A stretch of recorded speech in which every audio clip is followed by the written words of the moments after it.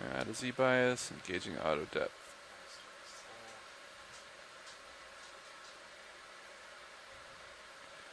D2, I'll stop 520 meters depth.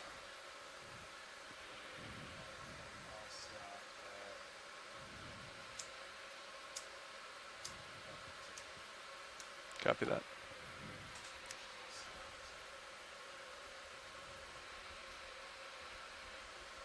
Looks good.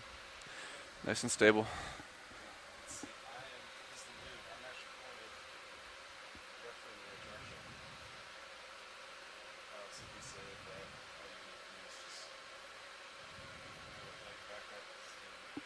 Roger that. It's just the way I planned it. It's advanced trigonometry this morning. Expert navving. 5 minutes late there. You guys went down too quick.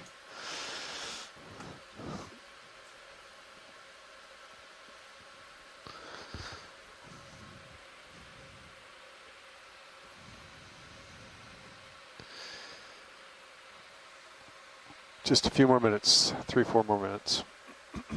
Copy that. Target depth about 615, you said. Yes, sir. So 615. We'll go down. It's relatively flat. We can probably set up at about 50 meters depth. Does that sound good to you? Or sorry, 50 meters altitude off the ground.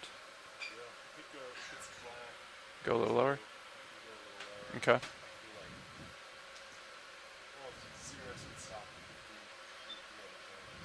Roger that. Okay.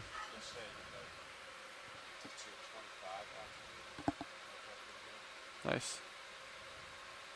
Similar flat bottom like this. Yeah. Yeah, we can shoot for right around there.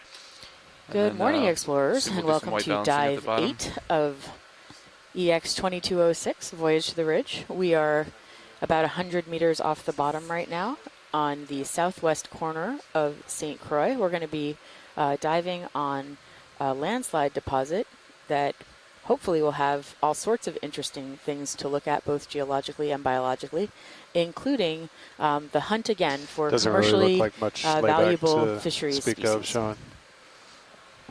I don't think you'll be swinging much.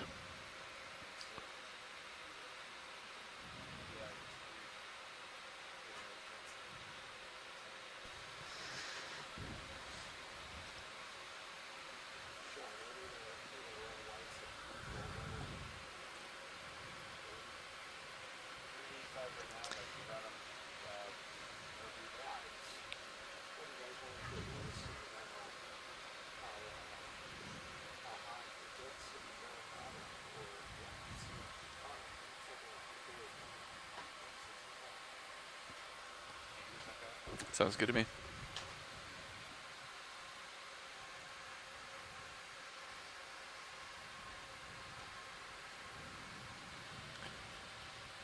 When they're at max intensity, we've seen that temperature creep up, right? So we back them down to like 95 or 90%. I think that helps.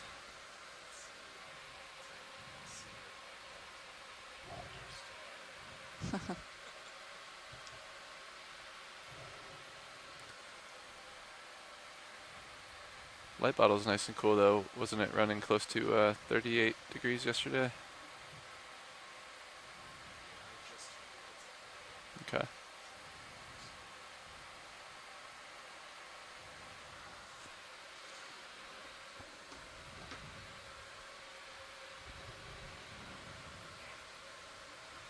All right, just a few more meters left in that move. Copy that.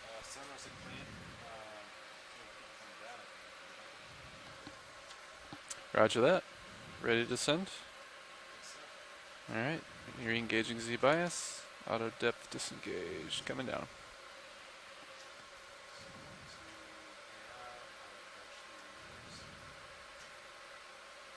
Sounds good.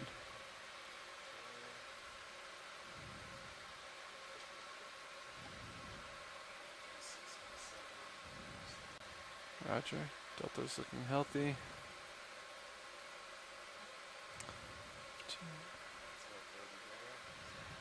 Copy that. Roger that. Eyes on.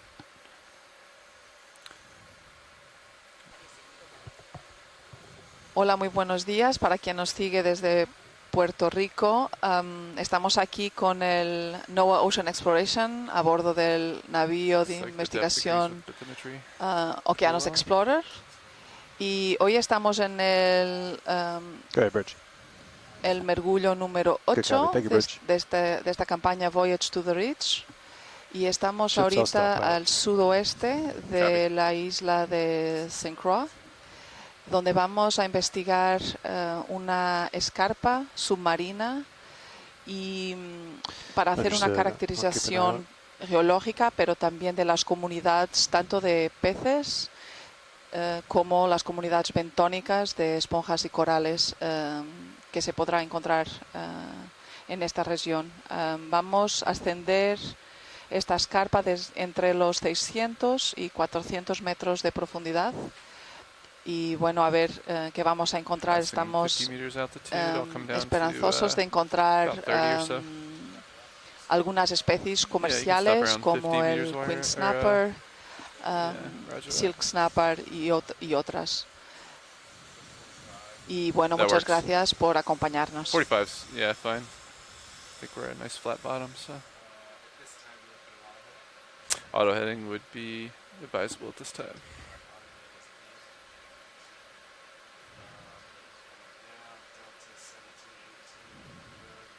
Slowing down. Roger that. Auto heading engaged.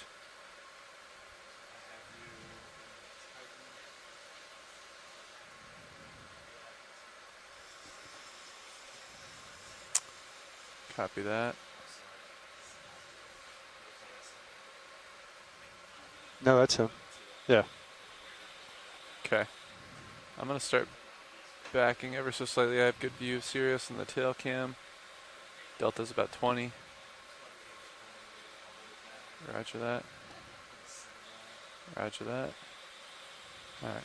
Starting to back.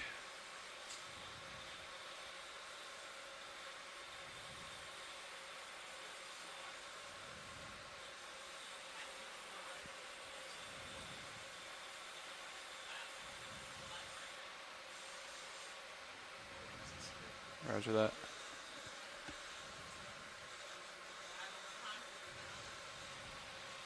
Continuing to back. Thank you for the tracking, and Titan looks good. You have a preference for me for rotation? I was thinking of turning to starboard, but open to suggestion. Which way is the tether? Is the tether blown in any particular direction?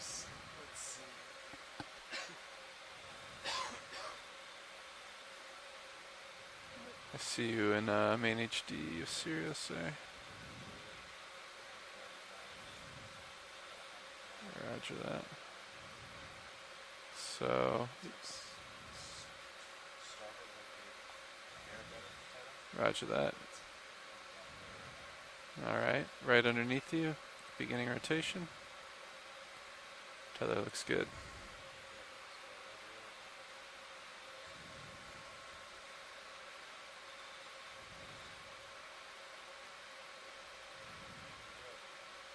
Copy that.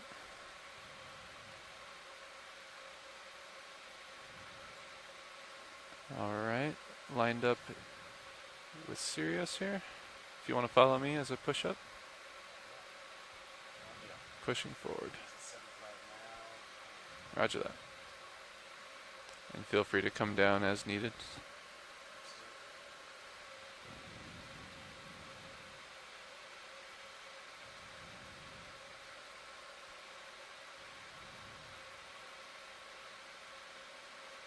Looking real good.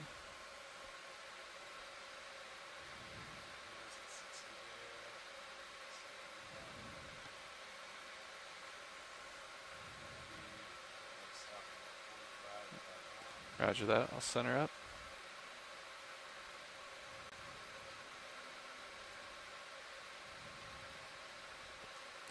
Delta and attitudes look good. How does that look to you? Roger that. No visual of ocean bottom yet, but we're about, we do see it in blue view, yeah. 30 meters. Yeah. Roger that. You ready to descend? Alright, coming down.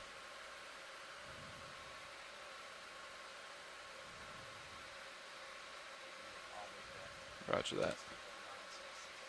Yeah, I'm gonna.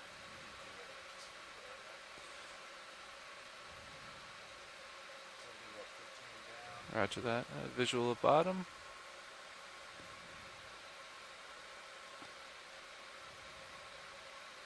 Pushing out a little bit.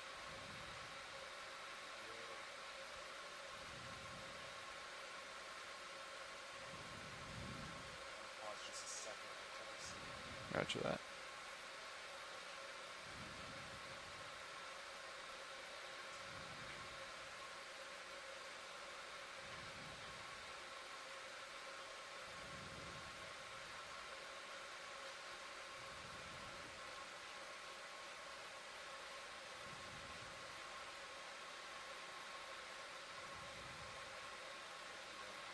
Copy that.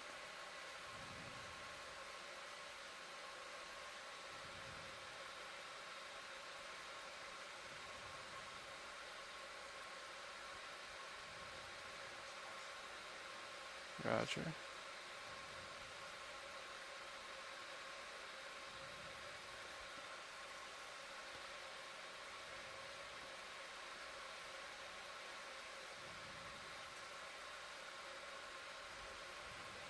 Copy.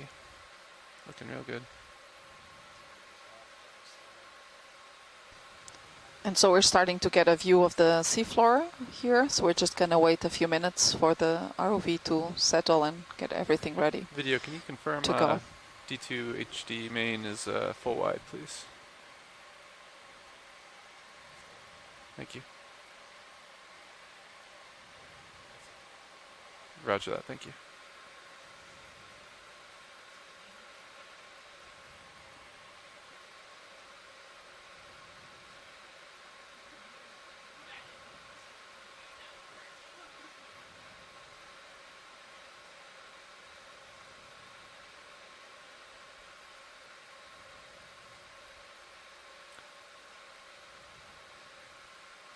D2, 5 meters from bottom.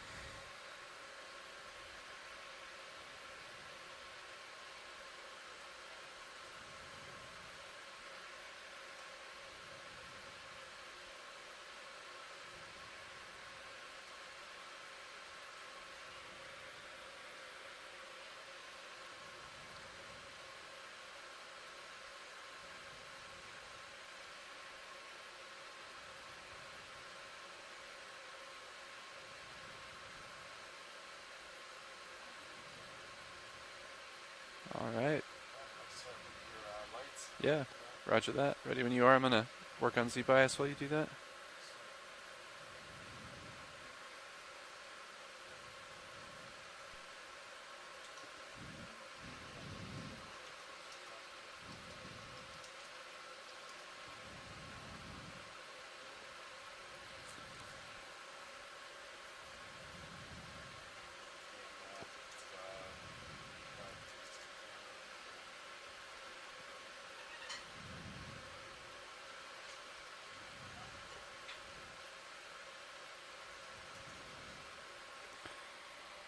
Go ahead, watch lead.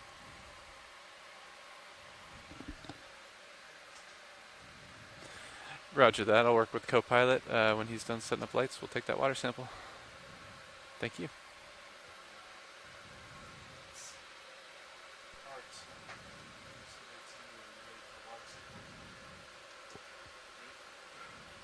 Sure, I didn't know we were doing one. I am ready. All right. Doing Bridge, water RV nav. sample and resetting. Hi, Bridge. Just letting you know the vehicles have acquired bottom at this time. We can go ahead and change the center rotation to the A-frame, and we will confirm bailout today will be to the southwest. We'll make that 240 degrees. Firing bottle 3, 2, 1. Bottle number 1 fired. Good fire.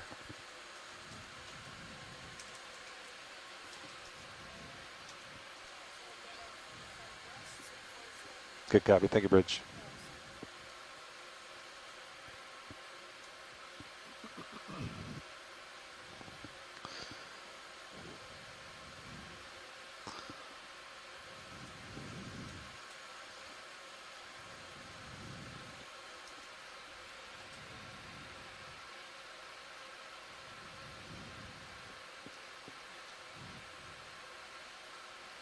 Okay.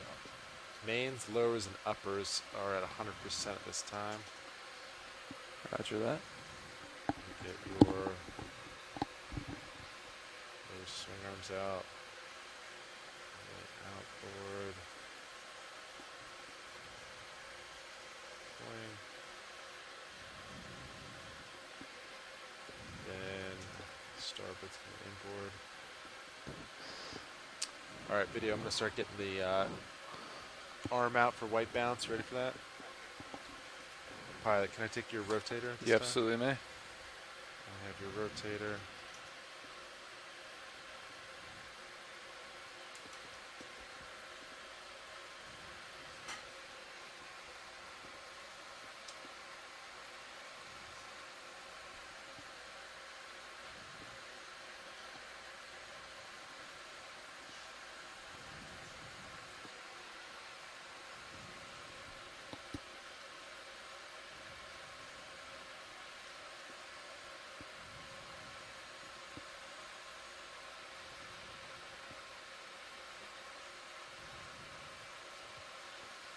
Sean, I'll range in your sonar to 50, if you're okay with that. Yeah, sounds good. John, I've got your blue blue set to 40 meters. Copy that. Oh, sorry, I just took control. Nope, sorry, Sean. No, you're good.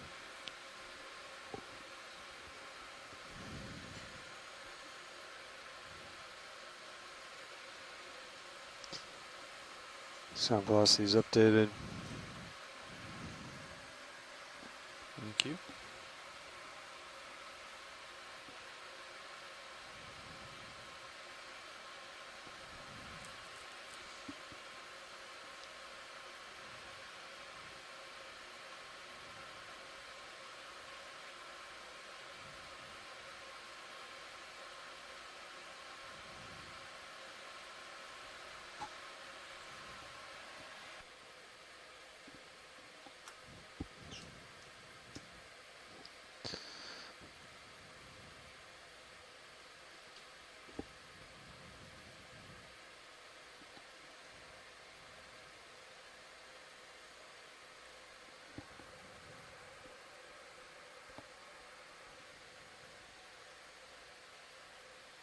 Alright, video, do you want to start to come in?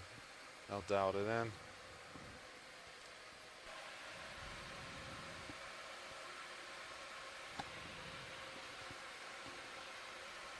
Stand by, Orion.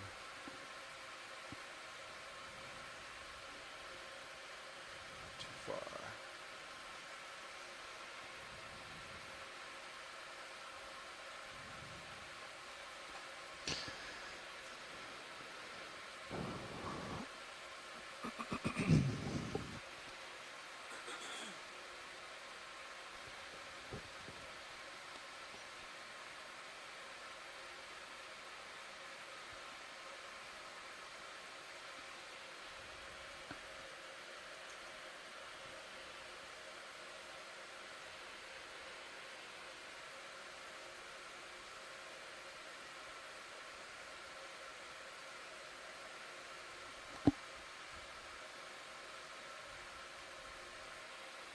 How's that looking, video? I'll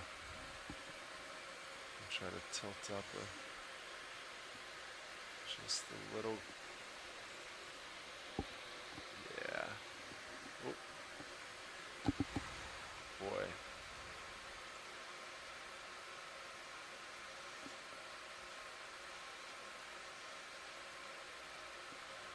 Whew. Boy.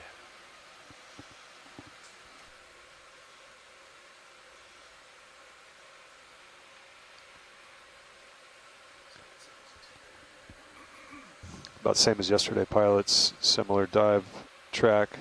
As far as length, we've got 7 hours of bottom time, so we'll make a similar pace. Roger that.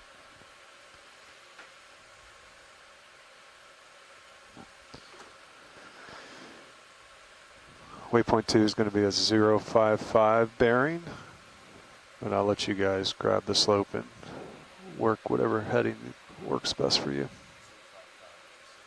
Copy that.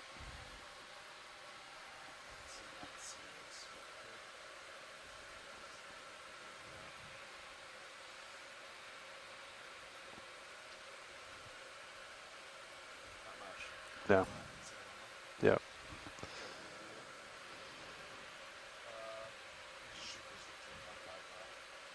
Yeah, right here it's going to be really flat. Definitely very flat in the vicinity. Yeah. We can move forward till we acquire a slope. You have sargassum right there.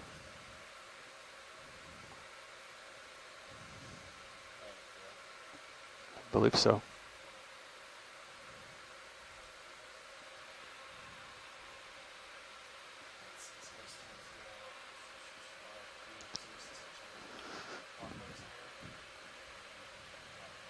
Affirmative. Concur. Do we have a bailout set, Nav? Sure do. It's going to be to the southwest today. Copy that.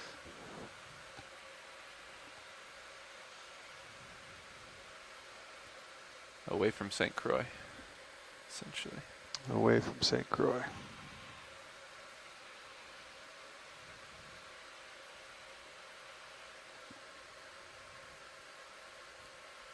Surface winds have been pretty consistent the last few days, huh? Yeah, out of the east.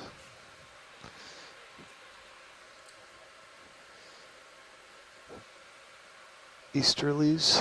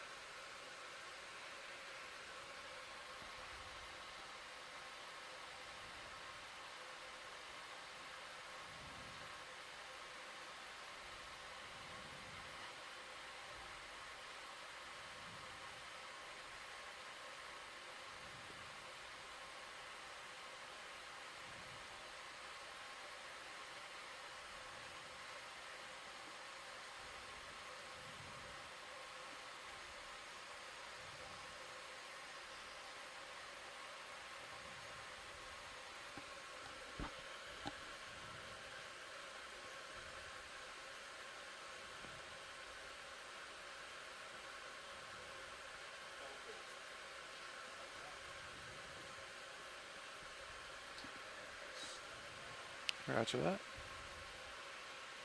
Oh, mind your rotation there.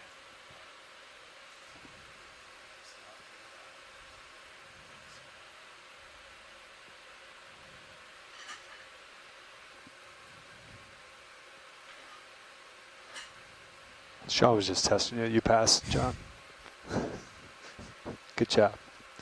Teamwork. Sorry.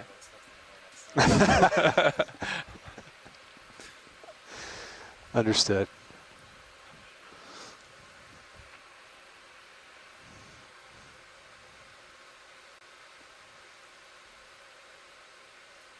Expert shilling and white balance work by Copilot and video.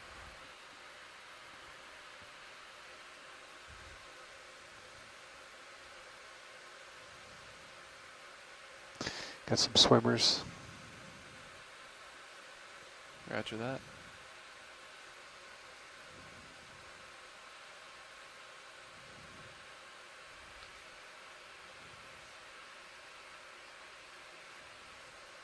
And Sean, I noticed you had the lower port pretty much fully deployed, or at least horizontal, and then you left the starboard up. Is that correct?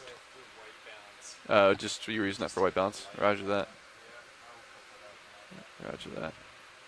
Just curious if you had a special lighting config you were planning to use. As long as it lights the scene and video's happy.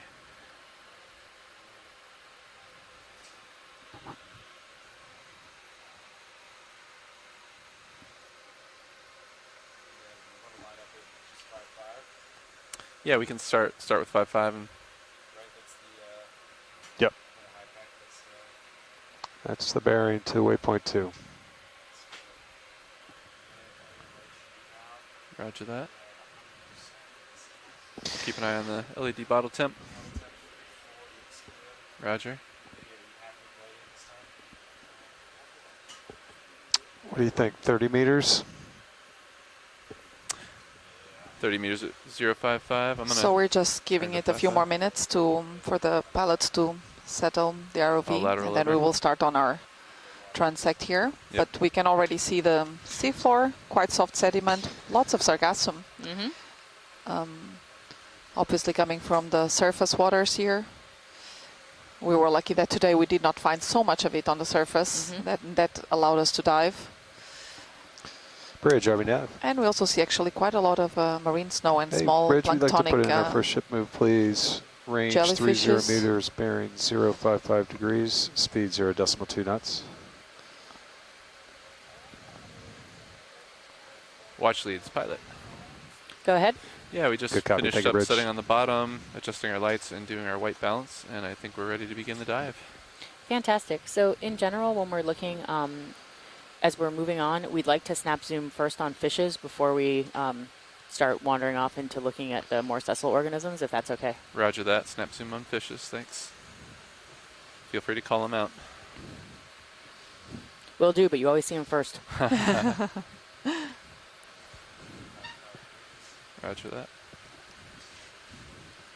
All right, so our plan for the day is to, we started on this flat sedimented area, and we're going to eventually move up one slope that we're interpreting as sort of a coherent landslide block, and then we're going to hit the top of that one, and then hopefully we'll be able to rise up another slope 6 o'clock, come and on make in. it to the top of the landslide's head wall. So the nice thing is it'll give us a variety of different environments. Oh, so we're starting to Speaking of get here fish. some fish on the screen already.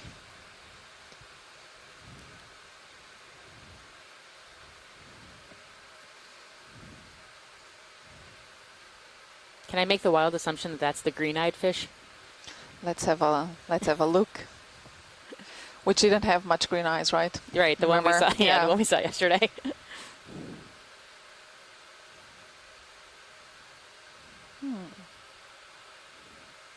Truthfully, I do not know what kind of Seeing fish a that little is. bit of oscillation at the moment. Apologies. I was trying to see if it would turn around a little bit to see how its head looks like.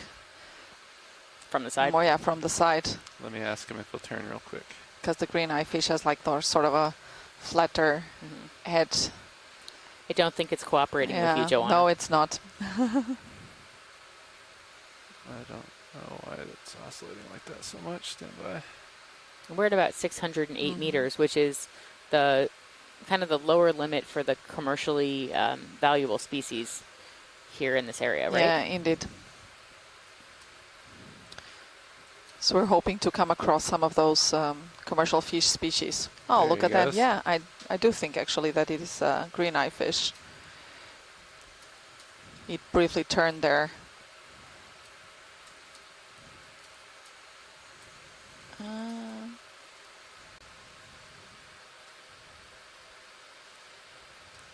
I can set down on It has the a beautiful, bottom if we need to get a more stable view here. a beautiful color. This mottled green and black Let's see if I can set along down its body. without scaring them.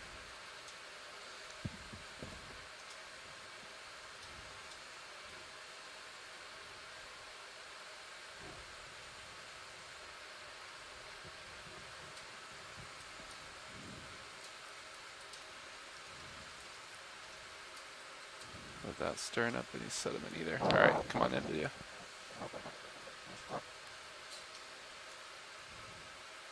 I'm actually a little bit now in doubt, looking at it a bit more closely, whether this could be the royal flagfin instead. Hmm. Do we have a second here, co-pilot? Roger that. We don't have yet one of our fish experts joining us in the chat room. Copy that. That's a beautiful shot. Look at those iridescent colors. Seems a bit skeptical of us.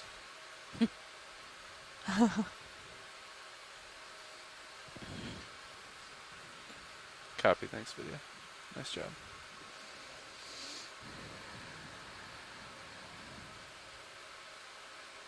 Roger that.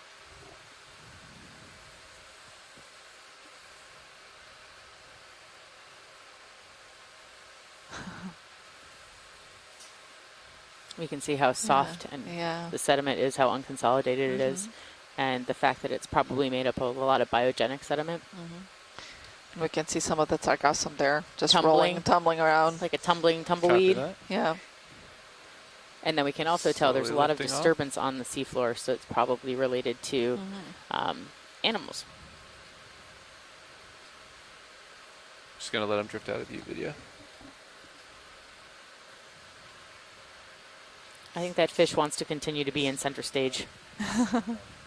Roger that.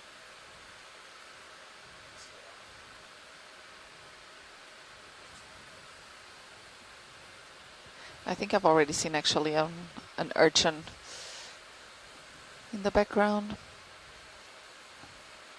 Pushing forward. hiding there with the sargassum, but we'll have a look at that later. Is that up here to the right watch lead? The urchin?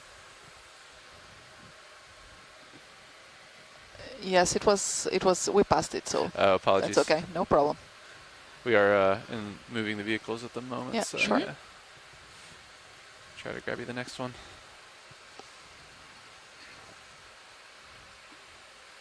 So we're already seeing some tracks on the seafloor that's sort of Yeah. coming into view right in the center Yeah, right there now. are.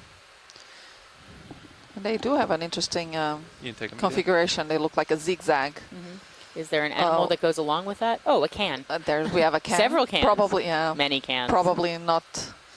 It was not those making those No, tracks. the cans are not responsible for making those tracks. Go ahead, Bridge. Good copy. Take a bridge. All right. You want another 30 Come on meters, out. pilots? Isn't that interesting? It looks like it's raised. Yeah. Yeah, I think we can do another 30. I wonder What's if at the bottom? this could have been one of those Bridge over now. urchins that we've seen yesterday, also Yeah. making these sort of Bridge, I'd like tracks. to repeat that last move, please. It was unclear to Range me whether 30 that was a meters, raised bearing track or not, 055 like, degrees, from speed yesterday. 0.2 knots. Could we zoom in on the purple thing coming I was into the gonna center? ask. So we have Holothurian. Yep. here an Olathurian. Come on in. Good Roger copy. Take a that. bridge. I think we've seen one of these yesterday, or a couple of them yesterday. They were not very common though.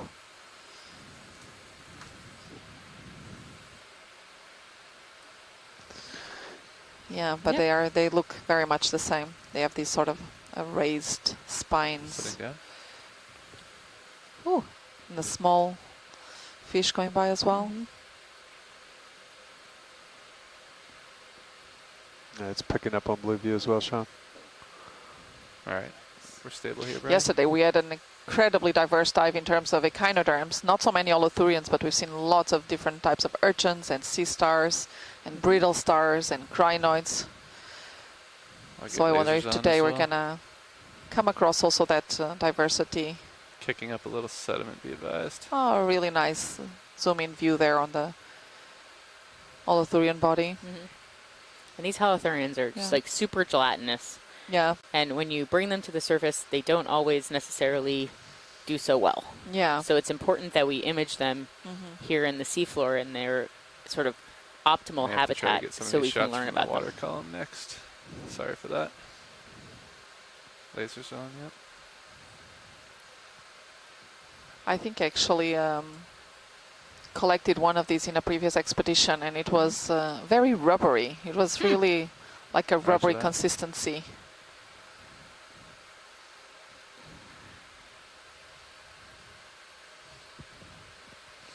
So we're just going to take a look around the seafloor, see what we can find. There's a fast fish. I don't know if we'll be able to get him. And chase the fish. That's what we're going to do today. Chase Pushing the fish. forward. 055 was the last move as well, Nev. Correct. Copy, thanks. So hopefully we'll see more of those raised tracks, but this time maybe we'll also see what Let me try to Cause take created that them. fish, Yeah. maybe. Yep. Let's have a look at It's a this. fast-moving fish. Yeah. Oh, and a brittle star. And a brittle star there. Whoop, Yeah. whoop. Oh, he just Oh. hit something. It just hit the seafloor. Oh, Sorry, we're creating a lot of sediment yeah. wash here. Copy that. So evidently, when they hit the come off the seafloor, floor a they little can bit be more. it can be a foraging behavior. Mm-hmm. Pressing forward.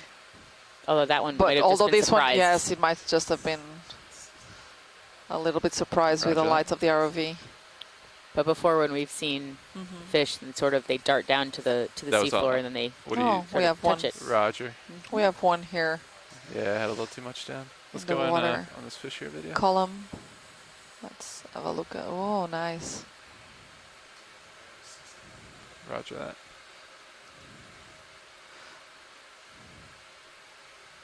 Oh, I think this is one of those pearl sites.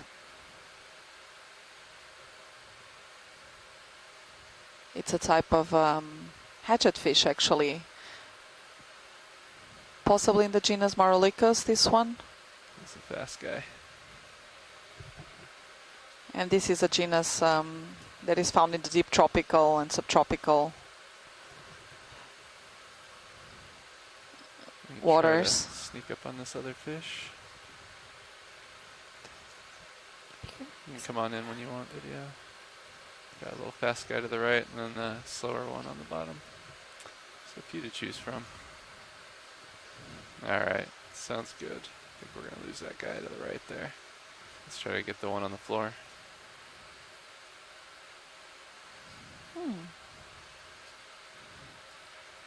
Is that a beardfish? Let's see if it has these little barbels. Yes, it does. Look at that. Yeah. So I think this is, this is a beardfish, So polymyxia. a polymyxian. So it uses those barbels to forage Yeah, through the sediment. there we are.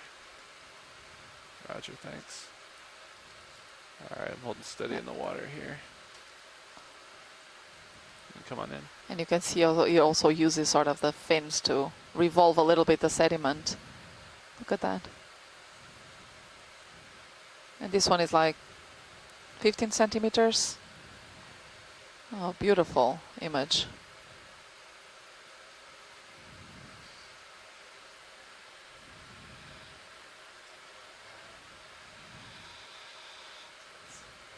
Roger. It's a very interesting mechanism. So it will just go around along the seafloor with those barbels, sort of scanning Is the it stirring up the sediment. sediment? Yeah, it will stir up a little bit the sediment and probably will sense the presence of small crustaceans and small worms. Let's see if we can actually see it eating something. Oh, look at that. Roger. Seems like it has sensed something there. Okay, Bridge. Oh, very Sorry, interesting. Backing up. Good copy. Thank you, Bridge. There we are.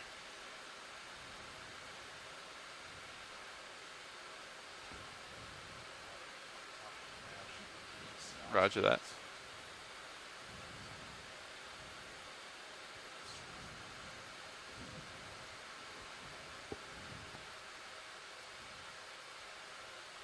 And we can imagine that it will spend many, many hours a day doing this Mm-hmm. to feed itself.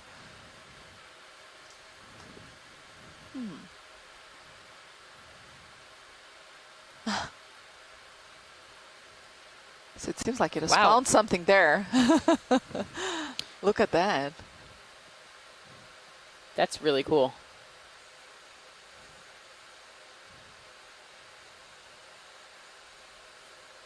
I wonder what it's trying to reach right now.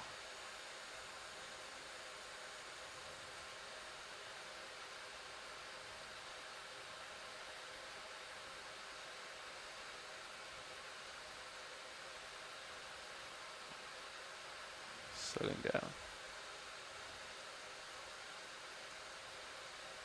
Yeah, we're hoping to see it grabbing something.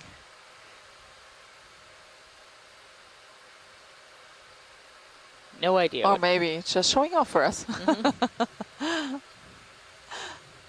Like, hey, look what I can do.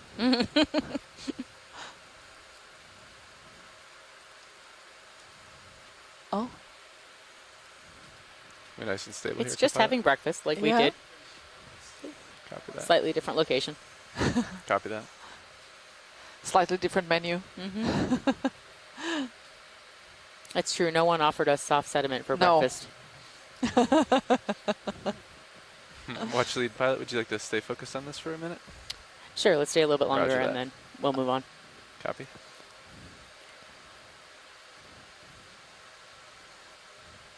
But it sure seems like it has found something there. So it's staying around, and you can see how it makes these pulses to revolve the sediment. Yeah, now you can see its mouth yeah, moving. you can see actually the mouth Because there. I was about to say, I don't see its mouth Come moving, on. but it Yeah. was now. Oh, look at that. Oh, Wow.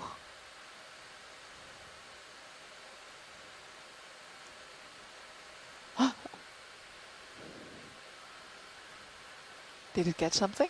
I don't know. Doesn't look like the mouth is moving much. Looks like he's But it's hunting whatever very it was he interesting, was yeah. trying to find Yeah. before. To be So honest, I don't perhaps- know if perhaps- this is a yeah. male or female, even though we're calling it he. Yeah, I also don't know, to be honest. But we can imagine that it's this kind of behaviors that causes some of these markings that we've been seeing on the seafloor.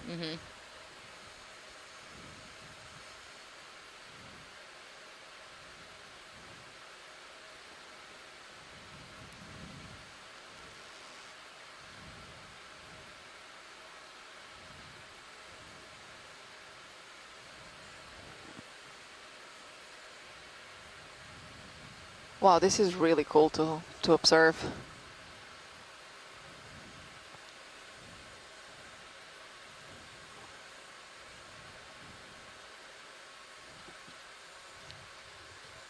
Great images, pilot. Thank you. I think we can continue. Roger that. This was a, Thanks, video. Really Nice cool. work. yeah.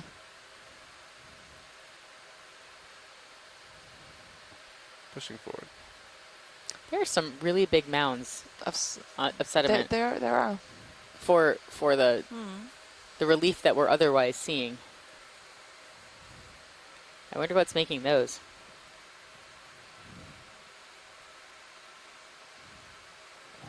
Big target there, John. Roger that. About 40 meters out. I can get another move in. So we're seeing a lot more Once you get pushed out, sargassum on the copy seafloor that. than we did yesterday. For those who've been following along with us in the last several days, we actually lost 2 dives at off of the coast of Puerto Rico because there was so much he's just sargassum closing 30 in the meters water. now. But here on St. Croix, we're not having that same problem yet. There's Yeah, quite I a bit think of if you rotate sargassum to 4 or 5, on the give it seafloor. 15. Roger that.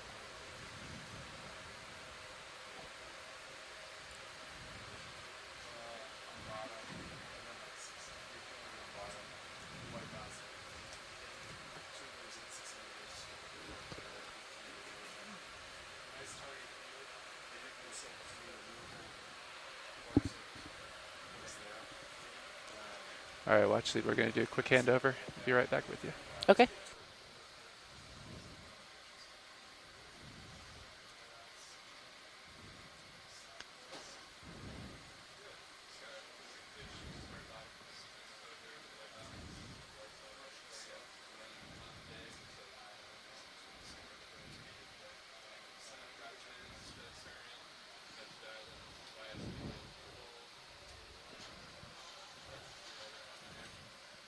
And so we're here. The dive has just started a few minutes ago. We're at 605 meters. The temperature on the seafloor is about 10 degrees Celsius.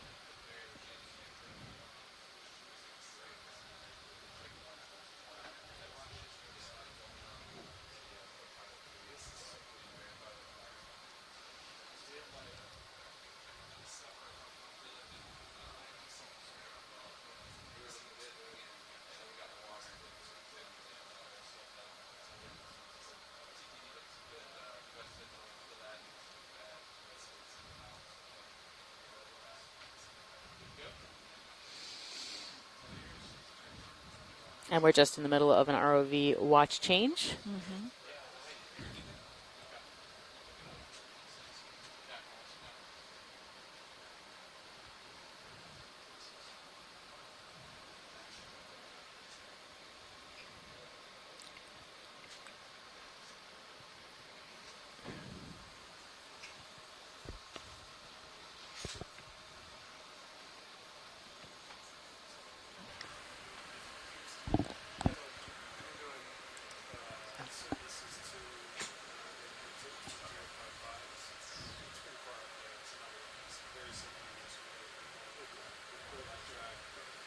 Focusing on fish today. Copy that video. Thank you.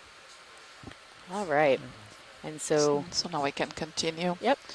And so our goal is to try to image as many fish as we can, but it doesn't mean we're not going to stop for exciting things that are living on the seafloor as well. Want to give a partial, Brian? Oh, we are coming across another fish. What's that? And one that we have not seen before. Not us, at least. No. It's rather white as What well. a snout on that thing. Yeah. That's intriguing looking.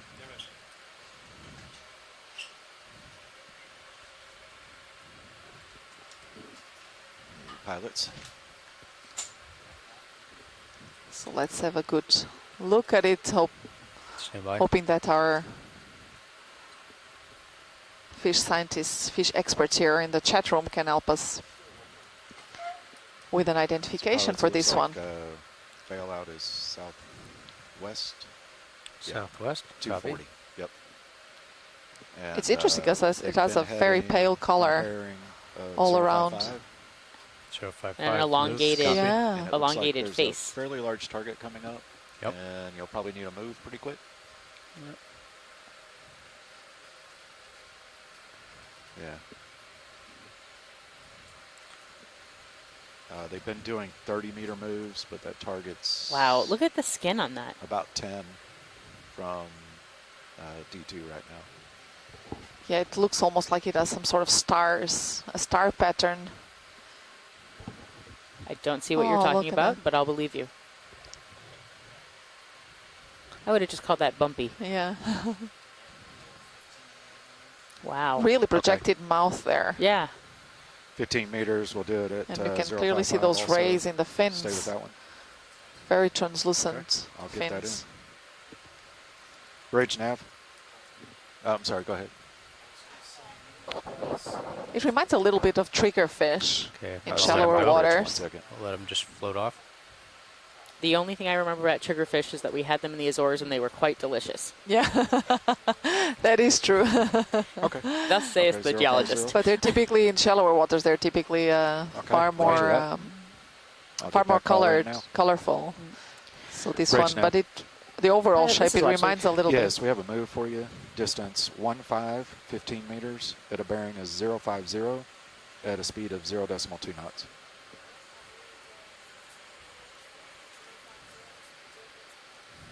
Roger that, thank you. Okay, pilots, that moves in. Copy that. I have fish. Yeah, so maybe straight it is a ahead. kind of Let me go triggerfish. check them, and then we also have the sonar target up and to the left. We'll go look at in a minute.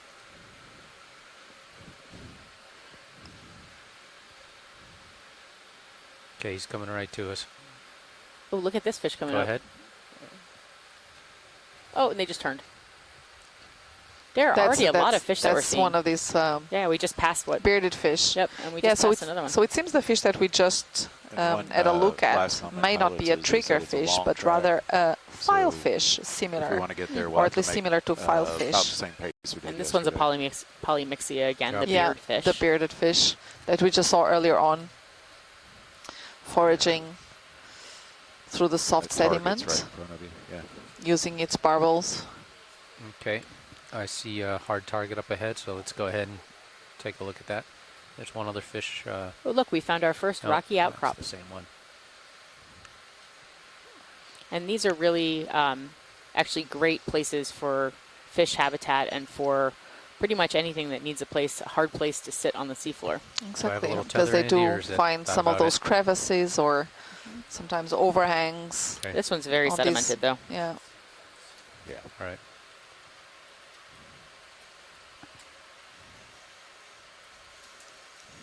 So Michelle here in the chat room is saying still about that whitefish we saw earlier, possibly in the family Monacanthidae.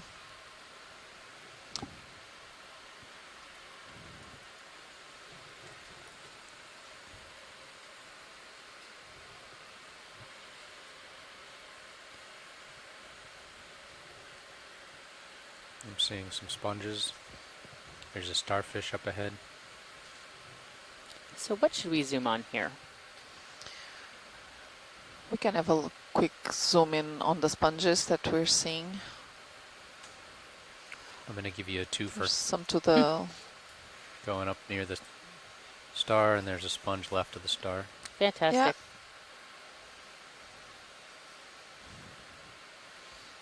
And there is a lot of sediment on this rock, so there is. it seems like it wouldn't necessarily be the world's best place for corals and sponges to live.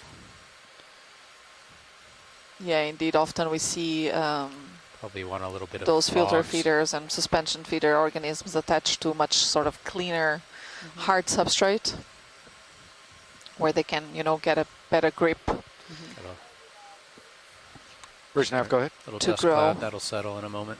Roger that. Thank you. And I think actually we also have a crab let's have there moves to the top, complete. but let's first have a look at the sponges and Okay.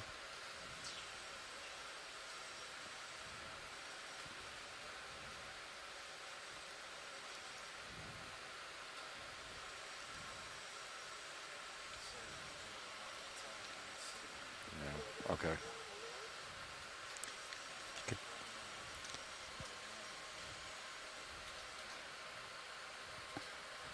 Okay. I'll get the. I'll get and so that even though additional 10 it is still a little bit difficult to see, but these are most certainly glass sponges. So this is within class Exactinellida. They seem to have these very thin walled tubes. The one to the left, we can actually see some zoanthids also Okay. associated and living on the sponge. And this is a rather common association we see with these glass sponges, because they have this Okay, sort I'm of gonna get rigid that 10 meters skeleton. in. They are actually a Good. very good hard substrate Bridge for nav. other organisms. Yeah, we have another There's move not for much you. bottom current Distance today, is And they there? don't 10 seem to- meters, 10 meters to really at a bother bearing of the sponge 050 much. At a speed of 0. In some cases, we even see that the sponge somewhat adapts its skeletal formation to actually accommodate these Roger that, thank you. zoanthids.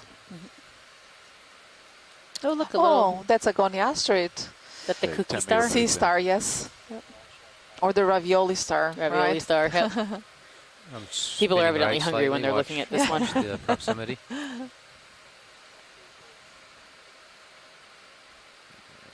That lowers good. And what's interesting to me about this rock is it's shaggy. Look at all the stuff that is Yeah. living on it. Ooh, fish. So there's just a coating across all of the things on this rock. And it looks somewhat rusty, doesn't it? Like this orangey, a little It's bit orangey. probably just a little bit Yeah, weathered. Yeah. Oh, that's a beautiful sea star. What is to the right of the sea star? Well, there's a The clear, the clear thing. Yeah, that's a thin encrusting sponge. Okay. But you can see all the Very- sediment that's sitting on this yeah, rock. It must yeah. be very hard for these animals to kind of Yeah. make it through that sediment Yeah. to get onto their nice hard substrate. Yeah. And that's why in such cases you will mostly see sponges and corals attached to the side of the of the rock, not so much on the upper surfaces. Where there's Or- less sediment. Yeah, exactly. So let's have a quick look at these sponges. They're probably in the family Phareidae. And they're quite They're tiny ve- if you yeah. saw the They are. lasers, which were 10 centimeters apart.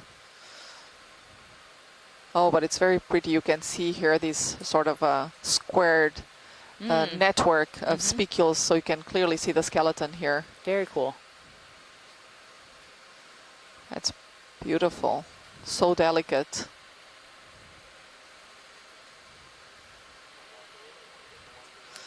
Yeah, let's have a look at the one also to the left, which has some of those zoanthids associated with it. Mm. That's a beautiful one. Yeah. Yeah, our delta's a little low.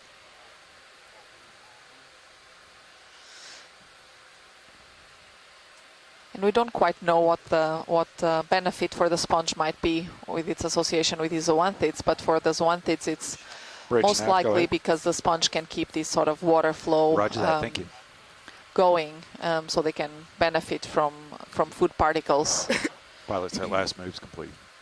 or simply Copy. because it's a very good hard substrate for them. Right. Does there have Keeps to be them- a benefit for the sponges or not? Not necessarily. And you can see there on the outside of the sponge. So there's not any risk of clogging the aquifer system, which obviously would be detrimental for the sponge. And other things we saw when we had zoomed in were old worm casts. So the tubes that the worms are in, and we also saw what looked like some shells. So, at first glance, this looks like it's been used for quite some time Yeah. for biology, and it's quite possible that it is a limestone block, and if so, it may have some fossils in it. It's hard to tell with this Yeah. rock that is so weathered. Thank Oh, you. there's something very transparent here on the water column. Quick Trying to quick figure out ID. whether this could be. Yeah, please. Oh, I think it's a. moved really fast. Go ahead, Brian. Quick Wonder ID if it shot. could be some sort of a fish, a very juvenile or fish larvae of some sort.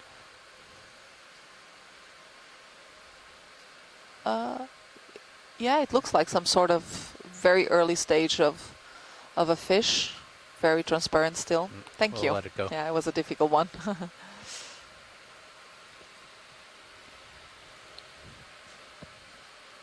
And pilot, watch lead. Go ahead. We had a request from the shore scientists that if we start seeing these algal mats again, or the sargassum mats, that maybe we look in them a little bit to see if they might be sheltering juvenile fish. Okay. We can definitely do that. Thank you. Okay, co-pilot, I'll coming up, push out just a little bit. I feel like if we zoom in on every crevice here, we'll never leave because it's No, going to be so that's interesting. true. Oh, but I see there at the center, coming into center now, Quick one snap. of those hydrocorals. This white branching.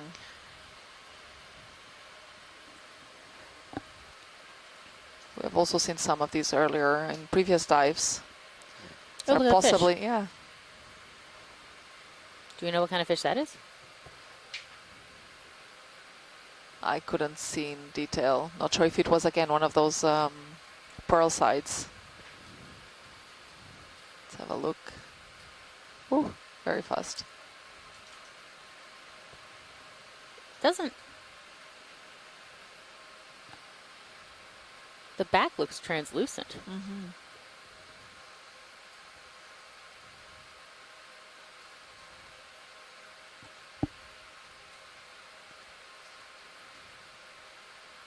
Okay, I'm going to let him go.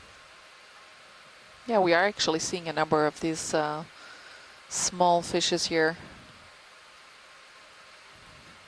So now whether if those are juveniles of larger fish, or if they just happen to be a species that doesn't attain great sizes. It's difficult to say, of course. And some more of these really delicate glass sponges.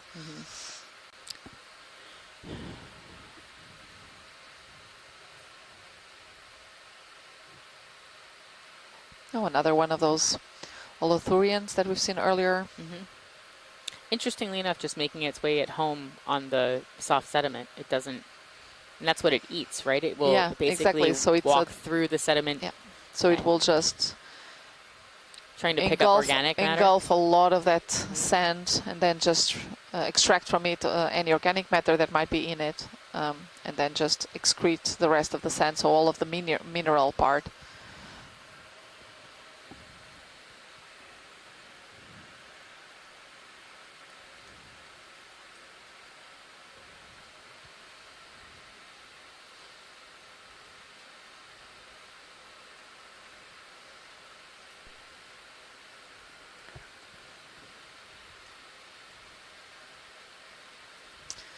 A lot of sediment here, indeed. And a lot of weathering Yeah. and a lot of biological material that's sort of grown up around it. It's basically impossible to tell what this rock is. You know, we can make a guess that it's probably a carbonate, but it's really impossible to know.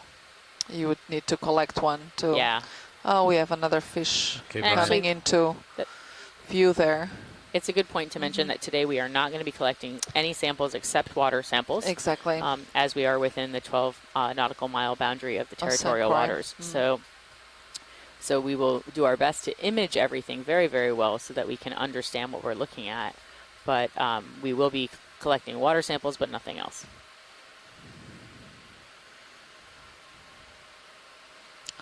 Pilots, can we get the lasers on just to have a view for the size of the fish?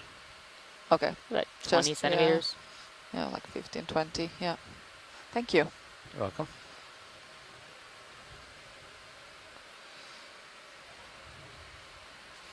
And it's hanging out with a squat Yeah. lobster, I think. Yeah.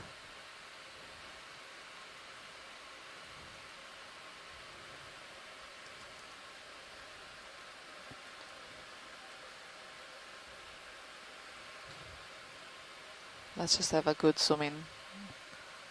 That will be useful here for our fish experts.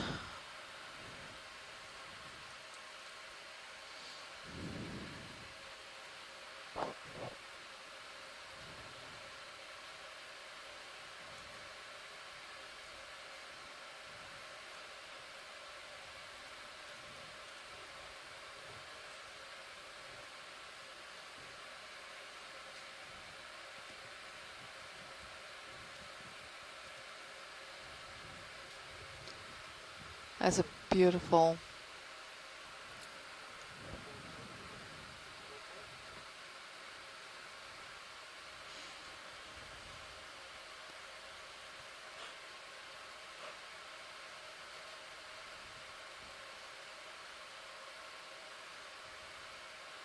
And the dorsal fin is just like this very transparent, and you can see just slightly those rays. Mm-hmm. It's beautiful. Thank you.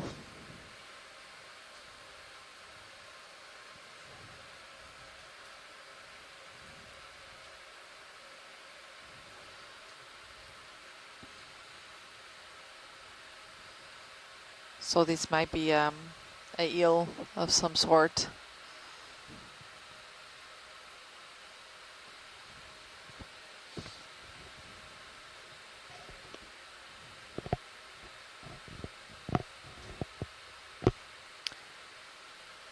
Let's maybe have a quick zoom in on that white sponge there.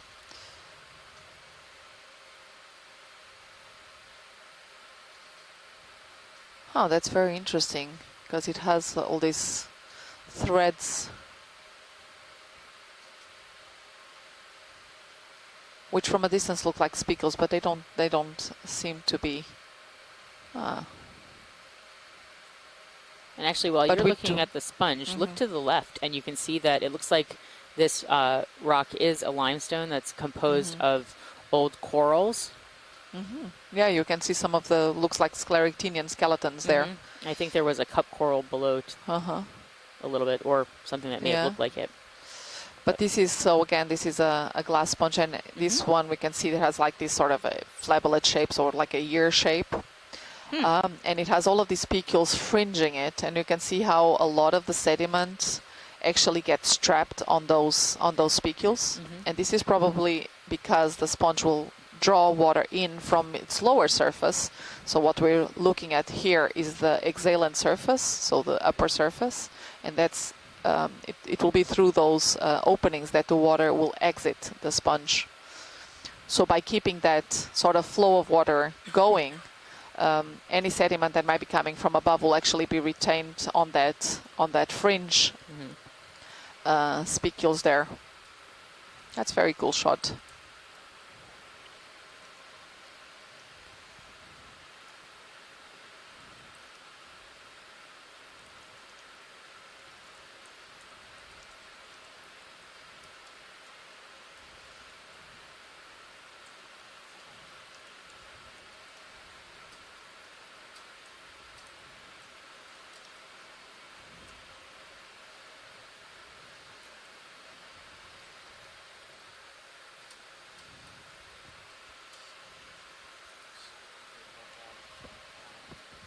Copy. You guys still got a little bit? What is that? What is that? Something blobby looking. I'm going to I totally wonder if guess it's- tunicate. Yeah, not- that's what I was thinking. There's Actually, starting to one be of these some carnivorous real faint tunicates. returns pretty If far so, we out. haven't seen very Oh many yes, tunicates. it is. Look pretty. I think pretty it tall. is. Nice. Yes. So yeah, shows up in blue view, but you can also see it on Cirrus, I think. So we're trying to sneak up on Yeah. the tunicate, There's Okay. or several what we of them. think is a tunicate.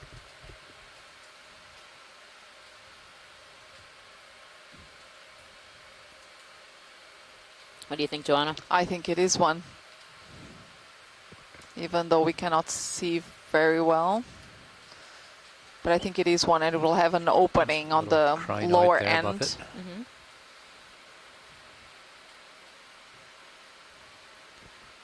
It's a predatory tunica. It's actually very interesting because this is a good example on how completely different taxonomic groups, some species or some families have adapted to these deep water conditions. So tunicates are also just like sponges. Typically, they just filter water and remove from the water the nutrients and oxygen that they need to live. And in both cases, we see examples of Yeah. evolving a predatory lifestyle. Did you notice that there's a crinoid right on top Yes, of I that? saw the Olopus, yeah. Mhm. Those might be our favorite finds from these Yeah. last couple of dives. We can try. Yep. So we can see actually here on the center of that, of the blob, we see an opening, and that is also where the water will flow through. Mm-hmm. Yeah.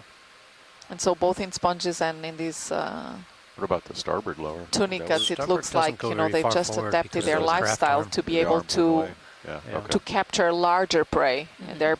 and therefore, you know, be fed for longer time in what is normally considered a food poor environment. Mm-hmm. So it's very cool. It's the first one we've seen actually on this expedition. Yeah, I don't think we've seen a tunicate yet.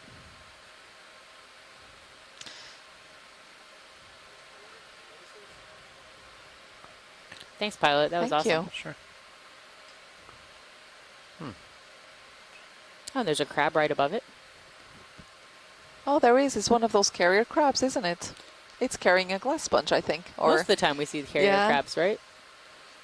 yeah, and it is. It is carrying. It looks like, or is the sponge on this? Kind of hard to tell. It's hard No, to I tell. think it's holding it. It is holding it, isn't it? And so these are the kinds of crabs that have modified legs Yeah. that then hold up a piece of A something. sponge or a coral, and we think they use it for some as a camouflage.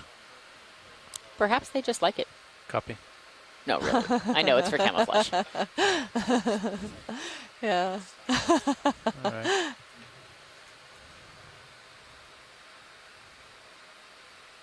Can you see it with the? Boy, it's just there. nearly impossible to really even see Yeah. what Mini this zoos. rock is below all of this stuff on it. Yeah.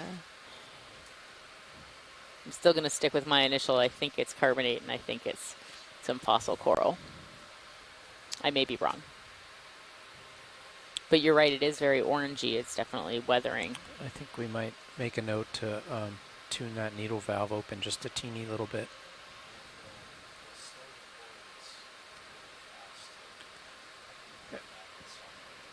Okay. You ready to lift off? Okay. Lifting off.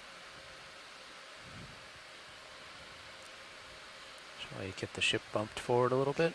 Yeah, I was gonna ask Al if you're ready. I think so, right, co-pilot? You want to do? Blue view's pointed down. Okay.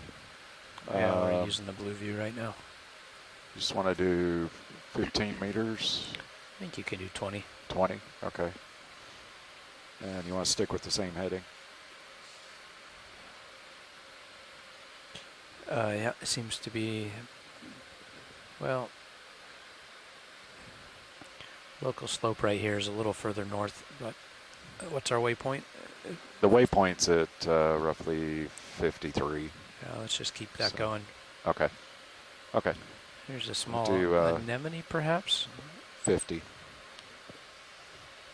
Okay, 20 meters. Here it goes, guys. Bridge nav. So we're Yeah, I'd zooming like to get in another on, move in. what is that to the Distance right? Oh, 20, looks like- 20 meters. looks like a small bearing scleractinian 050 coral. at a Oh, speed oh, of yeah, 0.2 knots.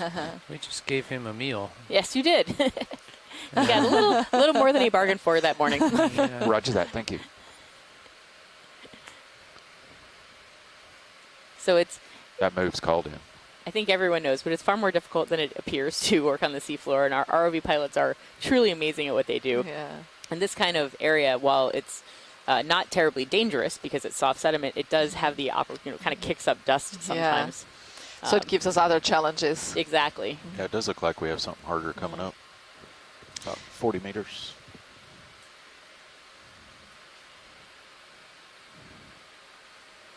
And then some in between also, it looks like. Small ones. Yeah, I think just have a steady slope with some of these carbonated outcrops.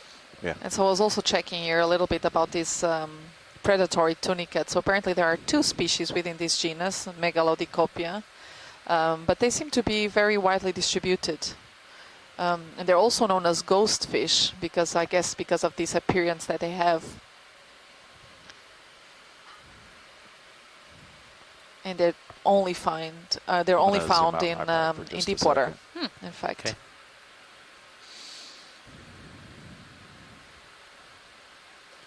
Do we need to start making better progress, or are we doing okay? We're tight right now. And so we're Let me- just let running me into get an these update small for you. rocky outcrops, just sort of distributed along the seafloor. There's probably more of them than we can see. They're probably just buried in sediment mostly. Yeah. But what we're looking at as we go by them is not just for sponges or corals, but also No. to see if there's juvenile fish Using a habitat or if there's .07 places speed where over ground adult fish may be average. hiding. Mm-hmm. We're a little behind, about 10 minutes. So, again, 0.7. So if we pick up, Oh, in and a I think couple we of have there to places- the left No. one of those No, I think that's means we need to Aspidodia keep the moves moving. dematid Yes, urchins that we've seen yesterday. Say that 3 Okay, times Oh yeah. fast. gosh, yes. We're gonna settle in on this burgundy. Aspidodia dematid Very urchin. nice. Whew, Very nice. That's a Okay. mouthful. What Start is going that in dark on that. pink thing? Yeah, that will be a solitary coral. Hmm. So a scleractinian coral. Possibly, it was 20 meters. Yes. not sure, possibly in the genus Javania. Not And I 100% would sure. say we're getting pretty close. Yeah, it's maybe less than a minute. Oh, there's a little shrimp just to the back of it. We should just keep And, dialing those in. is that- Small Fine. sponge You wanna to stick the with right. 20 meters? That's what I was Are you wondering with that. comfortable Yeah. with below unless it there's Till some we big get- wall feature. Yeah, let's just keep them going. It doesn't look like big walls. No, it there's looks nothing. just kind of Actually, I think rocky that's as you go along. that's a That's rock slope, yeah. sponge. Yeah, okay. Okay. A small. We'll keep the 20 meters going then. Just and, let it go. Yeah. You can see what looks like a light manganese coating on Mhm. some of these rocks, but they're so we're covered shallow in enough sediment if we that have it's to, even we really can hard to stop, see. so. It also looks like they have void spaces, That's right. Yeah. so holes basically in the rock. Oh, and I'm wondering, can we have a zoom in at that? Fluffy ball. Yeah. looking thing. Yeah, is Let's that have a look is at that that. a piece of Stand by what bid. is that? Let's have a look at it. Fluffy ball may be the best descriptor of it at this moment. Okay, you start It going reminds me both of a rock sponge, but also of a xenophyophore, which is a group of Bridge now, go ahead. forams, of very large forams. Roger that. Thank you. Sure, I'll it's let you not. push out just a little piece bit, of and then I'll coral? get another one in. And look, there's a little. Is that a little coral above Yeah, it? That that's sounds good, also a pilots. small scleractinian there. Okay. Okay. I'm really undecided about this one. If it is a sponge, it would be a dead sponge. Mhm. But the structure Sorry, I'm doesn't. drifting off. Oh yeah, actually it does look like it might be a deadly thisted Small sponge. Oh, urchin okay. there. Okay, copy that. 77 degrees. Or We're would good. it I'll be a just pick up and xenophyophore? push out Sometimes in a they're really second. difficult to tell apart when they're like this.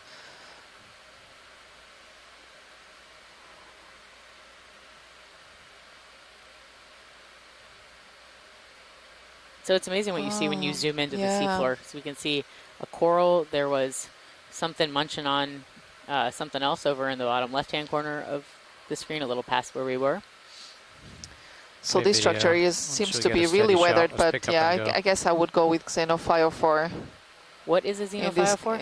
it's Okay, foraminifera, and these are actually they're all of that we're looking at is actually one single cell, but multinucleate. So it has several nuclei, but it's one single cell foram, really large, and they're found in different shapes here in the deep sea. Some look more like brain-like, Andy, other are a bit go more ahead, bushy, look like ahead this of me a one little. was, or lamellate, as this was. Little star on the right. Yeah, you have a little bit of, looks like rocky slope off to your, well, dead in front of you and then off to your port. Just a real quick point out the. Oh, the there glass we sponge go there. again, one of those predatory tunicates. You're coming center, just on that side of that small rock there. Just zipping out Yeah, of view as we need continue to. Yeah, we need to. look at these rocks. Yeah. Okay, I We're was going having to a say, you ship ready, guys? movement here, so Okay, we'll get it in. Bridge nav. Yeah, another move for you. Distance So we're just following 20, along this 20 little meters, local high. bearing 050. The rocks and are a speed very of 0 platey. decimal 2 knots. But they're very broken up and entirely covered in sediment. Roger that. Thank you. But so let's see if we also find some more of those sea cucumbers and look at its move is in. feeding. Copy.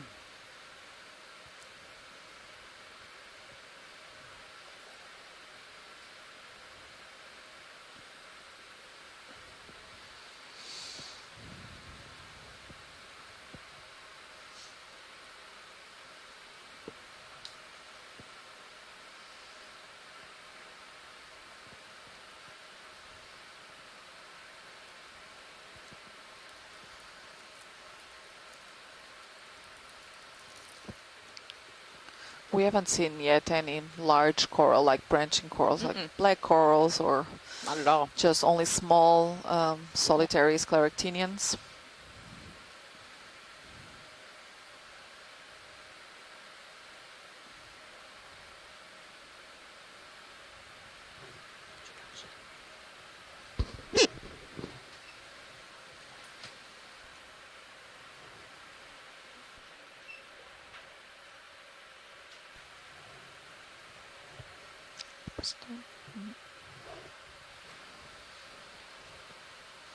So we're going to take a moment to have some introductions. Good morning, everybody, from the Global Foundation for Ocean Exploration team. I'm Art Howard, and I'm in the control room producing a highlight video today. Alongside me is Brian Doros, who's on video engineering and broadcast. Navigating is Mark Durbin, co-pilot Andy O'Brien, and piloting Todd Gregory. Enjoy the dive. Thanks, Art, and thanks to all of our colleagues here at the Global Foundation for Ocean Exploration. Joanna and I are here in the room. Joanna's our biology lead. I'm the geology lead. And we're just wandering up this sedimented rocky slope here at the southwest corner of St. Croix in hopes of, really, we're looking for fish. That's our main for fish. goal for today, but And we'll to- take whatever else we find. Yeah, and to characterize the habitat where these fish may live on. We're probably Oh, our first stalked crinoid? we're I'll almost trust three you. I didn't quarters even through see it. it. Oh, but what's there flying somehow? in the water column? Let's probably We a need to come up off xenophore of bottom, some guys. sort. It does or look like it's, Bridge Yeah. copy. What did it say? Come again? Come so up? pretty. Okay. Roger that. Okay, we're coming Guys. off bottom.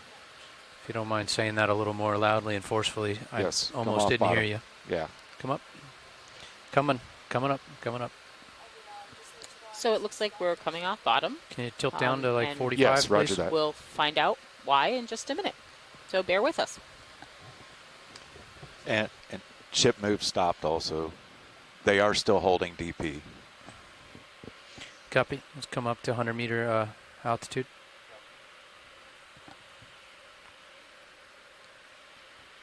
I'm catching you. You just keep it pegged. I'll keep myself at a good delta. Okay.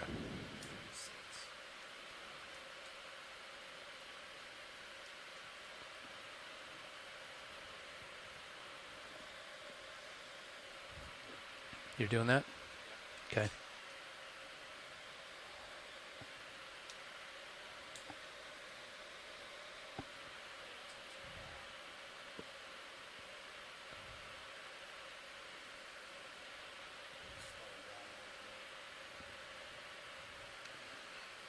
And pilot, you copied, right? They're holding DP still. Yep. Okay. Good copy on that. Okay. I just wanted to make sure you got that. Yeah. Most likely have got sargassum in their suction strainers. Bridge nav, go ahead.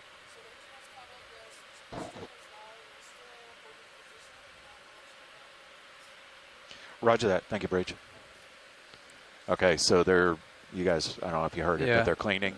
Maybe Okay. we'll hold T2 at 50-meter altitude, given that if we lose DP, we'll go into deeper water today. So I think Yes. I'm at 50-meter altitude now, Andy. Let's hold. Maybe I'll just come up a couple meters to get the delta a little more happy, so we're not yanking. Okay, coming up a little, and I'll just push out just a little. 4-5, copy. Okay, auto depth. Holding.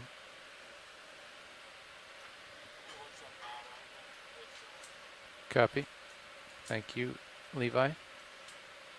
Levi's heading to the bridge to monitor.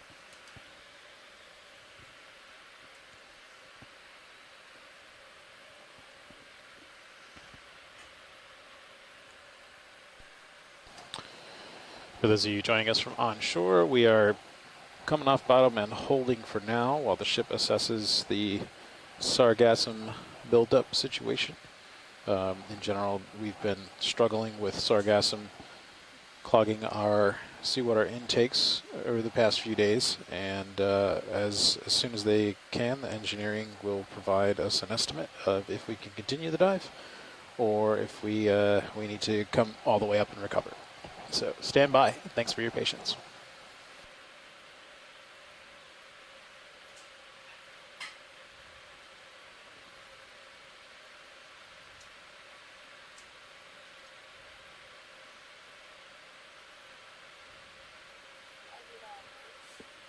Bridge nav, go ahead.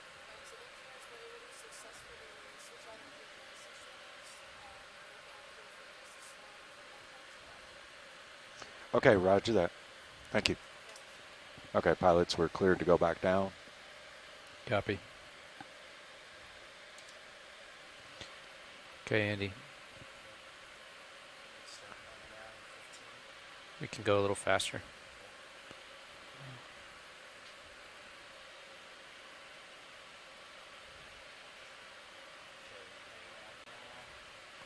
I'll take the opportunity to shake my tail feathers a little bit. 2-0, copy.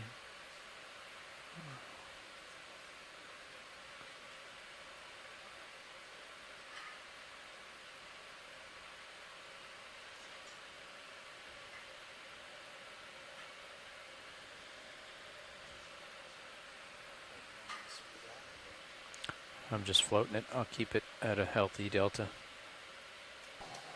I want to keep it rather large delta while we're Sounds going like down we together, so you're not we're hit successful the face with the at tether. cleaning out, or the engineers were successful at cleaning out the sargassum from the intakes. So we are heading back down to the bottom. Okay, And first we'll visual be on back bottom acquired. momentarily. It is quite possible we think. will deal with this situation again on this dive. So stand by if it happens again. Yeah, and we've and been we'll seeing. keep you updated. Yeah, we've been seeing quite a bit of sargassum on the seafloor. So Oh, we'll just keep our fingers crossed. yeah. Actually, the University of South Florida studies Copy. sargassum distributions via satellite. and they've noted that June this summer was an all-time record Oh, for sargassum distributions in the Caribbean. So it is an exceptional time for sargassum out here.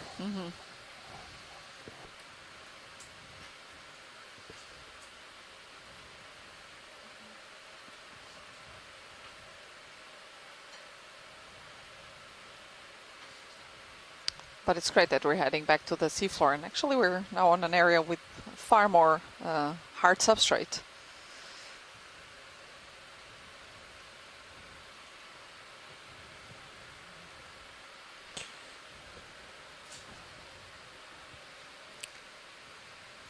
That is definitely true, Joanna.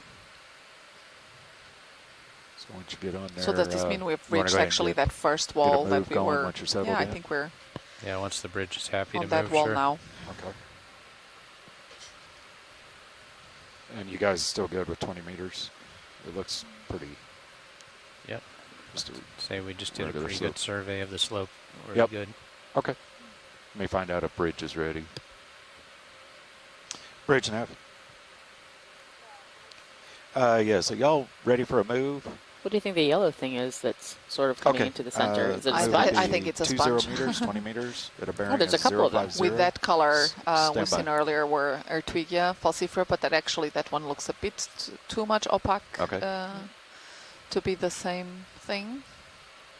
Oh, there's a lot of them. Sorry, Yeah. Andy, a I few told of him them, to dial it actually, in. yeah. I was. Yeah. So I'm way out in front of you, so.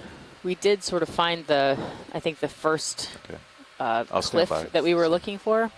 It is still Yeah. very, very I heavily think we're sedimented. pretty good.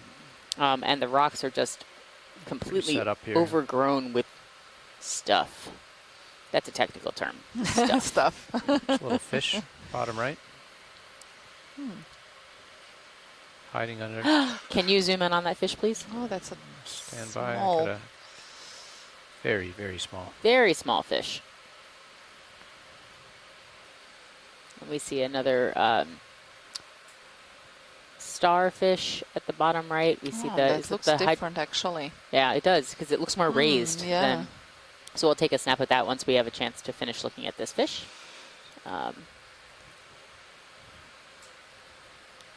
Several fish. If the fish would just be cooperative and go over to the sea star, or just it would make life Okay. so much easier. Pilot, you or good just too? come over good. to in front, right in front of our camera. Bridge nav.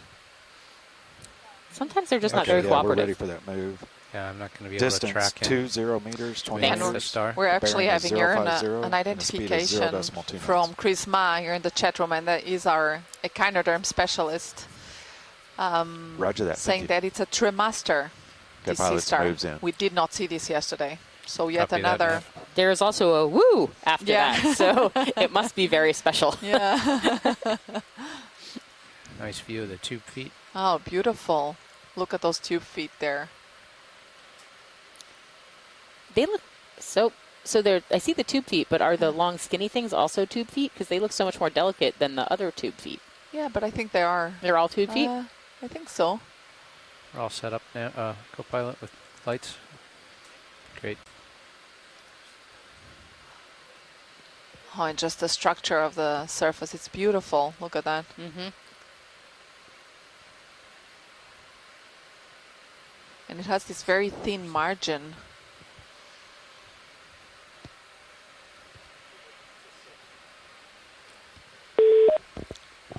Hey, Chris. Greetings. Hi, Chris. Good morning. Buenos dias. Buenos dias. Chris Kelly used to actually time how long it would take for me to call in when we saw a starfish. He had it down to an art. So this is an asteroid called Tremaster, possibly Tremaster mirabilis. It's monotypic, but they occur all over the world. And in theory, it's all the same species, but I've been noticing that a lot of them are different from some of the others. And this one isn't quite the same as some of the other pictures of this species that I've seen from this area. But this is a mysterious animal. People have been collecting them for years, but they have these bizarre. You see those 5 slits that are in each interradius, and sort of those are actually chambers that extend to the underside. And in theory, water goes through them, and they use those chambers to aerate something, and they can sort of flatten out on the surface. It's not entirely clear what they do. There are fossils of animals like this in Antarctica, not Tremaster specifically, but animals just like this, as well as from the Jurassic of Germany. So, again, it's one of these animals that has kind of an archaic appearance, similar to Holopus, but we really don't know what they're doing down here. I mean, this one's probably feeding on something. I don't know what's underneath it necessarily. Well, but, it just moved over a sometimes when sponge they're present, there. Yeah, well, if it's feeding on us, we've seen one specimen in the North Atlantic feed on soft coral. Steep And slopes, it so wouldn't I'm gonna surprise get me moving if up they the were hill with more you. generalist predators. But There's a we'll probably see, in theory, people have speculated that these are brooders. And so, Pleurotomeriid. Okay, you guys have that snail. yeah. We have to go. Sorry. Okay, well, that's a slit shell. Really There's a interesting fish. animal. Anyway, the Tremaster is a real. Let him go. It's thought to be brooder, and it's not. I've never actually seen it do that, but for whatever reason, they tend to occur in abundance when you see them. So you'll probably see more of them today. But Excellent. anyway, I'll let you get back to it. Looks like you have a hurt wiggy there or something. Thank you. Brilliant. We're Thank just you. about done Thank with you, that Chris. That move. was great. Another fish. We- 2 fish. And So so- it is very interesting what Chris was saying about the Yeah. species Pretty or steep. Let's just let that potentially being settle. just one species distributed all Yeah, over just the world, and updating how you. We're almost done with that having move, so the you should be opportunity to do these observations stabilizing quickly. help us to better understand those biogeographic patterns. So perhaps it will not be Rich, now go all the ahead. same species everywhere, but we start seeing Roger some that, of thank these differences Our ship move is There's a complete crab now. straight in different ahead. oceans or different subbasins. There are a number also of sponge species that are thought to be globally distributed, and the more we look into those, we I realize that talked to there every are pilot. small but very Bridge consistent just reported differences moves complete. between them. Copy. And of course, with the advent of molecular techniques, that gives us an extra powerful tool to really better understand what are the limits of those different species.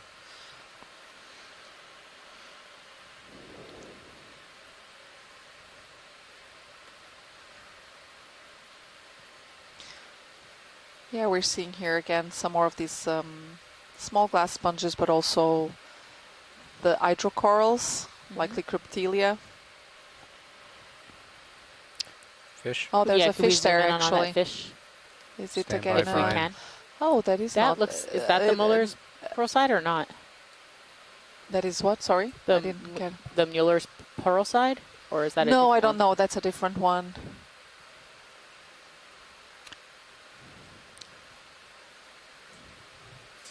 Take a closer Okay. look at I it. was wondering Partial, if please. this was a beardfish, but I didn't see its barbel, so I don't think. Ah, no, it looks different, doesn't it? So that we're looking down on Yeah, it, which is a little yeah. bit different than we normally Mhm. see.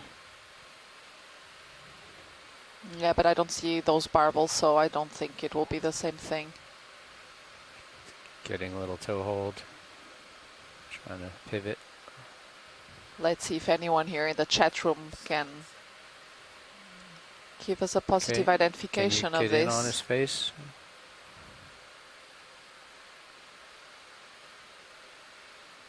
Well, whatever it is, it's a healthy looking specimen. Yeah.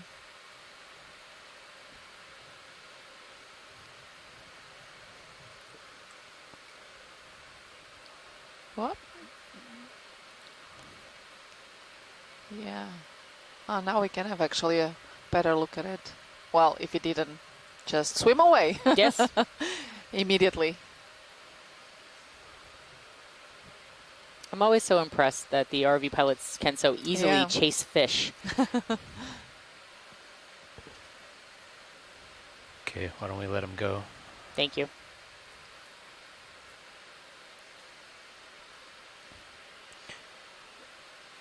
They're a little bit more nimble than D2.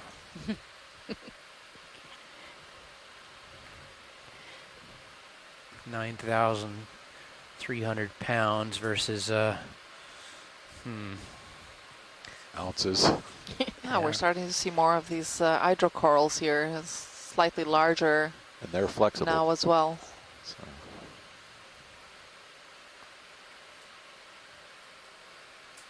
So this slope is just incredibly sedimented.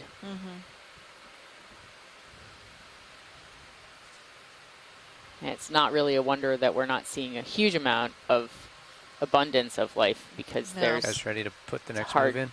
Yeah, hard cool. to find a place Yeah, I to was gonna settle ask here. you, it's look like you're coming over the top. Yeah, looks Okay. like the good time to. Okay. Are we good with the same 20 meters, 050? Okay, roger that. Bridge nav. Yes, we have a move for you. Distance 20 meters, bearing 050 at a speed of 0.2 knots.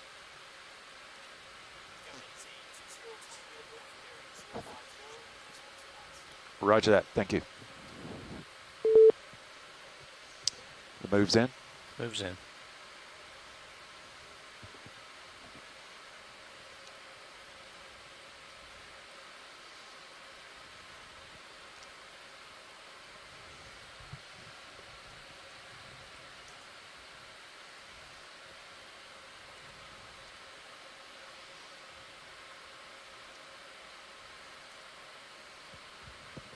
Is that a crab there on the left on that Yeah, wall face? Yes. maybe zoom in on it, pilot. Yeah, if we can. It's more than sargasm.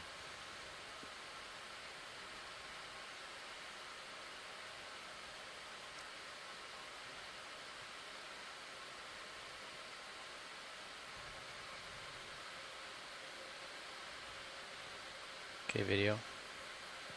Oh, floated in. Oh, it's another one of those carrier crabs, isn't it? But this one seems to be holding a coral. Oh, that's interesting, because we haven't seen corals yet. Oh, we've seen the solitary corals. So yes, but not these. But it is weird, fan-shaped, yeah. yeah. This is our So it first looks like our first identification of this coral is this- on a crab. It's on a crab. So they're much better at finding them than we are. Yes, it is. Look at Yep. that. So we've seen one of these carrying a sponge earlier on, a farreid or a uretid sponge. Oh, look at that. And this just convinces me more and more that we're looking at a fossiliferous limestone, Yeah. because every time we zoom in, we don't just see modern, shells or modern Yeah. worm casts. We're seeing really old, cemented together Yeah, this corals. Yeah, this coral reminds me of a chrysogorgia that we saw yesterday. So this might be the same thing as we saw yesterday on our dive on the north of the Lang Bank.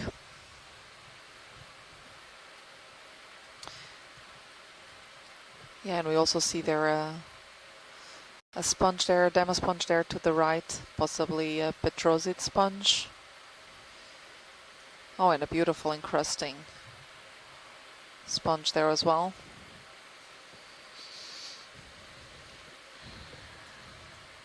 So first chrysogorgid of the dive. And it's is attached to a crab. yes, It's kind of weird, riding on a crab.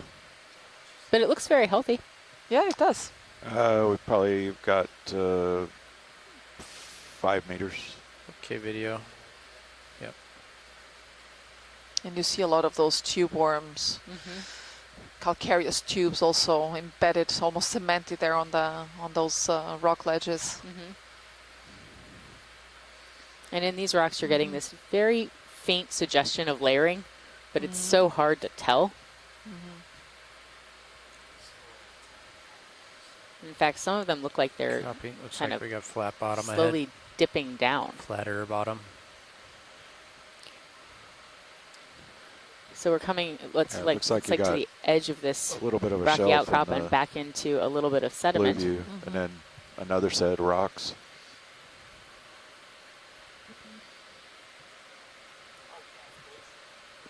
Bridge nav. Roger that, thank you. Yeah, and we're now at 552 meters Pilot's depth. last move's complete. Copy. And our goal is to ascend up to roughly 400 meters.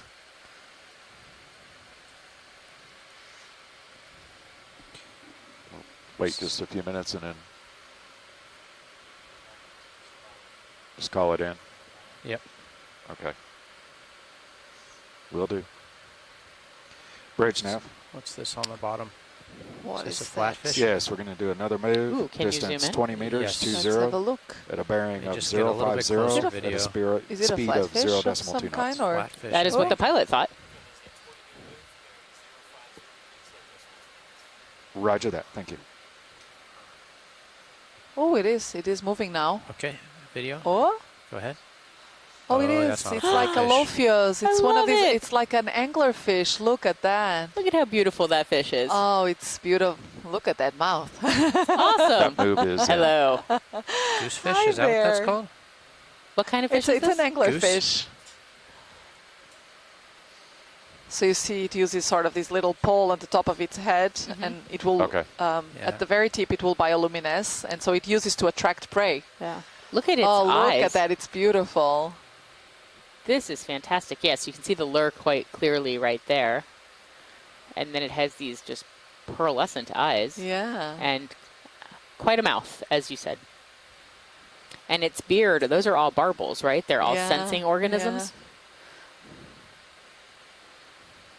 It's really cool to see It's these really nice. predate on passing fish. Remember the anemone yesterday? These things are also lightning fast. We also have some of these fish up in the Azores plateau, of course, and I remember for a long time talking to the fishermen, and they called it the devilfish. Do you want to So for many easy years, stop on that, they co-pilot? would collect them and just Okay. throw them off board because they Okay. thought it would bring Bottom. them bad luck. Okay. Well, So that's they just were not. So impressive. they were not being consumed at all. Are they Okay. consumed And- now? Oh yes, yes. It's actually a very good fish. In Portugal, we call them tamboril. So that's a goosefish, a lophidae. Yeah. I don't know why it's called a goosefish. To me, there is no resemblance to a goose. To a goose whatsoever. Yeah. But our pilots were saying that when they've seen these previously, they're also incredibly fast and can grab Man a up to the fish tail, as copy. it's going by and predate on them. So it's predate. So they're fun to watch in action.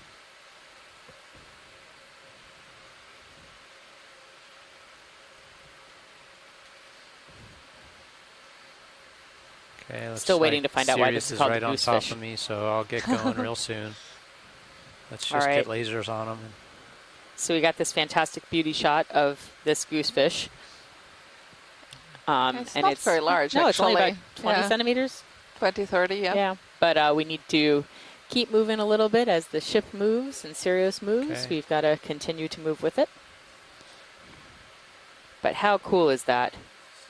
Anglerfishes are like among my favorite. They are Yeah. so neat. Are they calling it off though? I think I'm moving. Okay. Okay. Ship still moving? Yes. Well, you're Yeah. probably got less than 5 meters. Yeah. Okay, I'll push out. Very cool. So while we haven't seen Good copy, Levi. Thank you. many of the different fish, we've seen already quite a few different species. True.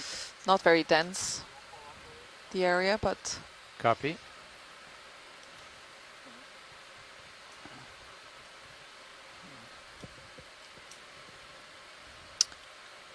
yeah, we're seeing here another one.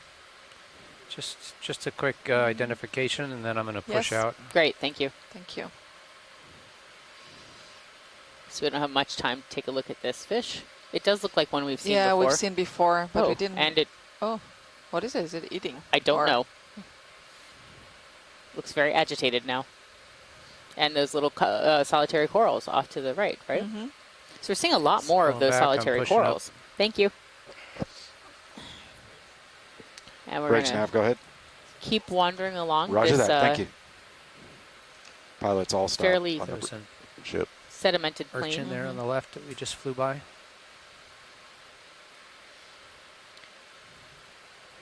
Ship is all stop. Copy. Yes. So we're going to move Okay, forward Andy, a I'm little bit pushing more. out. And then hopefully we'll have a little time to check out exciting things on the seafloor as they appear before us. Got some hard bottom up ahead. Yeah, about 10 meters. So we're moving past this sedimented plain, which these pointy mounds are just so interesting to me. I don't know what they are, but here's another outcrop. Oh wow, this one's super blanketed in sediment, but may also still provide a place for Is this sargassum biota. right here? Yeah, can we zoom in on that if it's possible? Yes, we can. Stand by. Oh, and seems that Scott found here an answer to your question as to Oh. why it was called a goosefish. So apparently, its common name derived from the belief that it could swallow a goose whole. There you go, Deb. Okay, that's Okay, weird. Video. Start in. So we're going to zoom in on this piece of sargassum, which we haven't done yet on this dive. We've seen a lot of it, but we haven't zoomed in on it. But one of the theories that is that there might be a place for juvenile juveniles, fish yeah. to hang out. In this case, it looks like it's a I place for a brought- I crinoid brought to a hang lot out. of water and Yep. debris along with me. It's a problem. When D2 gets going at a good rate, it carries along with it a lot of water and entrained sediment. So I haven't seen fish yet, but it does No. seem like there's a couple of things living in here. And for those of you just tuning in, that sargassum is the bane of our existence in the last several days. Yeah. Let it go. Thank you so much, pilot. Sure.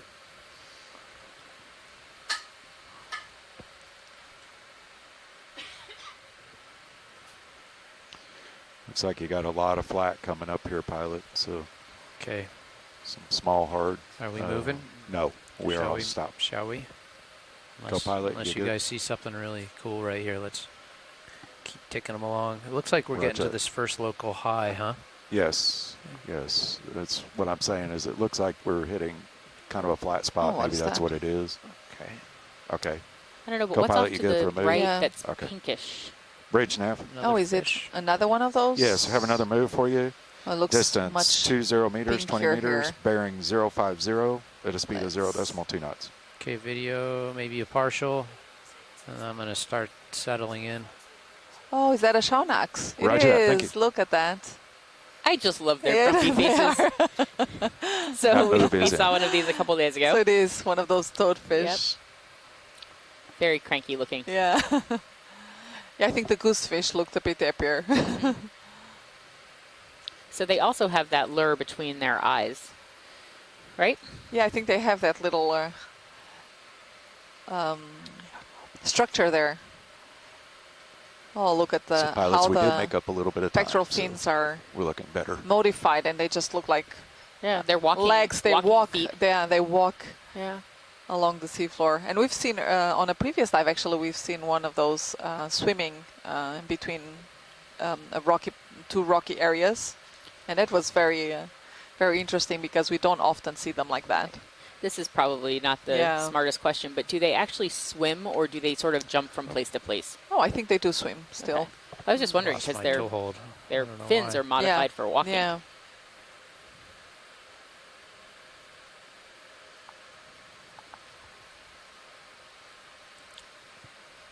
Those guys are awesome.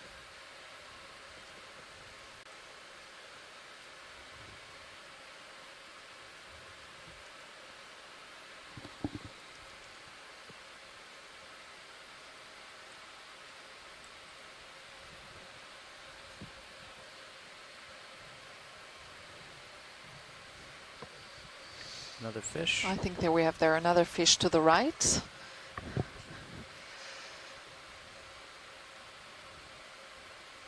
Or is it not? Maybe it isn't. No.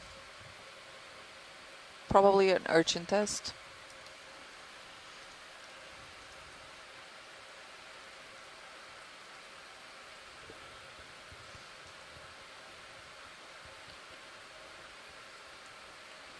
There's actually a couple of urchins here. Mm-hmm. These cedaroid urchins, the ones that look like these are the ones that have those Okay, modified video. spines, that very A few things to flattened. see. It's the two on the left, yeah, right? Or the yeah, Cedaroid exactly. urchins? Yeah. Oh, One of them is carrying Yeah. what looks like a crab. Oh, there is. Yes, it is the one That's to the interesting. the I'm one gonna to the zoom out left. high pack for Yeah. a second, guys. Or maybe it's sitting on the sargassum. It's hard to tell. No, I think On it a is on the, rock on the ledge. urchin. The urchin. Yeah. Yeah. And as you were saying, some of these spines look like flanges. So some are Yeah. just pointy and some are wider and more look like a paddle. We did not see these on yesterday's dive, I think, but we've seen them earlier on. I think when we were in Mona Block. So these are Sea Diaries Black Cave. According to our echinoderm expert here in the chat room, Chris Ma.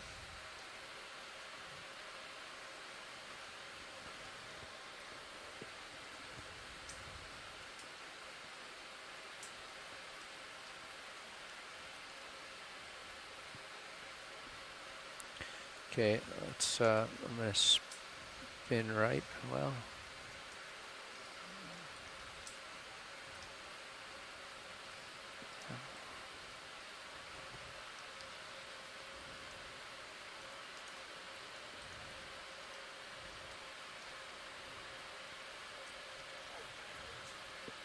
Bridge nav, go ahead. Roger that, thank you. Ship completed the move.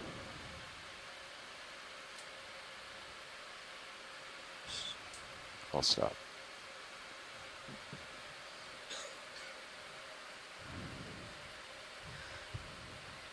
Yeah, this is also an urchin. Is this one alive But, though? yeah, that's what I'm trying to figure out. There's looks like there's some serpulid worms already There's a living shrimp on underneath it. of it. Oh, and there's a tiny shrimp. So this one, this may not be alive anymore. Look at how clear those are. They're Yeah. translucent. And defending their homes. Okay. So these are what are called the heart urchins. You can see a little bit by the shape.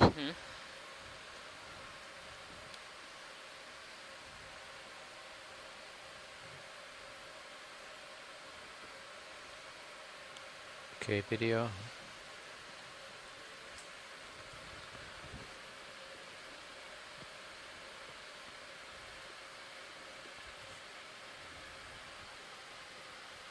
Pilot, you okay if I zoom out blue view a little bit?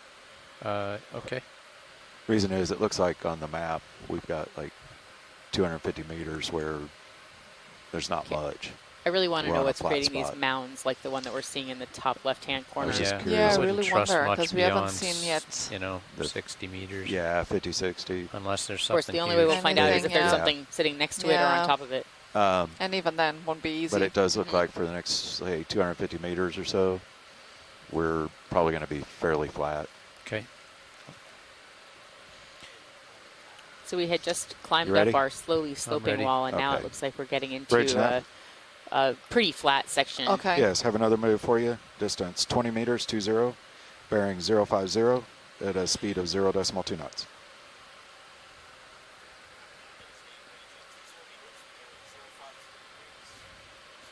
Oh, I'm there's a moving- fish I'm there. moving a little Yeah, quick, there's but a let's fish here Roger. now look at him as we float in by. the right. Okay, Brian, go take it. And this one is the one that looks like the green eye, isn't it? That moves in, pilots. Although it doesn't have the same coloration as we've seen earlier on. Oh, there's a burrow there of some sort. And quite large one, actually.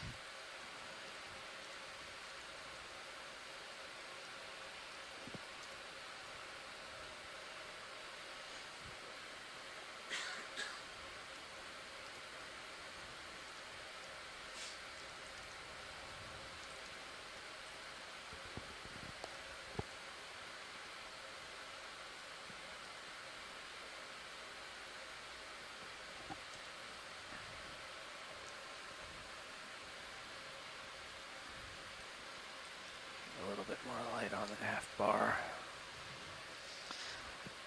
So I remember from a previous expedition to see, a large area of this sedimented seafloor where you would see a number of burrows, and there's at the entrance of each one of them was a squat lobster, like guarding the entrance of those, Really? of their burrow. Yes, and they were very abundant, but we haven't seen any of those here yet.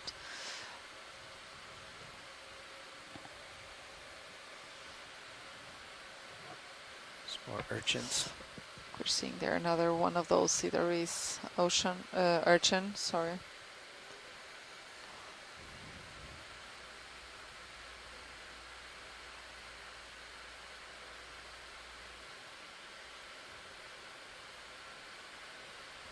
So at yesterday's dive at Lang Bank, which is on the northeastern Northeast. side of St. Croix, it was like a just urchin and echinoderm and sea star and urchin, and it was just Crinoids. filled with echinoderms yesterday, and it was incredibly interesting because it was sort of like all shapes, sizes, and colors. You know, you couldn't, every time you turned around, it was a new echinoderm that we hadn't seen before. So it was very, very cool.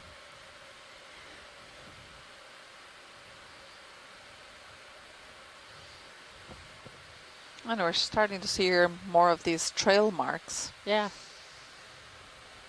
We've seen some of these yesterday. And they seem to be made by Conolampa, so one type of urchin. Pilot, could we zoom into the top left? Oh, it's going off screen right now. Never mind. Yep. Yeah, there. Thank you. Where? Yep, it's coming right into dead center. Oh. It's just starting to see there is a track, and then there is there a is something. something there, But yeah, I at the can't tell end. what the something is. Let's have a look. Okay, let's snap in quick Oh, before good the eye, sediment. Deb. Oh, it is an urchin. Oh, but it does not look like it's a doesn't happy know. urchin. Well, But notice it was right at the end of the trail, or at least I thought it was and at the end of the trail. it seems like it's still moving, isn't it? I Very see slowly. a shrimp.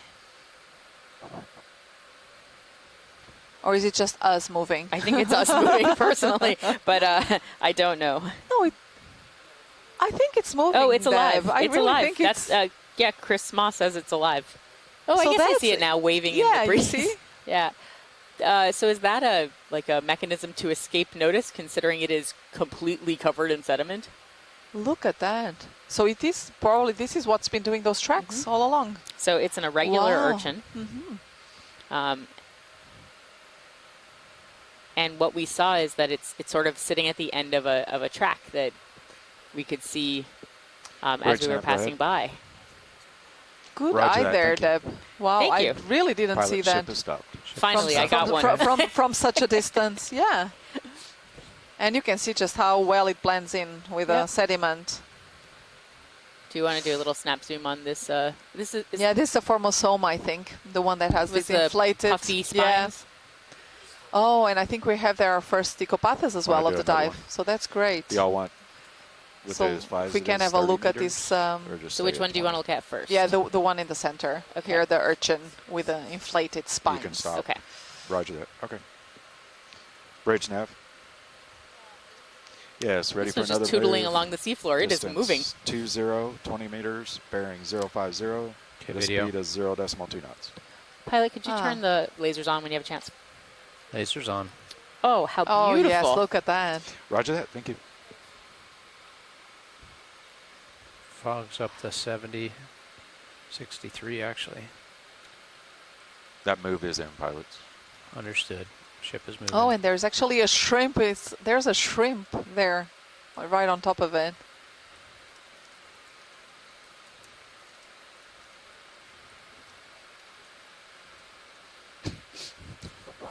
And these are very interesting because once outside of the water, they actually completely collapse. They just look like these pancakes. Oh, look at the shrimp hanging on there. So one of our shore-based scientists, Scott France, who was the biology lead for the previous expedition 2205, said, "Those are beautiful until you get stabbed with a spine." Yeah, you have to be careful handling those. Those are They will just have this toxin, yeah. isn't it? but amazing looking. Beautiful.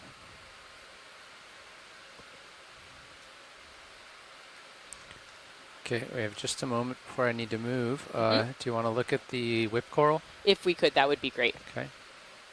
There's And your so- laser shot. Yep, the That's like a lasers. 10 It's 10 centimeter. Yeah, Yep, very helpful. pretty much. And we're going to take Yeah, a let's quick. have a quick look here Yep. at this, the first. While you're looking at the coral, what's the thing in the white thing behind? I it think to the it's right? an urchin test. Okay. Copy. Again. So we will look Go at ahead, this Brian. beautiful Yeah, but let's coral. have a look at the coral first.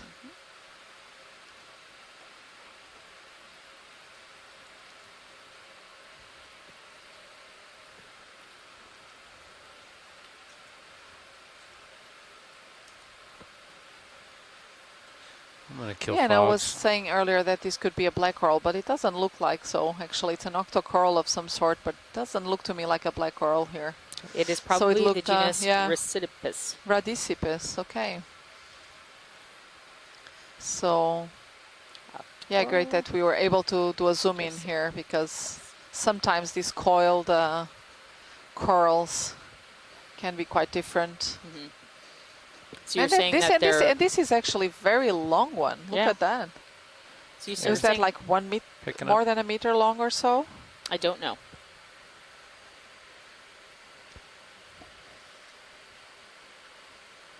And so we're just Yeah, going it to keep looked, moving forward. yeah, it looked like most possibly a meter long or more. I'm moving. Gonna take a note of that. Yep. There's And a fish. If you can do a quick zoom, that would be great. Quick identification. Yep. But we know that you have things to do. These keep looking like the same fish. We've definitely seen this one already. Mhm. I don't know if we had an actual ID on it or not. Thank you. And then there's another one of those urchins with the puffy spines. Okay, Did you say letting 'em go. Formosa? Is that what you called it? Formosa, yeah. Mhm. And so Formosoma placenta. Formosoma Placenta. Soma. Placenta. A lot of urchins. Yeah. Good. This might be another urchin dive. We did like the echinoderm dive yesterday. And I wonder actually if the different coloration is just usual, or if that could be different species. If only we had Some an are really echinoderm dark. expert Let's to ask. Yeah.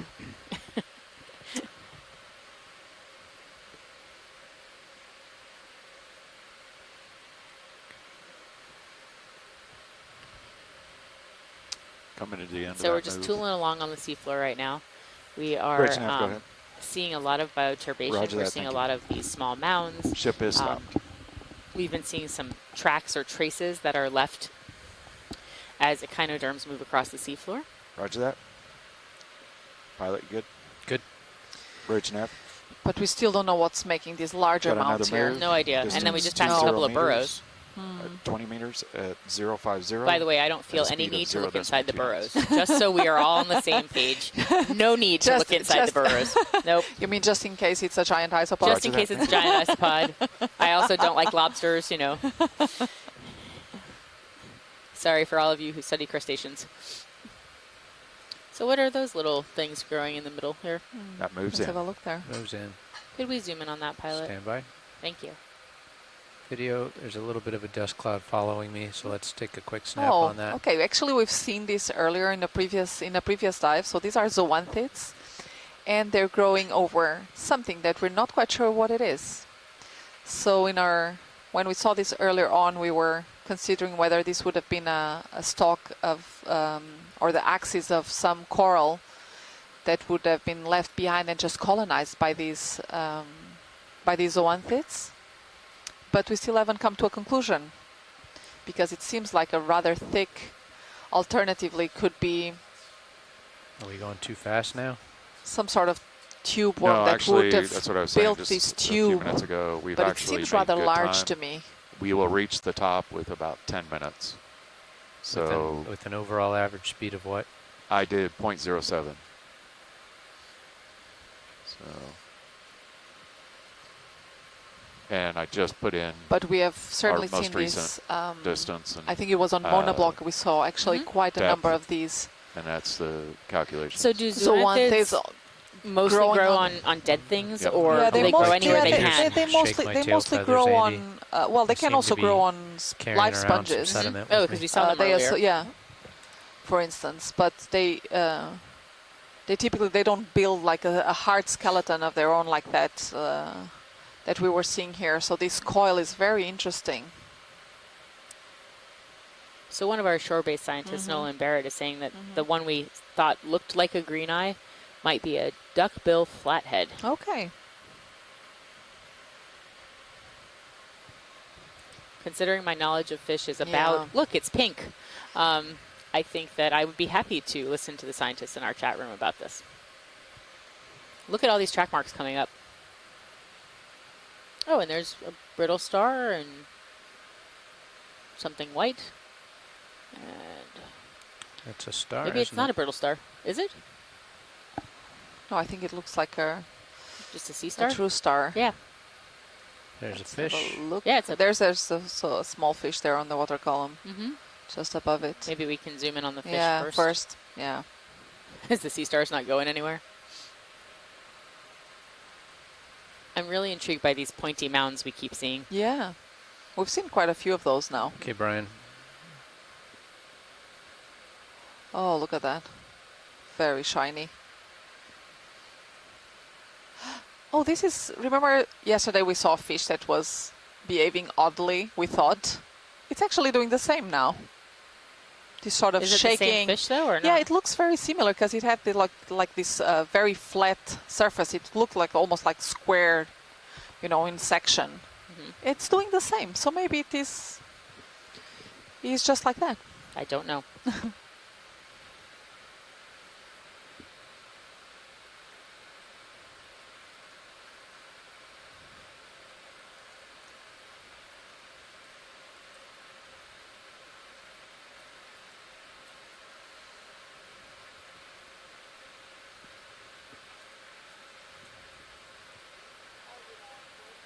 Bridge nav, go ahead. Roger that, thank you. Pilot's last move's complete. Copy. Oh, Do you but want Did it another? mean to do that? yeah.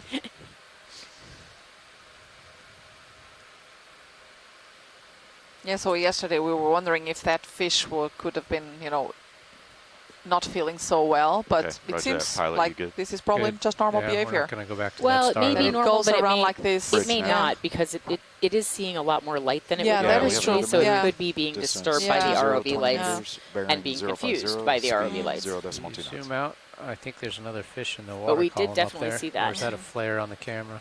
Support manip. Roger that. Oh, and Scott that. France actually is here saying in the chat room that there are a few zoanthids that can generate their own skeleton. So Okay, I new was moves wrong in. about that, Copy. but All right, we'll let him go. No, you were I mostly have never, right. yeah, I've never seen actually Yeah. those. So I've mostly seen zoanthids overgrowing other. You were mostly either. right with an Yeah. exception to the rule. I think that's a flare on the camera that I saw, or a smudge. See the port Look manip? at that well-defined Looks track like that's to substance the in the center water right. And column, now but it's actually, not. now we can see the urchin. Oh yeah, we can see Now the that urchin. now that we've trained our eye to it. Yeah. Yep, so we see that well-defined track and the urchin right in the middle of it. Right there. Yeah, there he is. So it's, I think we can Yeah, definitively here say it that that is one now. comes from that Yeah. urchin. What a great, Float by cool him. thing to see. Another one of those Siderid urchins to the right. Oh, yeah. Sidaris Blackeye, yeah. Almost out of leash. Copy that. Yeah, ship's moving. It looks like you have a couple of targets coming up too. Are these crinoids? Small. Oh, these are stalked crinoids. We've seen also a number of those yesterday. Uh-oh, this is turning into an echinoderm dive again. Yeah, it does. It is. I know someone in the chat room that will be very happy. I must wonder if it's picking these up. No, I see that little outcroppy thing there. Off to, there's- yeah, off to the starboard. Yeah, that's still. I think it's 16 picking meters these out. up some too, isn't it? Oh, I don't know. Close in. Brian, you want to go So in we're on gonna this take- crinoid? Sure, that would be great. Thank you. So we're taking a closer look at this crinoid. And these are stocked crinoids, and they use the base to sort of dig into the sediment and hold yeah, on. and hold on. And we saw yesterday one of them just trying to get a brittle star away from its stalk. Remember, it was like very actively trying to push it away Yeah. as it tried to climb the stalk. Sticky. And the interesting thing about that was that we heard that normally that's not a problem, that stock crinoids are okay with having a brittle star sitting on them. But in that case, that crinoid was having none of it. Yeah. Wasn't a bad day. It's like, Just no, did- that is did- my no. stock. Leave Yeah. me alone. Did not want to hang out that day. And so we're in this area where there's actually 3 stocked crinoids. So we'll take this look at one, and then we can keep moving. So it's about 10 centimeters when it's all folded up, which means that when it would stretch out its arms, it would probably be quite large, larger.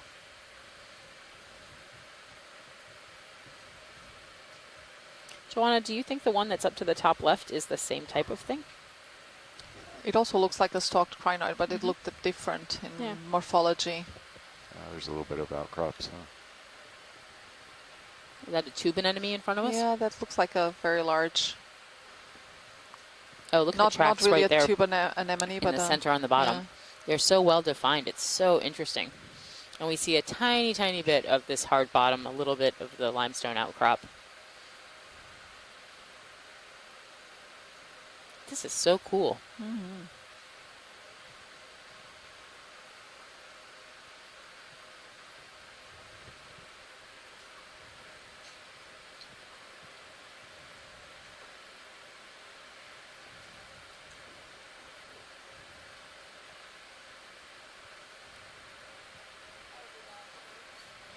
Rage nav, go ahead. Roger that, thank you. Ship stopped. Ship stopped. Brian, you want to work with this? On a little fog light? So we're going to stop and take a beauty shot of this Yeah, tube worm, and maybe we'll even try Okay. to look down a little bit and see You what mean else of the is. anemone? Of the anemone, Yeah. sorry. It has Tube anemone. Got confused. And then what's below it? Are these also? These are also smaller anemones here. Okay. Okay. Yeah, we saw these yesterday. Okay. 40. Okay. Yes. Okay. Roger that. Rage nav. Yes. Have another move for you. Distance 20 meters at a bearing of 040 at a speed of 0.2 knots.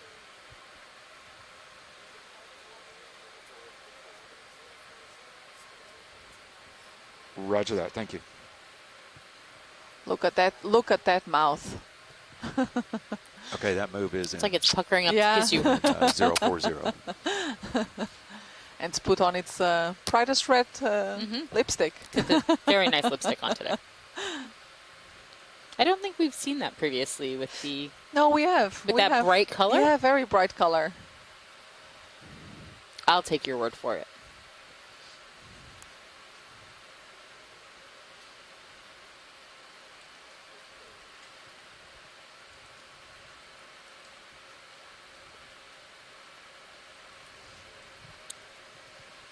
So we had a very exciting anemone moment yesterday on dive 7 at Lang Bank, where we were just sitting there looking at two different anemones that were sort of caught in a crevice underneath a rock, and we're admiring them. Ooh, beautiful colors. Yeah. And all of a sudden it a was fish like swam a by fish. us.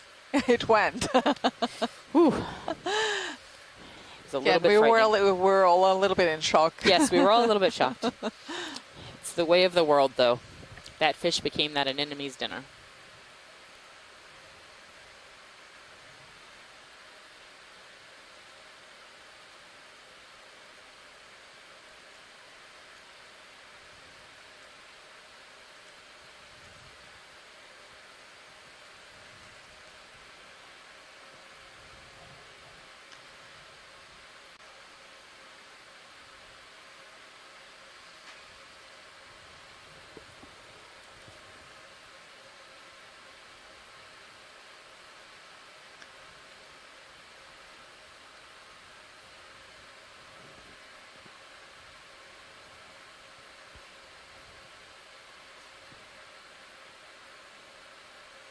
Oh, and Scott here in the chat room is saying that the anemone looks something like Alcoridae family. Was that the tube anemone or the white No, the smaller large one? No, the large one that was on top of the Okay. which I don't think it's a true tube anemone. Those are the Seriantaria, so in a different group.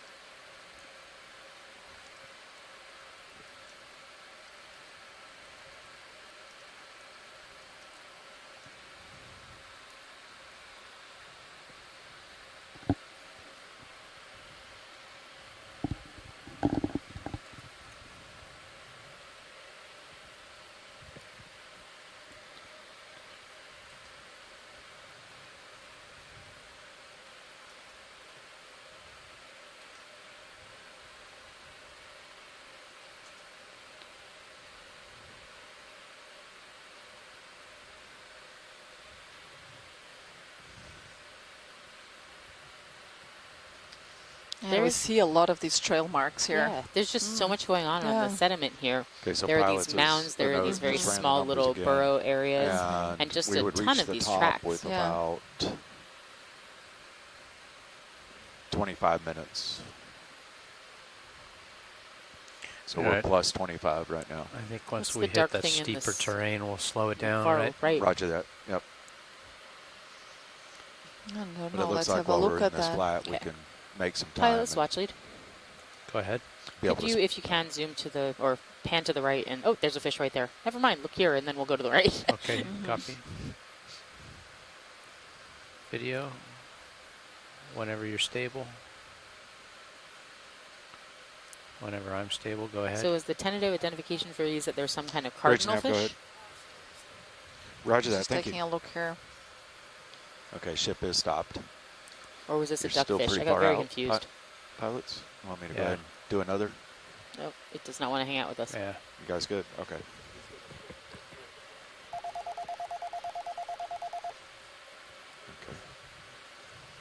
Bridge nav. Yes, we have another move for you. Distance 20 meters, bearing of 040 at a speed of 0.2 knots. So possibly the cardinal fish. So in the genus Epigonus. Oh, Roger that. Thank you. Corals? Maybe? no. No, sea stars. Boy, I'm not doing Okay, well that today. Let's move have a is look. in. What's the Copy. black thing just underneath it? I don't Some think it's sort a of rock. a can or Yeah, I think it's a can. Bucket. So those are sea stars with their arms in the yeah, air. some brisingate. Yep. Getting higher up into the current. Yeah. It does look like There's a also can. one small crinoid there at the back. Oh, and there is again one of these coiled corals. So perhaps if we could have a look at both brisingate starfish and sea stars and this coral, that would be great. Yeah, I was definitely talking about Yeah. that coral when I said I Yeah. thought it was a Fish. coral. Certainly wasn't talking about the brisingates. Okay. Just let me settle in. And there's a fish too. There's definitely a little bit of a current here that we weren't feeling as much before. So the pilot is telling us there's actually a little bit more of a current in this area. Oh, there is. And that does, it sort of makes sense that this is where the brisingates would try to set up then. Oh, it's very interesting how they're. That'll Something settle living out. underneath There's enough there, current. too. This should that blow a shrimp? Yeah, past us. that looks like a shrimp there. Plenty of time, it looks like. Okay. So we saw, there's the fish to the lower right-hand corner. There's a There's two of these brisingate. We were, yeah, I was kind of Stars. doing this because it was A downhill coral. to very And a the long crinoid. spines, and they're long really track. curling up their arms. It's very interesting. I was going to say, Yeah. do you want? Yeah, I was going to say, do you want to scoot due north on the next one? Also, these are actually ophiuroids. They're not brisingate starfish. We've seen some that had this very Oh. long. Andy, do you want We to are head. wrong. Yeah, we were wrong. That's okay. We can live with There's being wrong. frogs, but So then these are actually ophiuroids. Ophiuroids, yeah.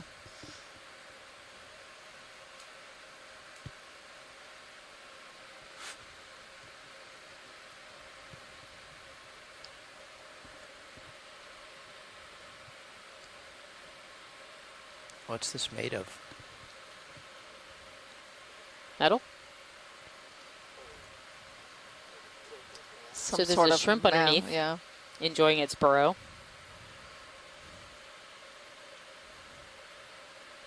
This is when I can definitively say this is not a rock. And we see also there an anemone.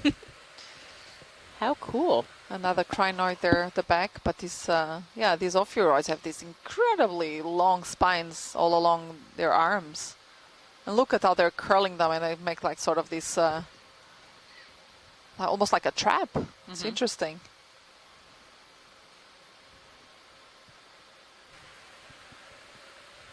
Wait, they're Yeah, and Chris saying that it looks like Okay. Ophioflintaka.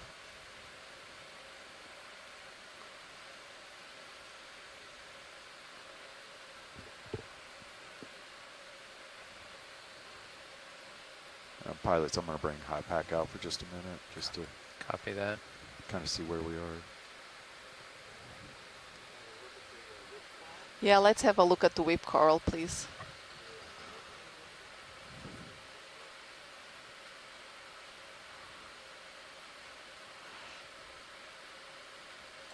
Okay, now this one looks much more like a black coral. Is So that all not you've like got, what we Brian? saw earlier, Full zoom. the Radicipus whip coral that we've seen earlier Oh, it's on. very, very long. Bridge nav, go ahead. Roger that, thank you. Tip of it is off So it's screen interesting and because they starboard look very manip. similar, at least from a distance, Port manip, you can see the tip of it just near my but toe. they're in different groups. Pilot's last move's Also complete. quite long one. Last move complete. Okay. Little oasis of life here.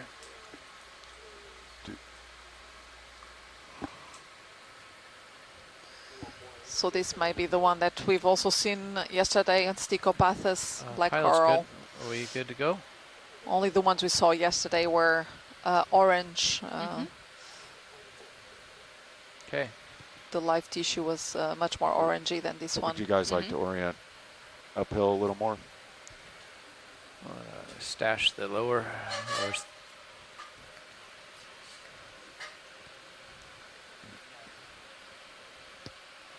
Maybe go due north? Sure. What do you think, pilot? Yeah, I'm pointed north. Okay. I'll tell you where the slope is. The slope is like just west of north. Yeah, that would kind of take us backwards a little bit. Yeah, that's north is fine. So, okay, is north good? You guys good with 20 meters at Fish. 000? Rolling if you're with us yet. So we're Roger zooming that. into I'll a get a call fish then. that's just Little moving hat- very quickly Bridge nav. in that vertical orientation Yeah. that we've seen. Hatchet. Yes, we have another move. Distance 20 meters, Copy. 20 meters at a bearing of 000 Just at floating a this speed fish of here. 0.2 knots. Little fog. Roger that. Thank you. That move is in, pilots, for Move is in. 000. Copy. What I'm I love off about on- chasing the fish is I'll that we come also back, get to see Andy. a really interesting view of the seafloor as we're doing it. Copy. Oh, there's another burrow. I think at some point we will have to have a No. quick look at the burrow. No, I'm gonna let that guy go. No. Come back around to my left. it'll be too difficult. We won't be able to do it. That's my story. I'm going to stick to it.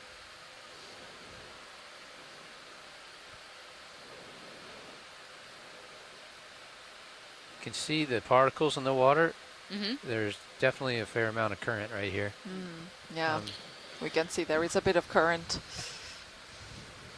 Yep, so the ROV pilot is just letting us know Mhm.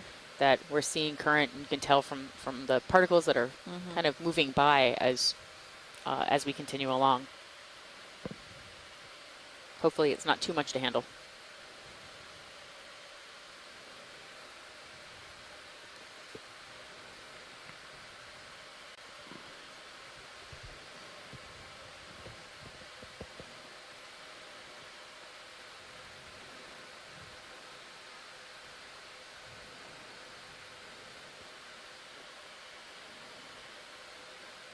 We see some of that sargassum just tumbling along the seafloor, getting pushed along by the current.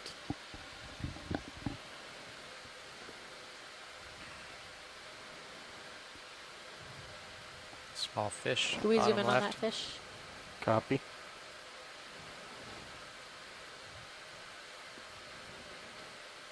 Thank you.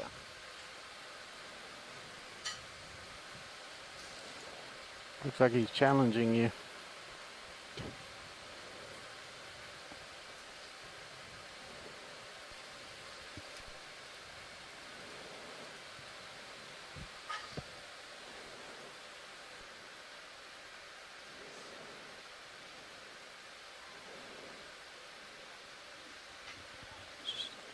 Holler when I need to go, Andy.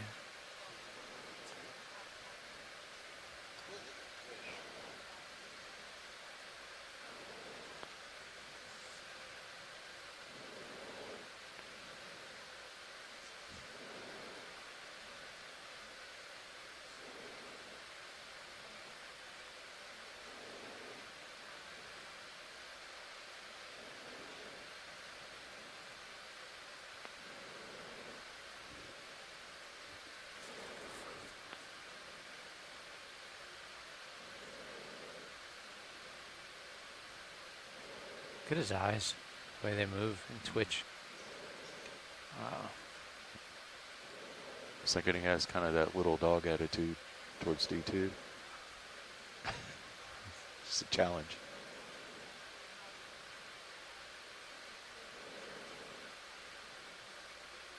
That's wild.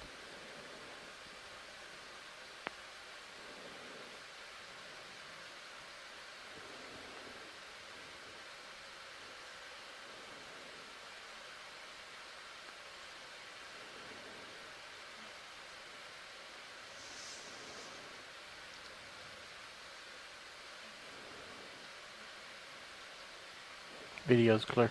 Okay, ready to go. Video swapping out. I'm going, Andy. Bridge nav. Roger that, thank you. Pilot ship stopped. Ship stopped. D2 pushing out. So we're just zooming along, taking a nice look at the seafloor.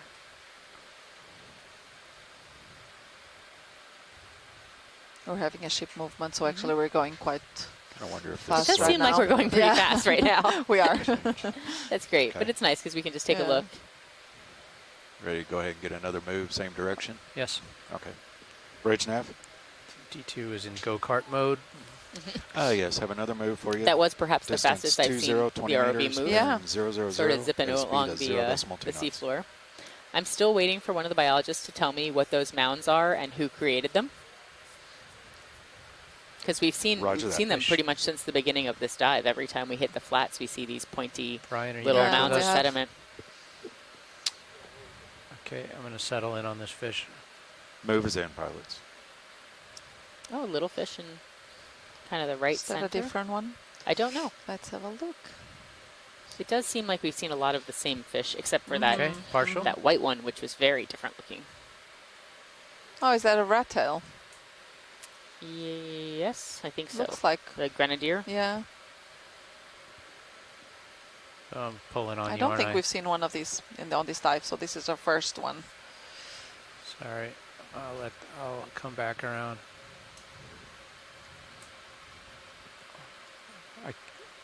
Yeah, and the ship is underway, so Oh. hopefully that'll help you. Let him go. Yeah, I'm at the Yeah. end of my tether, guys. Okay.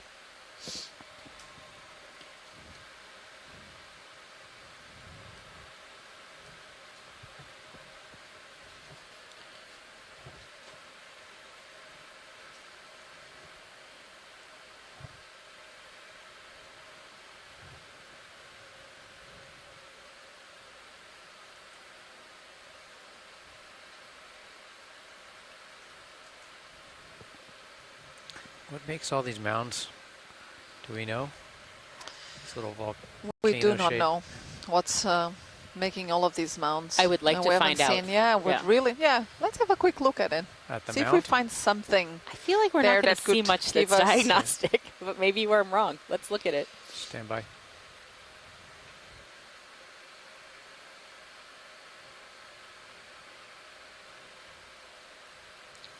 Now I know we're not allowed to sample. Are we allowed to poke? But it's interesting. There's actually, we see that the trail, it seems to go to that mound and then the way around. Maybe, maybe Yeah. not. I think we should not be disturbing the seafloor on Yeah. today's dive because Yeah. we don't have a permit to sample, and so No, I would of think course. that perhaps poking things, No. which is one of my favorite things to do Yeah. on the seafloor, is Understood. not allowed today. Okay, video. Looks like Is that there's a worm something on cast the above top, it? though. Yeah, looks like there's something on top of it. What is that? It's also like It a looks like cast of something, right? poop to me. Yes. That's the So nice way of maybe- saying it. Yeah, so maybe there is some, There's something living a burrow. in it. There's a Yes. little burrow there at the front as well. Not sure how deep that is, but I'm a little worried about this. yeah. As we get closer, who knows what we're going to find? Giant amphipod. No. Look, everybody Isopod, has actually. things It was they a giant don't like. isopod. And isopods are things Sorry. I don't like. Not I'm sure amphipod. they're very valuable in the seafloor. They do exciting, wonderful things for the food chain, but not a huge fan. Speaking of food chain, I have great news. What? It is Taco Tuesday. Ooh. Wait, let's start with it's Tuesday? I didn't know it was Tuesday. I think we lost track of time We here. definitely have. It's sort of a perpetual Thursday on the ship. Also, Scott Francis here suggesting that these may be these mounds that we're seeing may be an acorn worm burrow. Oh. We haven't seen one outside pilots, we're yet, coming so close to Yeah, the end. we haven't But seen an maybe. acorn worm yet. Copy No. that now. Yep. Well, thanks, Scott, because I have been wondering what these mounds are. Bridge nav, go ahead. Roger that, thank you. Pilots, ship stopped.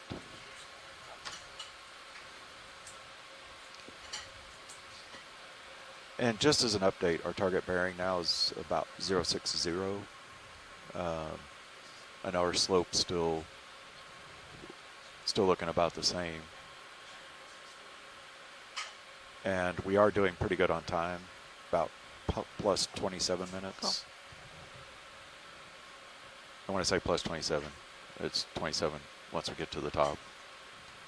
Yeah, we want to. I mean, so it gets. Would you zoom out a little bit? Sure. Yeah, Okay. roger that. Yeah. All right. Well, then, yeah, I'd say let's get another move in along 000. Okay. Still want to continue north? Yeah. Roger that. Co-pilot, you're good. Bridge nav? Yes, have another move for you.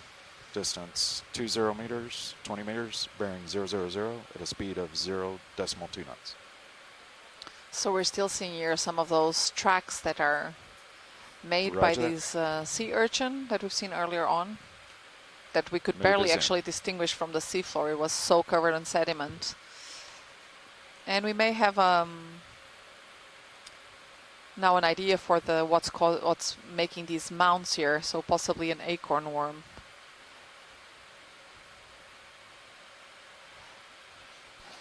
It's definitely a little more current now. Yeah, Coming across this flat. Definitely. Pilot, looks like you have some returns in front of you too, maybe. Small. Copy. Fish.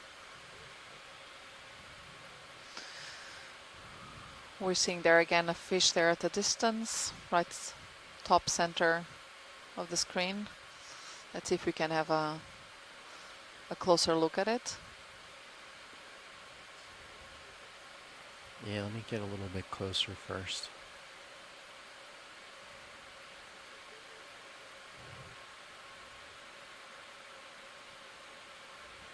It looks again like a grenadier, one of those rat tails. Okay, I'll Possibly sit in the down family macro softly. relay. And you can start going in video.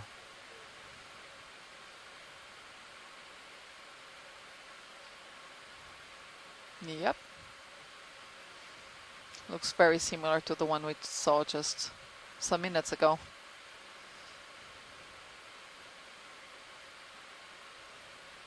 Very pretty. Thank you.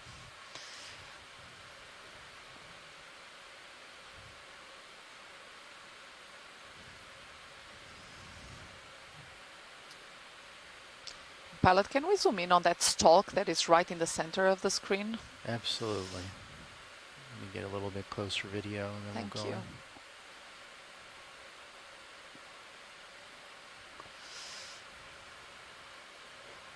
Have a look at what this might be. Okay, you can go in video.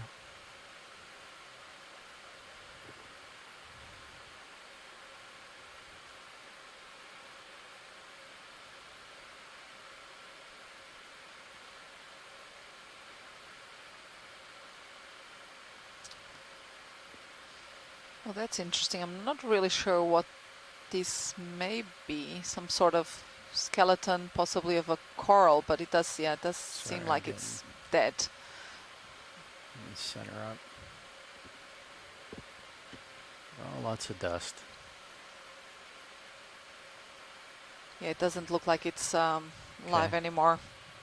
Thank you, pilot. Welcome.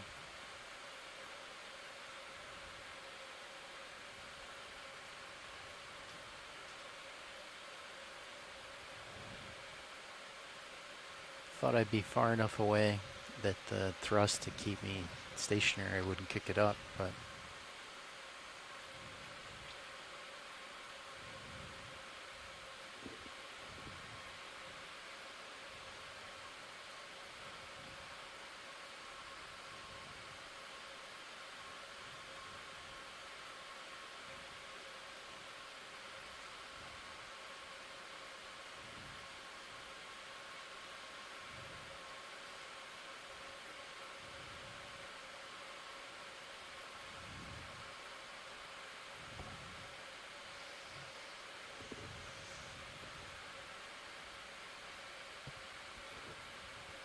Yeah, and Scott is here in the chat room saying that perhaps this stock that we just saw, that could be the same sort of skeleton that we saw the zoanthid on earlier.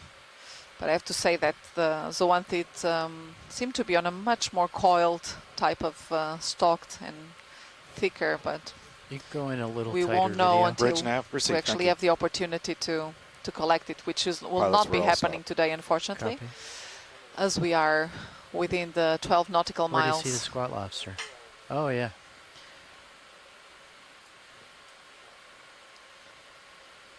We're seeing again one of these grenadier.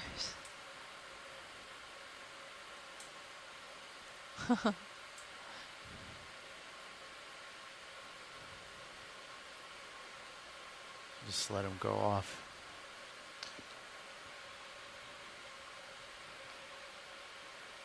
Co-pilot, you think another move?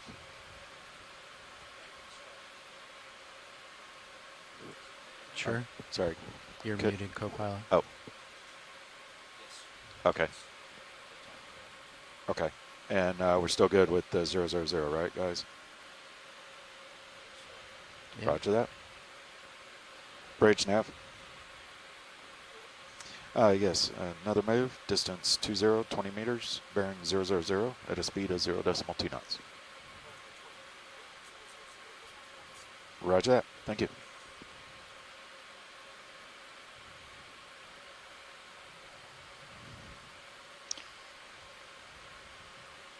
And so we're seeing here again one of these relatively large mounds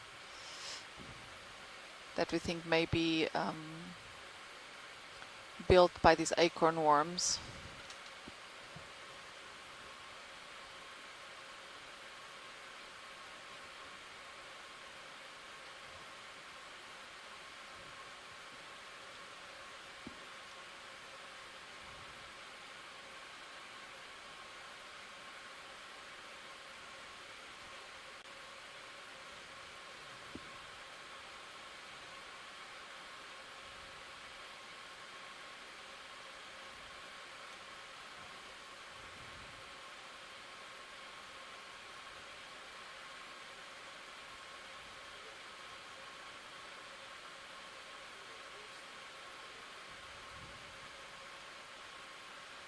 Oh, I'm going to kick all kinds of sediment on it.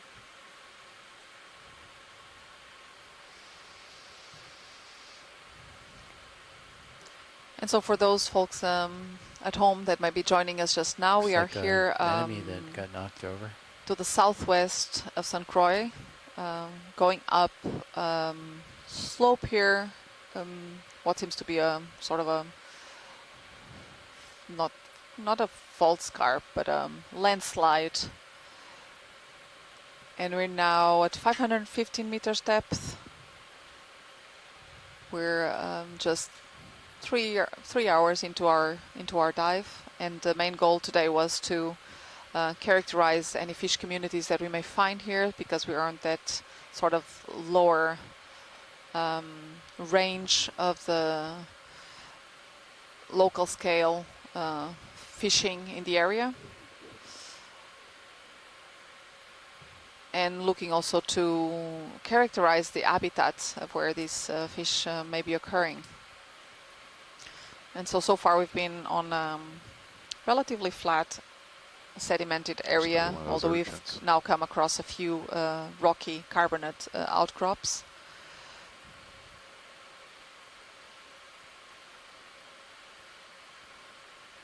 We've seen a few different fish species so far. Lots of different echinoderms, and some sponges, especially in the rocky outcrops, but not so many corals yet.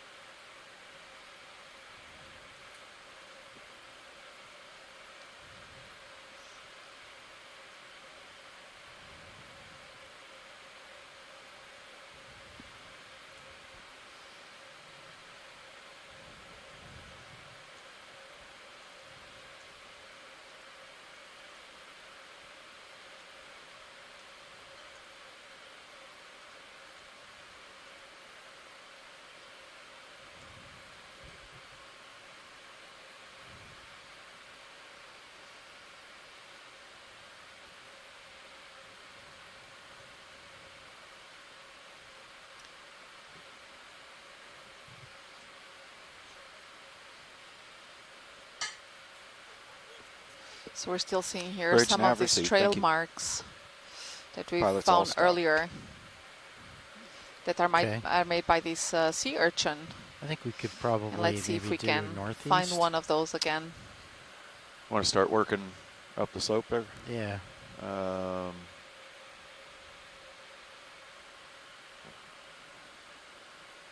Maybe 40. 40? Yeah. Yeah. Copy.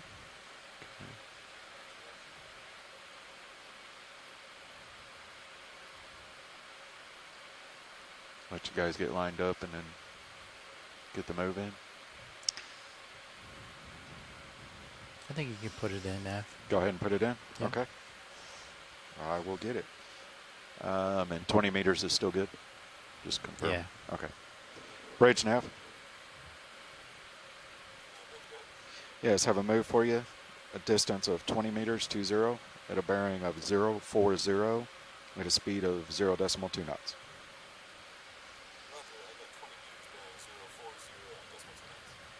Roger that, thank you.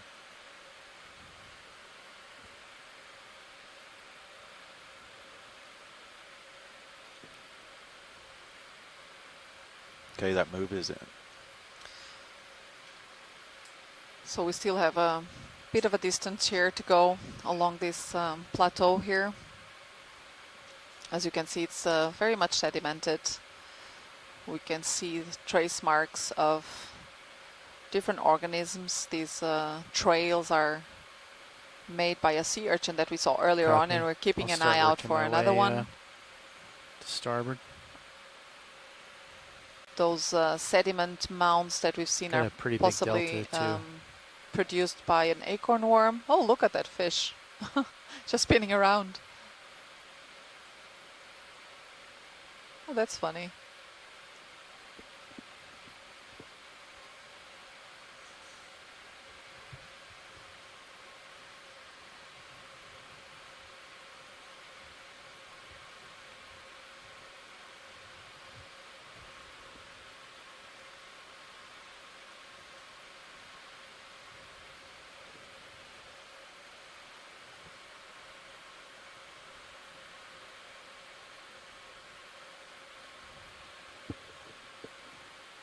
Okay, you can go in video. Yeah. Yeah, let's have a zoom in on this fish here. Oh, it's again one of those that we've seen earlier on. We haven't managed yet to get it identified.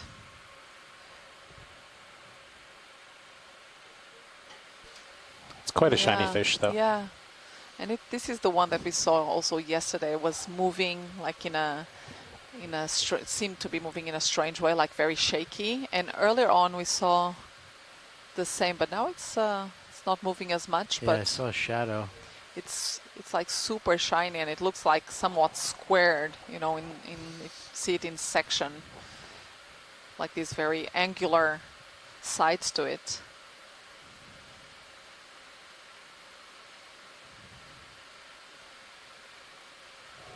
All right, whenever you're clear.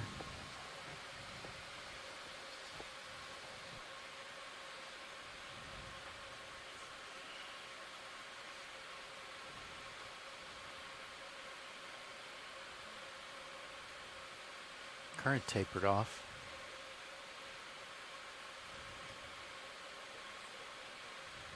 Yeah, it's before it was pushing me pretty good. Now it's yep.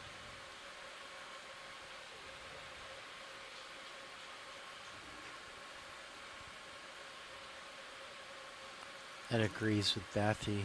About how far away is D2 from that first contour line now? Yeah, I was just measuring that a second ago. Let me double check it again. I would say the next heavy ones, say about 60 meters. Copy. I was actually going to ask about zooming out blue view just to see if we get anything hard. I think you're not really going to see. It'd have to be something past pretty 50 steep. meters. Okay. Yeah, I was just thinking if it was steep, we might see it, or not. Probably not. You can go ahead and do it if you want to. Okay, I was just curious.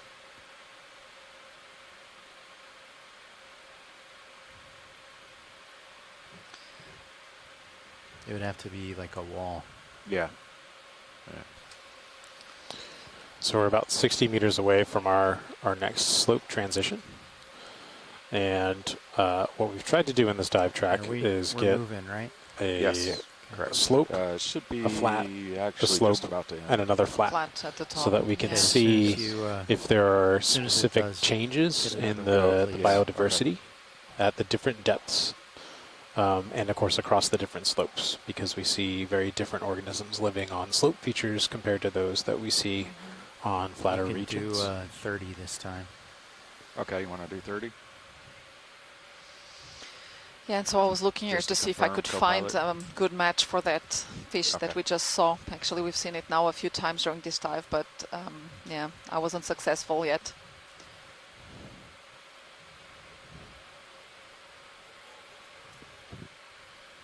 Bridge nav received.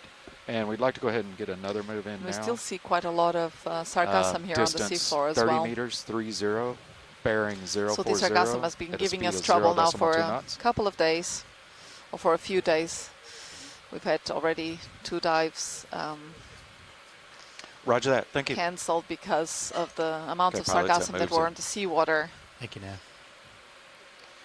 And just as a note, we are picking up definitely some time. So we are just doing an update here. All right. Well, we'll try and slow way down once we get to the slope. Yeah, I think when you get to the slope, that's going to cover it, because right now we're at about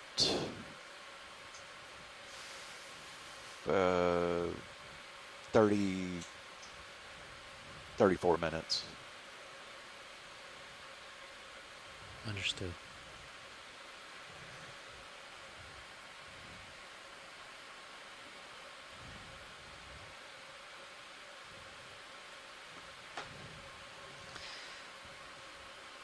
And so we've seen very few corals so far. We've seen Radicipes, whip coral, so in the family Chrysogorgidae. And we've seen a couple of black corals, possibly in the genus Stichopathus. And we've seen also some, both demo sponges and glass sponges, but only on the rocky outcrops that we've passed by earlier in this dive. Oh, what's that on the bottom video? There's something moving there quite fast to the left. Yes. Brittle star. Yeah. Can we zoom in? Oh, crab. Is that a sort of a crab there? It's a bit like a, it's very unusual shaped. Chirostylid possibly.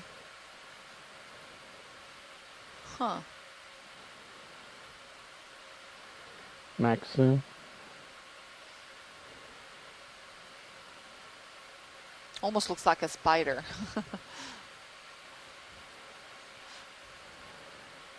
But it is not a sea spider.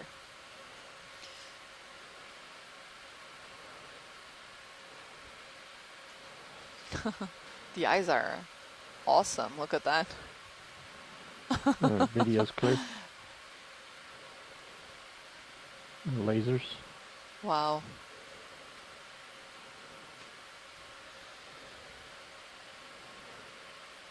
And from a distance, really looks like a looks like a spider. Look at that. Yeah, especially The way it splayed out sits, like yeah. that. Yeah. Staring us down. Yeah, the eyes are fantastic.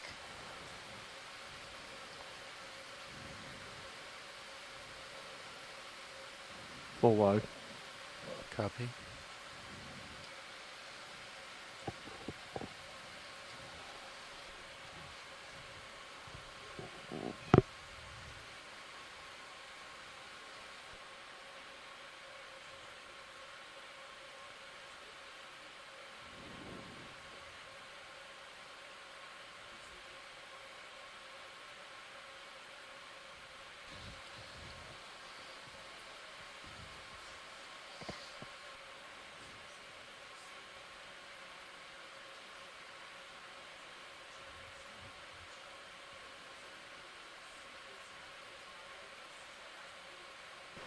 Have we been looking at those sponges?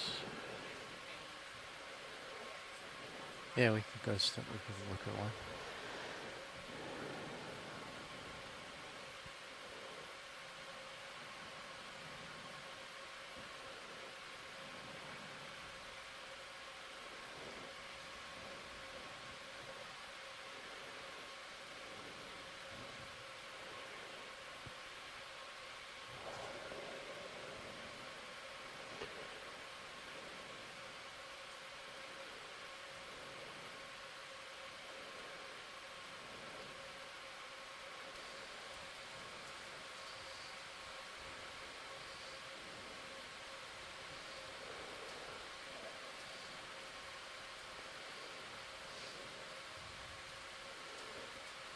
All right, so Okay, go we're in still video. in this area looking at a lot of trails and tracks and An enemy.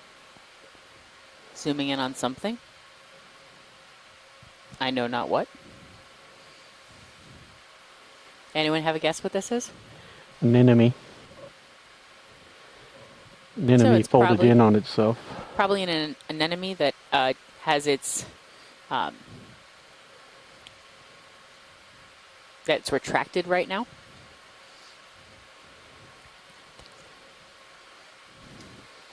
Appendages? Thank you. Tentacles? Yes, tentacles. I don't know what the actual word is, but that was the word I was trying to think about. Anemone arms?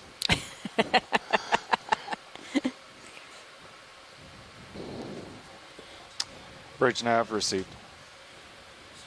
So Copy the that. anemone is Thank it's you, co-pilot. contracted, And the and ship all of is its stopped. arms, tentacles, wavy Copy. things Can we look at are that in, and maybe it's object because it below grabbed it? something to eat. What's that video? Can we look at the roped object below it? Tentacles. Okay, we've got just a little bit of Looks like time. canvas. Tentacles is the correct word. Yeah, it only took us 15 minutes Yeah, to get there. that's what I would think too. So what is this anemone sitting on? That, I almost wonder if that's I think it's a trash. No, well, it could be a sponge too, though. Oh, it could be a sponge carcass. Yeah, Yeah, it's that's often true. a sponge Yeah, carcass when you see that kind of cross-hatching features. Woven Yeah. structure. Almost looks like a canvas bag. But it could just as easily have been a sponge. Yeah. Okay, I'll push out co-pilot. But a good question. Green crab or fish up there. Swimming towards your lens.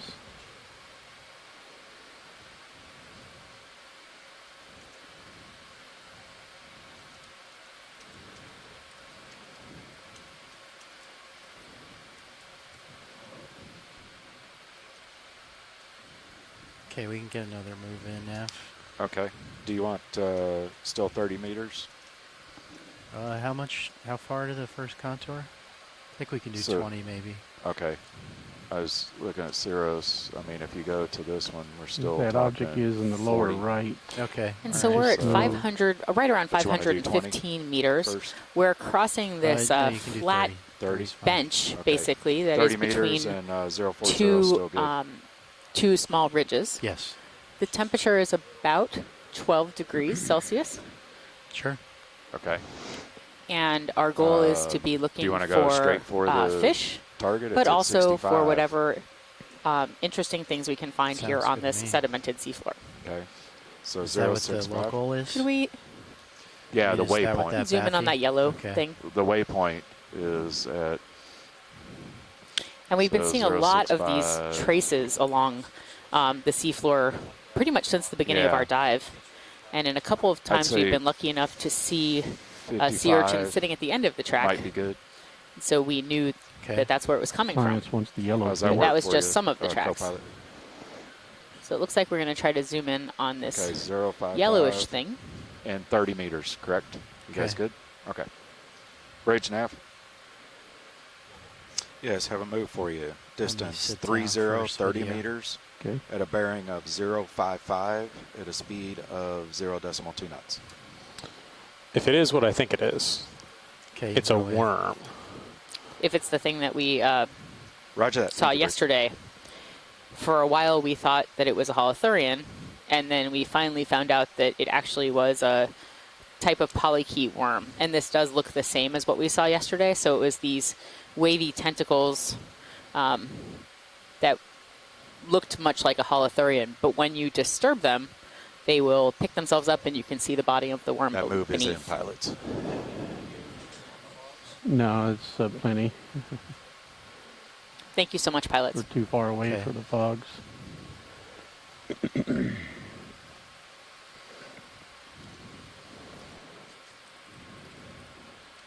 The pilot ship is underway. I copied nav. Thank Okay. you. Video's clear. Okay.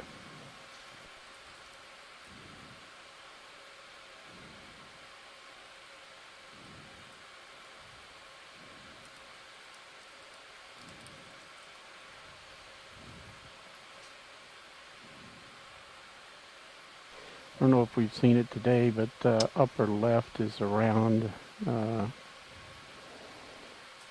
muffin type And I'm of just super urchins that may intrigued be by making those what we're tracks. seeing on this very soft sediment, not just the You're trace really marks, but soft also video. the burrows and the Turn mounds. you And while up I a was little making a bit. joke earlier that we shouldn't look in the burrows, of course we should look in the burrows if we're given an opportunity, Oh, you did? because we Okay. want to know what's here on the I'll seafloor. check my gains. Right now the mic is super close to my mouth. Okay. I increased your gain a little bit. Okay. This is a great view of these tracks, though. Mhm. You can really see them all over. Yeah. Highly traveled area. And my understanding is that if we do see another one of these where there is And, a what were urchin you at the end of it, we saying may want to before try to video? get a close-up. Straight ahead, that muffin-shaped round thing. I thought that was making the tracks, and I didn't know if we saw it. Oh, the urchin? Yeah, we got a tight zoom on one earlier.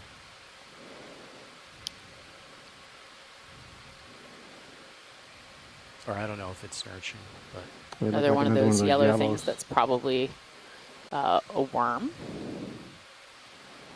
Terabellid worm.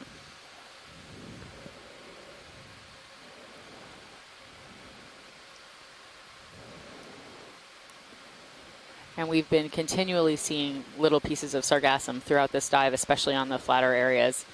And that's not surprising because we are seeing sargassum at the surface as well. And it actually was a record Little bit production of rocks off to sargassum your back in starboard, June. Pilot. Don't know if it's worth a stop.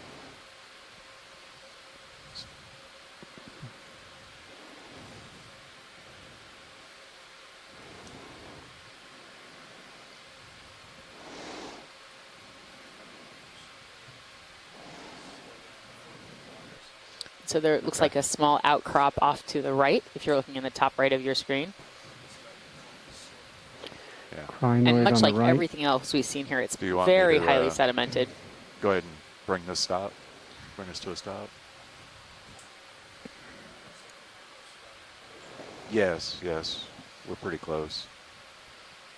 It was looking like if you look at Blue View, 30 meters Ooh, out, you what start are these seeing things up some on top of this? more targets. Looks like a crinoid, perhaps. Yeah. And I'm going to hold off on what the other thing is until I see a better view of it. Whip coral far right. yeah, But I'm you're- going to get a little bit closer and we can look at the, Is it an anemone? Two. yeah. Two crinoids. You think those are two crinoids? That's my guess. That's your guess? Yep. I was going to go with a crinoid and an anemone, but I will happily be wrong. And look, there's a predatory tunicate that's off to the bottom right. At least that's what I think it is. Maybe it's a sponge. We really shouldn't put two geologists here in the room to do the identifications. Okay. Our biologist is at All lunch. right, rolling video. Oh, maybe it's a sponge. All right, so we're going to zoom in on these. Or I did think you you're right. wanna I think look they're at the both crinoids. sponge, Yep. Watchley? When you have a moment, we'll start with this one. Thank you. Okay. Yep, so two crinoids. One looks like the stalked crinoid. I don't know about the other. Yes, the one on the right appears to Has be the the stalk. stalked crinoid. We've seen a lot of similar ones to this. And then the one on the left, though, is yellowish in color. That one we've seen as well. We have? Okay. Often sort of sitting in a position like this on a hard surface.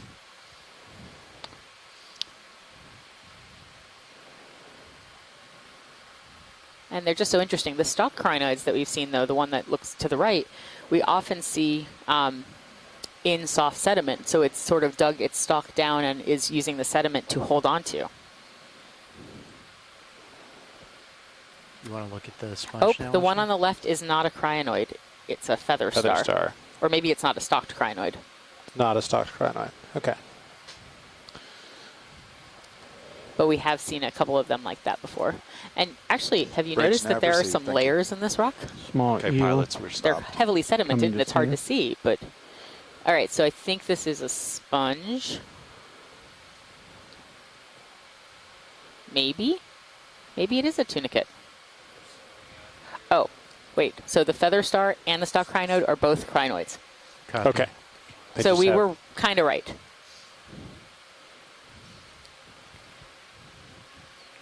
Feather star is a crinoid that does not have a stalk. Great. So I think this is a tunicate. I think that that opening underneath is its mouth. And I could be completely wrong. But it does seem to look more like the tunicate than many of the very many sponges that we've seen. It's a great close-up. You can actually see some of its internal structure. And then is that a squat lobster down or a shrimp below it? Shy little Something- squat lobster. And a little encrusting sponge to the left, and then perhaps an anemone also to the bottom left.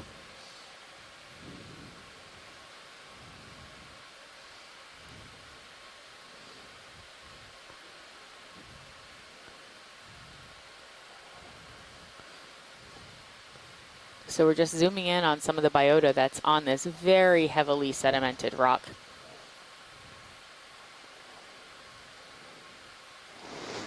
Video's clear. Okay. All right, you can come out then, video. Yeah.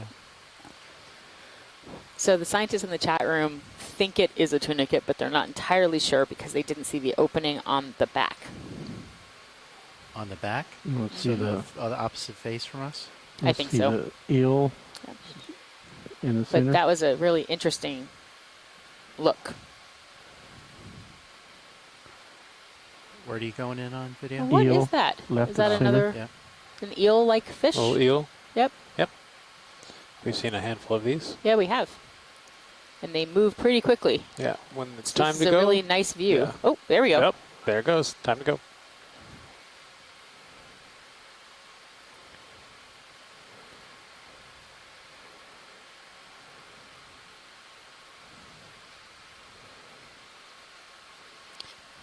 And this Full outcrop just has Alright. this faintest suggestion of layering. All right, so Where, like, if you squinted your eyes really hard, you could probably see I'll what back looks up. like some layers that are sort of dipping Coming up, a little bit off co-pilot. slope, down the slope. And it looks like there's a coral off to the far right as Okay. well.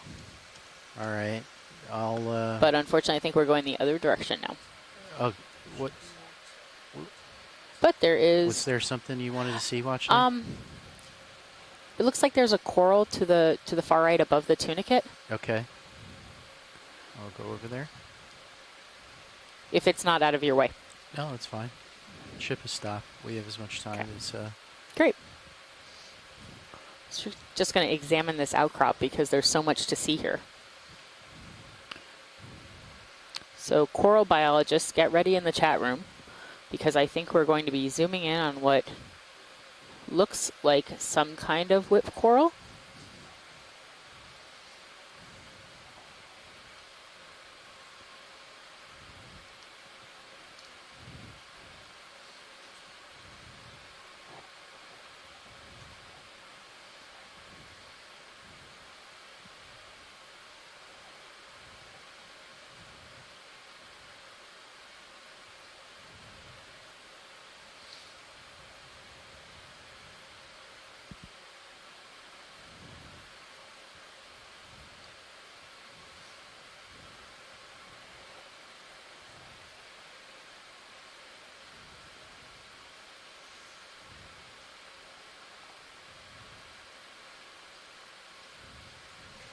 Okay, you can go in video. And we're just going to zoom in. So I'll just start off at the bottom. And one of the ways that we can identify corals is by looking at their polyps and looking at the pattern of how their stalks branch out from each other.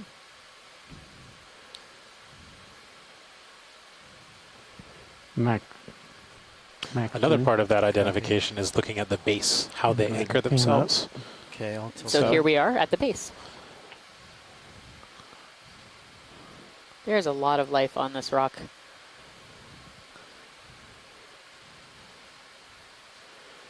Maybe bring the fog lights up 30%. So this is a black coral. Now that helps. Let's take it to 50. You can see that black skeleton. And it's a Stichopathes. And we've seen Stichopathes now somewhat frequently on many of our dives. Yep. It's maybe one of the first couple of Continue times up we've seen to the it. Maybe it's coral. not the first time, but we've only seen it a few times on this dive thus far.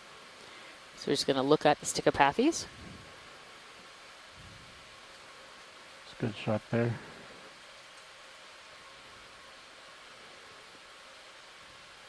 You can see all its individual polyps.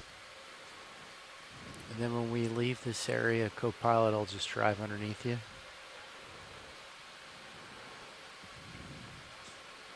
Okay.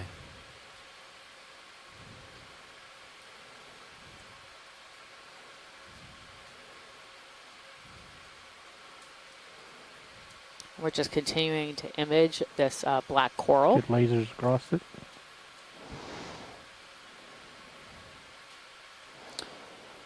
And you can look at the lasers that are 10 centimeters apart.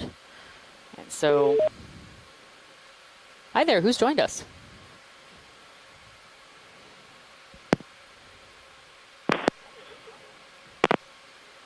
Full wide. Okay. Hey, Deb. Scott Oh. France joining you. Sorry, I was just getting the phone set there and Yeah, getting we'll everything take a on look mute. at that. Just in case you needed something, why won't this computer be quiet? I'm going to go on mute. No, please tell me a little bit about the black coral that we're looking at, if you would. Look at Yep, the sorry, I was station fighting with under my the sponge computer, on the didn't want to right. mute. Yeah, So it's yeah, that was a one, black two. coral, and when we were zoomed in there, I heard you say something about the polyps, and with these black coral whips, the polyps are really squished down, and what you're seeing are the elongated tentacles from those polyps, and they're really all sort of crammed together. And you can see that it's growing in that spiral coil fashion. We see that on lots of whips, not all of them, but what we think is happening is that as the colony grows up, it gets to a certain point above the bottom where the current flow is moving at a good speed, and so the colony sort of tips over and then coils into that current and gets maximum exposure for the polyps, capturing the food particles out of the water column that it wants to get. That's probably what we call Okay, you can plastic, go in meaning video. that when and where it starts to get that coil and bend over is going to depend on local conditions. So there's a genetic component and then a response to the environment. That's really, Lobster here, Heidi. yeah, A that's sponge. that's really cool, Scott. So basically, it has a tendency to want to coil, but it's related to the current. Right. So you will see in different places, different colonies may begin to coil at different heights. Very neat. And now we're looking at some kind of crustacean underneath a Yeah, sponge. that's a squat lobster. It is a squat lobster. Okay. Yep, squat lobster. It's probably a galathioid, and it's probably in the family Unida or Unididae. And it's under a sponge. And I'm wondering, on the sponge on the right side, there's a little sort of whitish flower-like structure, and I'm wondering if that's Okay, a you wanna go tunicate tight on actually that that's video? growing on top of the sponge, or if it's a small anemone. A bit hard to see on my screen. You have a better view there. Yep, we'll try to zoom in on that. Max zoom. Okay. I would, at first glance, call it an anemone, but considering Try and get I'm a not little entirely closer. sure what tunicates look like besides the squishy, Pull out translucent forward or balls, just track it. I'm not really sure. That's a great question. So I think I'll we're see zoomed what in I perhaps can as do. far as we can be. If it starts getting Yeah, all it's really crazy, small. then Copy. please. I like this shrimp guarding it. Several shrimp guarding it. Yeah, what I can't, as I'm looking at this little white thing, what I'm trying to see is, are those a series of tentacles that are sort of contracted and curled in, or are those a series of individual zooids with markings on them. And I think Yeah, would you go actually wide the for a latter, sec, which Lydia? would make it a Thank you. tunicate. And Really? I can almost imagine that I see some filtration structures in there, so we'll see. That is really cool. Hopefully we get a chance to see another one of those white but look kind of feathery things again to find out whether it is an anemone or whether it's a tunicate. I'm trying to get a little bit closer. Watch, Lee. We were at max zoom there. Great. So we're actually going to try to no, get a little bit small. closer. Yep, we're going to... Oh, there goes the squat lobster. It's walking away from Okay. its sponge. Want to try now, video? So that sponge is about 10 centimeters. The squat lobster has decided it wants nothing to do with us. And so now we're going to zoom in a little bit further.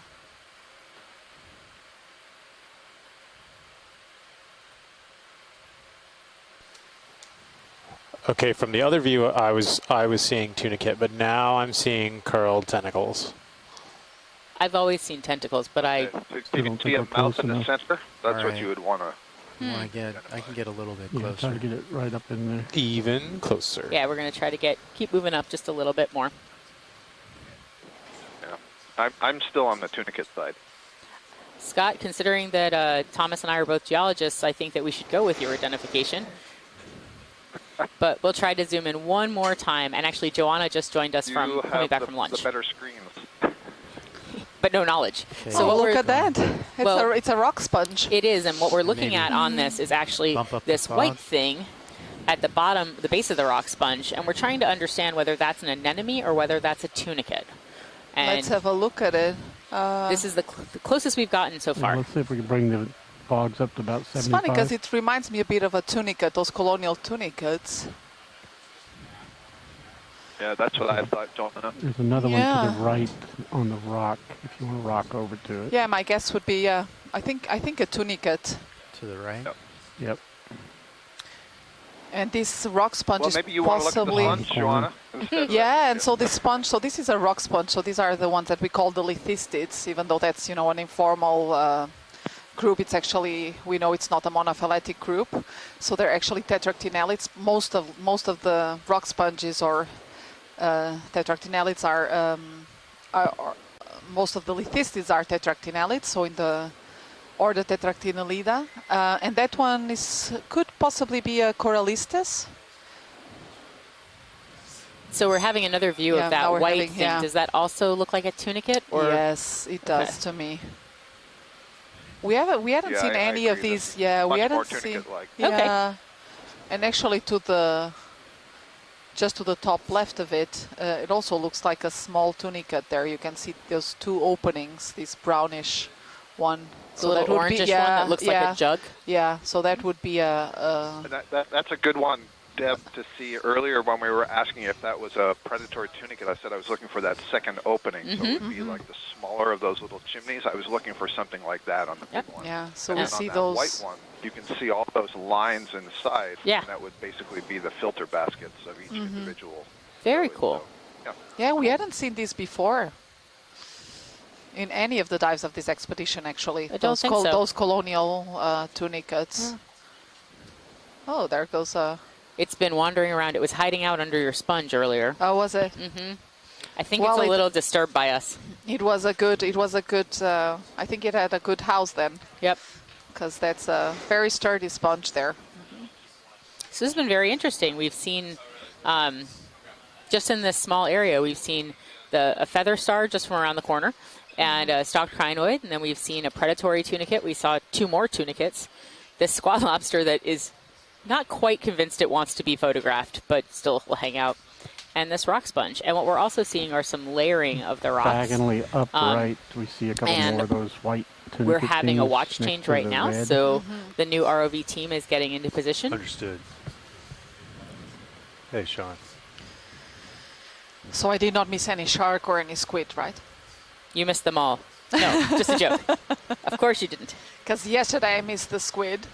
But you saw the shark? Rolling. Yep. Okay. Yeah, so that you think that's a tunicate? Yeah, I really think that is a colonial tunicate there. So now we've seen about 6 of these just in this small area. Yeah. And that's a solitary coral next to it, Yeah, is that next correct? to it, yes, Sclerotinian solitary Oh, and cup a coral. tiny hermit crab Oh, up to look the at right. that. Really small. And you can look at this sediment, and we talk about biogenic sediment that is created out of shells and we're still out of going organic matter, and 0.55, we're Sean. definitely Looks like seeing we're a all little of that tip around here. Yeah. And we're now at what? Yeah. 510 meters. Mhm. Okay. We've been kind of continuing along this fairly flat plain. Area. Yep. Oh, we're still on the flat area. Mhm. Okay. We're still in the flat area. Oh, look at the very weathered sea urchin test there to Yeah. the right. And that squat What do you think, lobster video? seems to be just going We've seen everything we need around. to see here? Or? Yes, Yeah. we can move on whenever. Okay. So yeah, that Lasers that clear. squat lobster has been They're running clear. around, and Rolling. they have Yep. such Yeah. elongated Couldn't wait arms. to Like pull they're off. they're They do. you know they're They can reach far. yes they can. To grab their food. Stationary They pilots. they look Last sort of move was at unbalanced when they're bearing walking. 055. It's true. That was back at 1542. Gotcha. So that was interesting. So we hadn't really seen very many tunicates, and so this was a little area that had a ton of tunicates on it. Clear the Bearing of fog lights. 055 degrees. And so these rock Fog's sponges that we just saw, they're a very interesting group Yeah, because he they has to have clear 'em. these hypersilicified skeleton. So they have these specific type of spicules that are called desmas. Mhm. And these are like really dense, thick, articulated spicules that really forms this very rigid skeleton. So they are called rock sponges because they really are like rock hard. And it's because of that skeleton Yeah, I understand. And so that they have. is the rock sponge, is that a family? Is that So there are several families, and most of them are within the order Tetractinellida. So for some time we thought we trying that to make the tracks, Sean, or try to existence drag of our those feet a little? desmospicules was It like a sounded like defining there was character interest for in an reaching entire waypoint group. So 2 they for were sure. formally Okay. assigned to an order Lithistida. Mhm. But then also with some more Northeast molecular work that was and- done in more recent years, Yeah. we could see that that they are not all within the same order. Understood. Yeah, distance of 475 meters or so. Looks like there's a little outcropping to the starboard here. Head over there. Looks like the slope is increasing where we're at. Okay. So be advised.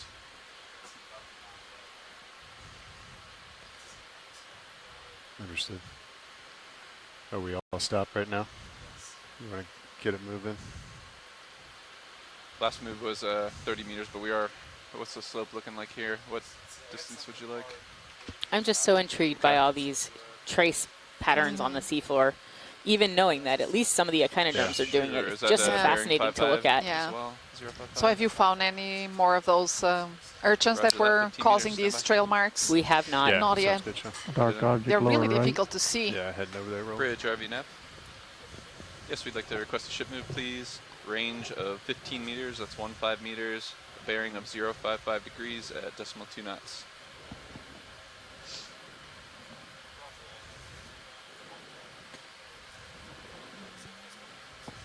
Good copy, thank you.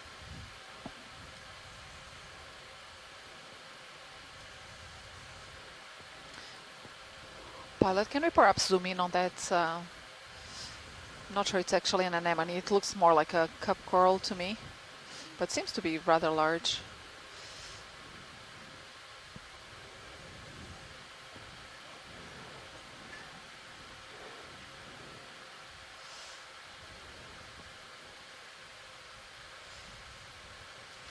All right, roll. It's interesting to see what it's sitting on Mhm. as well.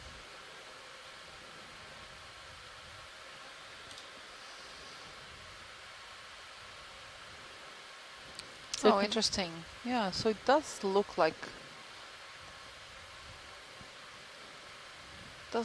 a funny. It looks a bit like an anemone, but if it was sitting on top of some sort of coral skeleton. But it I could think do that, I right? think it is a cup coral. Oh, interesting.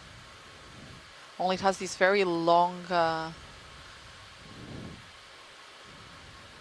body, which is also colonized by all sorts of other things. Asako Matsumoto, Yeah, who's in our yeah. chat room, does say that this is a square actinian. Yeah, so that's one of those cup corals, just very large one. Interesting. Tilt down and show what it's sitting on. Understood. Full screen. Both.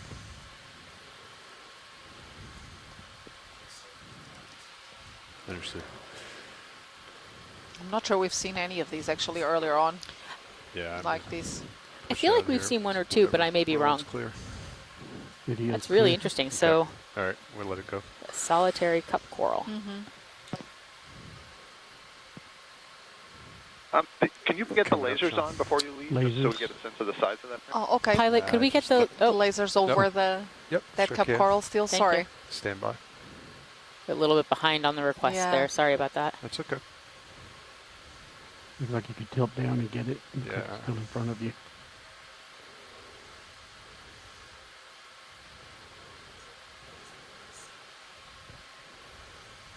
So it looks like the cup coral is about a little over 10 centimeters, 10 centimeters, yeah. including all of its Tentacles. tentacles. Yeah. Thank you so much, Pilot. Thank Of course. It's good size. Yeah, it's large. Yeah, that's what Joanna was saying right at the beginning, right? Yeah. You thought you were a little Coming up, surprised at how large this was.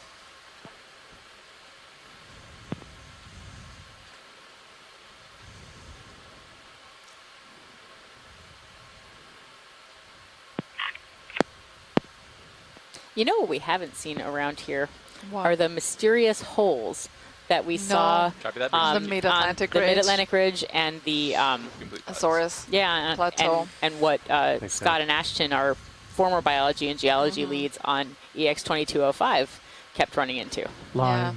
We haven't seen any of those. No. Upper left But we've seen these ball. really awesome Yep, traces. coming into.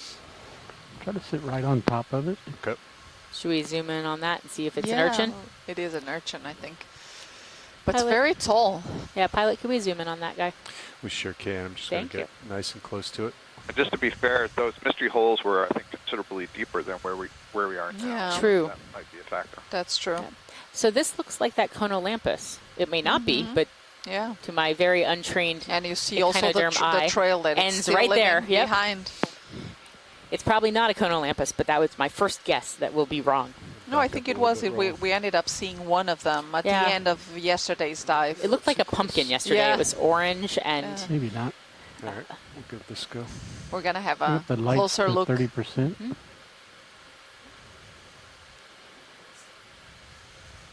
So we've seen already 2 different species that actually Take it up make to these 50. trail marks. Mhm. There we go. Oh, yeah. It's so beautiful. this is not the And same it thing we looks- saw yesterday. It is not? Try to At center least it not up the more. coloration. Yeah. So it doesn't mean that it's not Yeah. the same thing we Yeah. saw yesterday. It's just that it's not exactly the same No, the thing we same saw color, yesterday. Yeah. But it does. All right. Take more of you out. I'm What a just waiting for beautiful- full Yeah, it's screen. beautiful to Beautiful see it urchin. like this Some of the living. Yep. We saw a number of dust to them settle. yesterday that were very dead. That had reached the end of their Yeah, track. Yeah. It might be me. I can take off. Pilots, can we get the lasers on this if we can? Sure can.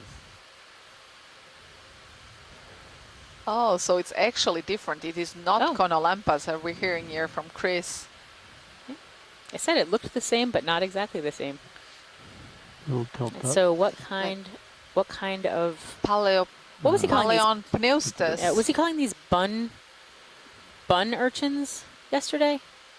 I can't remember what the I don't common. remember. I don't remember that. Yeah. I remember the pancake urchins. Yes. Look down at the bottom of it. I tell you, the people working on echinoderms really think a lot about food when they're giving those common names, because we have the we have the cookie star, the ravioli star. This is interesting. There is no common name for. There for isn't. this. Okay. You can see it's just covered in little tiny spines. Yeah. Okay, go for lasers. Lasers are on.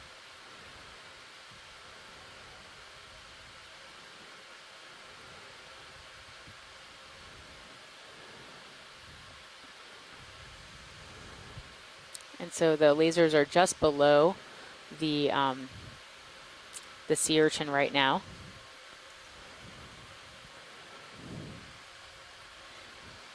And so it looks like it's about 12 centimeters long, because these lasers that we use from the ROV are about 10 centimeters apart. And it's very helpful to be able to understand the size of things on the seafloor, especially with this camera and its incredible zoom. sometimes we don't really know how big the thing we're looking at is. Yeah, and also when doing transects, we can also use that for later analysis to, for instance, estimate densities of the different organisms that we're seeing on the seafloor. Pretty soft bottom, huh? So just moving along this relatively flat, gently sloping plain. It's heavily coated in sediment. Is that a big hole on the upper left? It's very bioturbated. hole It basically upper has a left. lot of Crater? tracks and Yeah. a lot of Moving over there burrows now. and a lot of mounds that were created by the animals who live here. Or maybe it's a rock. We will find out. And so we Watch see, these. yep. Looks like a big old rock. Go ahead, Neff. Yes, I just wanted to verify, is it a high priority to reach waypoint 2 today, or are we more focused on stopping along the way? That's a good question. Let me find out. Thank you. Let's go ahead and tilt up so we can see it as we approach.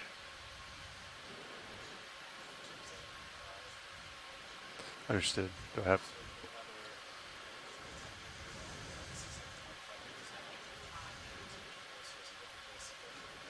Okay, yeah. Works Now for this me. is watch lead. 055? I still had the fogs up rolling. Oh yeah, bring those 10 off, meters, Roger. please. Clocks are off. Bridge RV now. And I'll I at the guess top. we'll start on that coral We'd like upper another ship center. move, please. Range And of then I 10 see a meters this fish time, bearing left 055 center. degrees. At So while decimal we're knots. transiting over here, and you were just talking Coral, I about don't those see the mounds and fish. In the cave back the there. various okay. patterns that we see in the sediment Start with from this the guy moving first. Thank you. urchins and so on. It's worth noting that a lot of these deep sea soft sediment animals are deposit feeders, so they're feeding directly on the sediments, they're ingesting sediments and processing whatever food has settled into those sediments. And so when you see those large mounds, it's usually something like a worm Slowly creeping on it, digging roll. down below, creating a burrow, feeding on the sediments, and then essentially pooping out a whole lot of sediment across some of those fecal casts up at the top, and has digested as much of the organics inside as possible. That is really That's amazing. really cool. It's Yeah. intriguingly like a Sure bamboo exactly coral, what it's sorry. touching. Gotta stop talking about deposit feeders. Yeah, look at that. That's our first bamboo coral. Style squat lobster. Yeah. Just gonna settle down here for a second, rolling. We'll get Sorry. started. Let's try to have a zoom on this bamboo Sure. coral. We're trying to find one It's almost yesterday and we assuredly- didn't. Yeah. Yep. Sorry, go ahead. Go ahead. All right. We should be Go on down stable. to the Go bottom. ahead, watch lead. It's almost assuredly going to be, I think it's like yellowish at the base, going to be in the clade Cladorisis. There is Roger that. one species so far described. Yep, there you go. You can see that beautiful nodal skeleton. You see the Bring up the yellow lights tint 30%. to the Copy that. tissue That's that's helpful. Thank overlying you. the skeleton. So maybe that up right there. I alternating don't know if you can see black my text pattern screen. with the white in between. The black is protein. The white is calcium carbonate. Wonderful. And Thank you. that pattern Stand by, resembles a Ron. bamboo Slipping a little plant, bit here. hence you get the name bamboo coral. So we know already from the Caribbean that All right. there are bamboo corals in the genus Cladorisis that have a very delicate skeleton. That name refers to the fact that it breaks very easily. It's my right toe, And when though. we see up This above, side I off. suspect this will branch from the Go nose, ahead up. and Yeah. you'll see Yeah. fairly Until we see sparsely the first distributed polyps. Okay. Or a branch. Okay. So let's see. Let's see it's where it's branching from. Here's some polyps. Oh, there are a few polyps here and there, and you were right. Very sparse.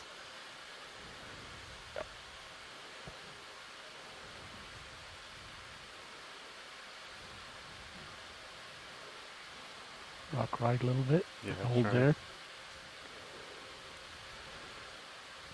The skeleton looks thick, but I It's a suspect that, branch. if you had it in your hands, Mhm. it would be really thin and delicate. Okay. And Copy they that. tend to So- also have very long branches, so the interval between where one branch Shouldn't have starts and complete the that. next one begins is really, Really long. So that Makes also sense. makes the colony very sort of wiry and sparse looking. See if we can center that branched section. Yeah. Slowly trying to rotate over, but I don't want to lose my toe. So yeah, it looks like it's branching on the node, right, Scott? Or just... Yep. Yeah. Yep, I agree, Joanna. It's a really nice view there. Let's see if we can get a closer view also of some of those polyps. All right, Roland, you can take more. That's Max. Okay. Okay, go ahead and continue. So up. one of the things that I'm seeing is actually the length of the internode, which is what we call that white part, is actually quite small. It's a little bit that, variable. next You see that branch. some of them are shorter than others, but overall, there are a lot of those dark nodes. That's kind of interesting. And then rock looks a little like more right. to see the Internode, but crab just leg. above it, I noticed there was a small Yeah. branch coming off the one to the right. I think that was coming out of the node. There you can see some of the polyps that have contracted, so the tentacles aren't showing on the left side there. Yeah, that's great. Oh, actually, that's a sponge, Joanna. Looks like a sponge, carnivorous sponge growing on the coral. It looks like. Oh, I did not see that. carnivorous. Where is that? I'm actually not seeing it. Look, Was it just below thing the? with the red thing? Can we? Palas, Oh, can sorry. we zoom back Sorry, in? it's the leg of the crab. I thought it was a Carnivorous branch crab. coming off of the coral, but yeah. Okay. So it's the Definitely carnivorous Chirostylid crab. squat lobster. Yeah, beautiful. Defending his colony. So 100% that's going to be the genus Cladorisis, first band. Cladorisis. Let's go Thank to the you. Thanks for far that, upper right, Scott. Really nice. Polyps. Far upper right polyps. Okay. They look like they're really spread out.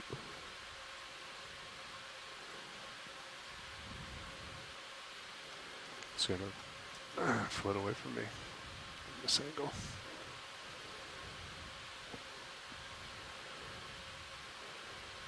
Got a good black background behind it. Yep. All right, you can take that roll.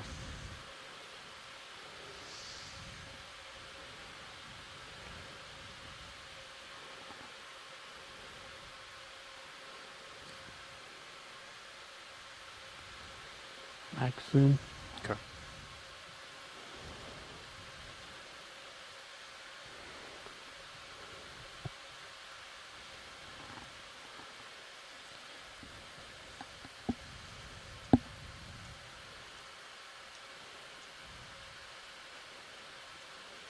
All right. We'll go for a full screen. Color done. You wanted to see a fish, you said it was down in a rock somewhere? Yeah, it was. You'll have to rotate pretty far left. Yeah, I'm gonna probably get up. Full wide. And lasers. Lasers on.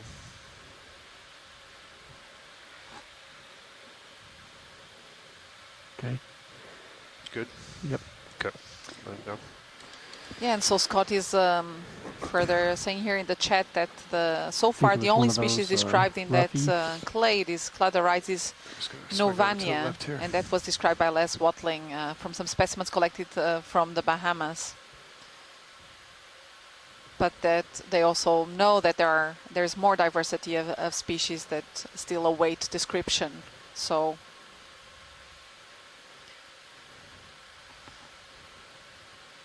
it could be in one of those still undescribed species. There's the fish. It's one that wasn't the one I was seeing, but that is Okay. a different one. We'll creep up a little closer and see if there's more up here. Snap from here. So let's have a look Yep. here at this fish coming into view now. Should come right into us.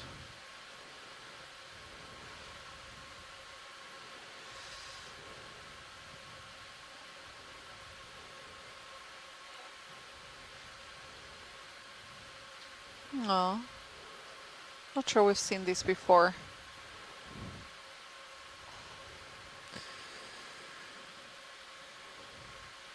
Full wide. Okay. And back off and continue to look a little further left. Yep.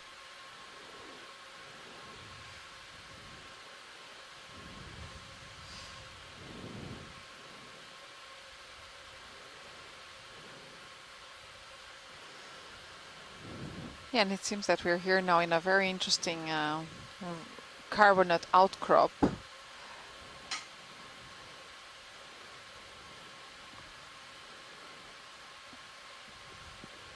So I think we're now on the second.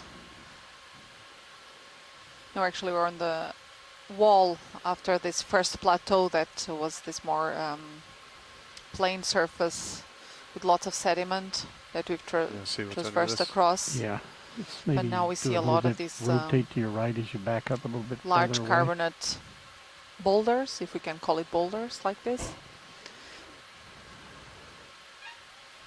I don't know if you want more light on that. Yeah. See what's in there. What do we got with the fog at the moment? I don't see much in there. We're trying to see if there was some fish hiding there under this large block. But we can already see that this seems to be very biogenic, everything very cemented together. A little down on the bottom here, rolling something. Just rocking over. Well, that's just a bit of sargassum there.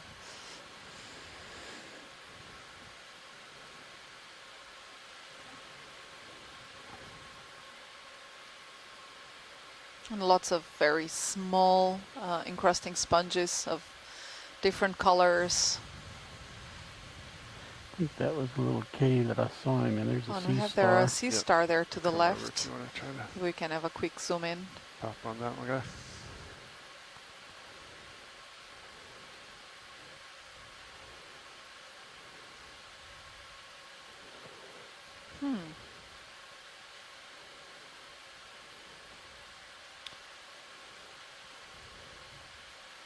Oh, interesting. And actually, I don't think we have seen this one earlier on this dive.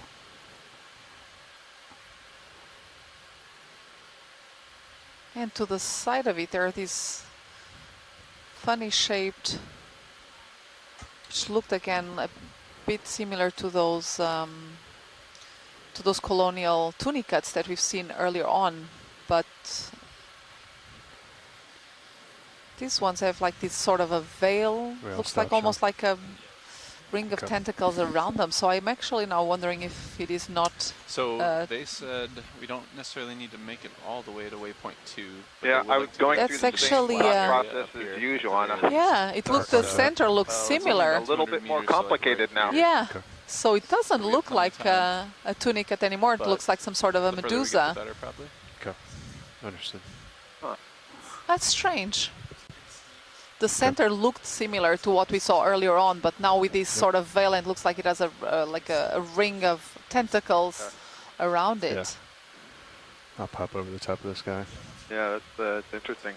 I'm sort of flipping Right, through roll. my brain. Is You there happy some with kind that, of or- bizarre Wide, polychaete that Okay. looks like that? Or Anything I'm, else I'm rolling? not Can you convinced just they're back up about a Medusae meter? or Cnidarian even. Back up. Straight Mhm. They backwards. still could Understood. be tunicates, but yeah, they do look. They're unusual. Yeah. Haven't seen that Or roughy that I unusual, saw at least. before. They're not something I recognize. No, That's me what I neither. should say. They may not be unusual at all. It's just Yeah. I'm not used to being at this this depth That's in this area. 3.3 feet rolling. Yeah, it's done. Yeah, I don't see it. I think especially intriguing is that it looks like it has sort of Up this and over. ring of Alright. small Bring off the tentacles fog all lights. around it. Yep. All right. Yeah, I'm not sure how to interpret that fringe. Yeah. If they're tentacle-like structure or some Mm. other sort of sensory-like structure. Yeah. George Matsumoto is suggesting beautiful Medusa, so I think he's So, referring to okay, that. so maybe it was Would be referring some to kind that. of, It's, jelly. can we look at that stick with the crinoids on it? And we see Bottom. here Right below me. Yep. So interesting, sea these star up there. crinoids, I think they're on top of, I see that. Up the center. let's see if we're going to have a closer look at that. Coming down on this crinoid here.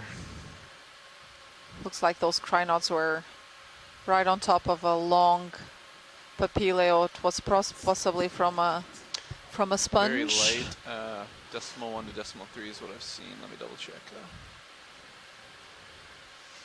So we've seen some Decimal of 2 at these the moment to the long northwest. tubes also yesterday in yesterday's dive. All right, rolling. And yes, that looks very much like it. So these are feather stars that are dreaming Yes. of being stalked crinoids. Probably. Just rotating over to right side. You guys can Just trying actually to get up figure and out swim what away. the- I'm When just you trying to co-opt one. Yeah. Just trying to figure out what the sponge is, because we've seen some of these long tubes protruding from the surface, so Bring from tilt the down, sediment. sponge. And there's a number of of sponge species that, yeah, I think Hold it's there. probably the same thing. So my guess is that this is a papillae of something like an Oceanapia. Pulling out for full screen. Understood. Only here would be interesting to see how the sediment looks like, because typically these Oceanapia species, what they have like a bulbous body that lives buried. Yeah, no, but this one, it doesn't look like it's buried in the sediment. So that's intriguing.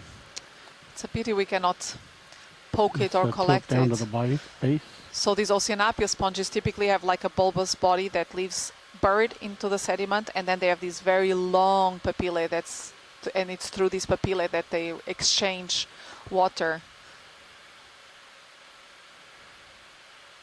It is somewhat buried. I don't know how thick the sediment layer would be here, but it certainly seems like it's part of it at least will be buried. Lasers on. So yeah, it could very well be one of those Oceanapia species. There are a number of different species reported for the North Atlantic. I must say I'm not so sure about the species from the western tropical Atlantic, as I'm not as familiar with those. But at least in the Azores and Mid-Atlantic Ridge, we know of at least a handful of different species which have this overall general morphology. So Joanna, when they grow buried in the sand like this, but if there's a place like this where they're in an environment with high sedimentation rates, is that dangerous to their health? Like, can sediment accumulate too fast, or they just keep sending up the tower? Yeah, that is okay, because they will use the small pores that are all along this papillae, and then osculate the top of this papillae to make that water exchange. So as long as they can keep those from clogging, let's say, with the sediment, they will be fine.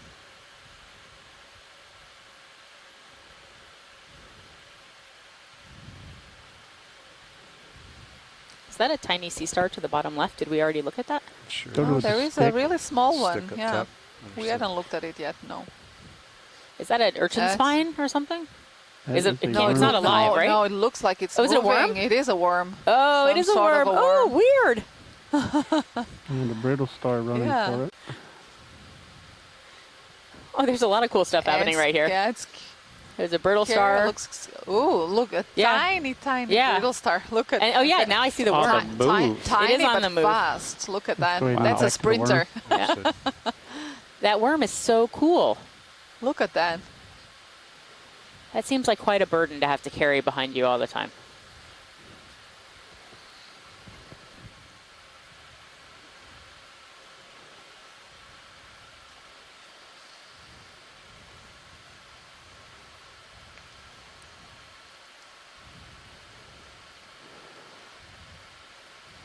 Oh, and so just a while ago, you were not here, Deb. So remember that we saw these structures that we were discussing about them being colonial tunicates. And then after you left, actually, we saw something very similar, but that looked like it had like a jelly cover all around it and like a ring of tentacles. And so we had been discussing back and forth what it might be. And now it seems like Giorgio Matsumoto is actually writing here that that they've spotted some of these.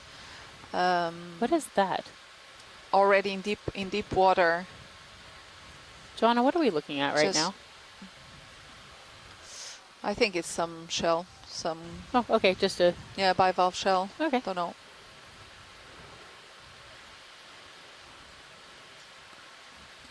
And so that perhaps that's what we had been looking at were indeed lower left corner. benthic medusa or bentopelagic medusa. And so that worm may have been an onophid worm. And here we're zooming in on this little sea star, little puffy sea star. Look at that. It's pretty small. That is really small. Get lasers Probably just on a it and couple we're of done. centimeters or so.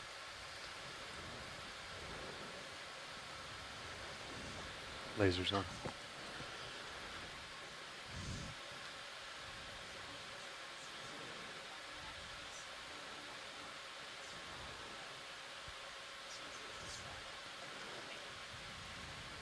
All right, you're full line.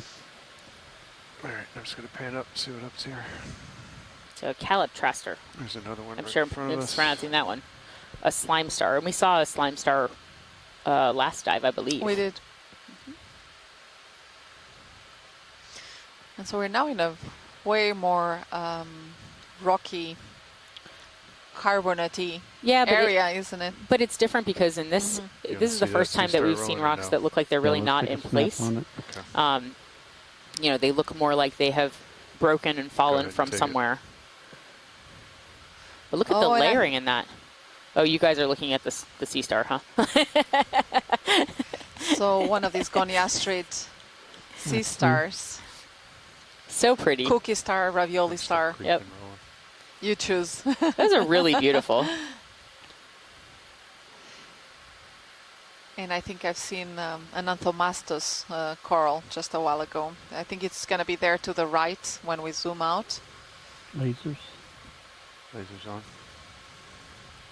So if I can zoom in on that one. Okay. Something to the right, I said. Red. Mushroom coral. Okay. Let me just saddle over. Partial. Yeah. Bring up the There's lights. these very 30%. long polyps there. Can we zoom in on that red coral, Take please? 50%.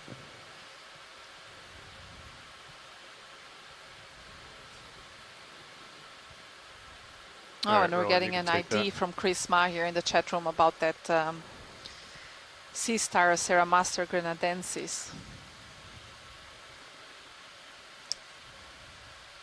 Oh, look at how long those polyps are. Wow, really pretty. And I think this is the first Anthomastus we've seen today as well, isn't it? So what is an Anthomastus? So it's a it's an octocoral. Okay. And you will see there. I would agree that this is the first one. Yeah, I don't think we've seen. First one we've seen, and one of the things that's kind of cool about seeing polyps this large is that you can see some internal structures really clearly. So that big purple line that you see going down the center of the tube, that's the pharynx, basically the throat. And you notice it goes all the way down into that red ball of space, and below that part that we can't see is where the rest of the stomach would be. And so they basically funnel the food down that long pharynx into a wider opening space that then curls around and goes back up around the pharynx. So the transparent part that is surrounding that purple tube would be part of the digestive space. Oh, cool. The other thing you can see on it, all the little white dots on the surface of the red mound, those are a different kind of polyp. They're called siphonozoids. They're very, very small. They don't have tentacles. They may be reproductive, so there may be some gametes that are produced in there, but they're also, in some respect, responsible for channeling water in and out of the entire colony. Oh, that's very interesting. Thanks. I did not. The red colony, because there's two different kinds of polyps. Top of the screen. Oh, cool. That's very interesting, Scott. I did not know that. It's in that little, above that little rock. Yeah, it's not common among all of the octocorals, but there are subsets of octocorals that do have that dimorphic type of fish polyp. up here rolling above these guys. You see it much more commonly among the sea pens. You want lasers on this? Yep, lasers. That is really fascinating. Yep. Go to the fish. And so that octocoral is just a little bit bigger than 10 centimeters. Yep. Go to the center guy. And then we've got a fish right above it. Yeah, I think this is the same fish we've seen earlier on, and we haven't yet been able to identify it. But at least we've got some good imagery of it. Up to the right, above us. Yeah. So we're now at 492 meters depth. Try to take them, I'll rotate over just a hair. So we're going to try another zoom on that fish and hope it doesn't hide again. Come in the screen.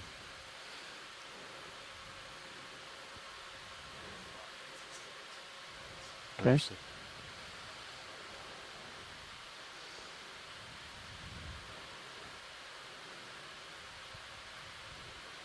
I thought he was going to come over wrong.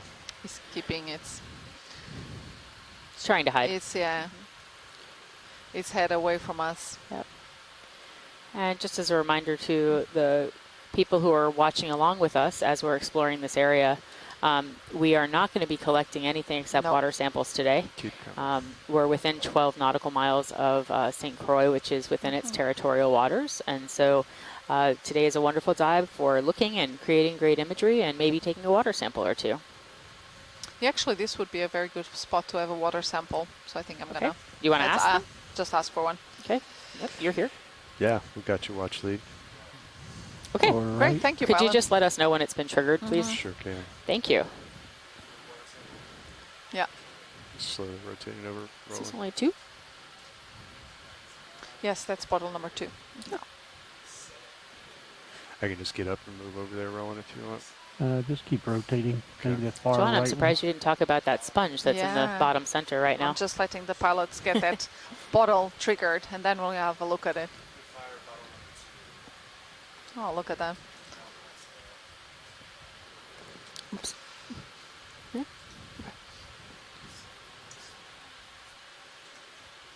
It's beautiful color. Yeah.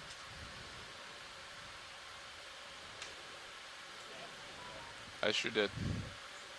Thanks.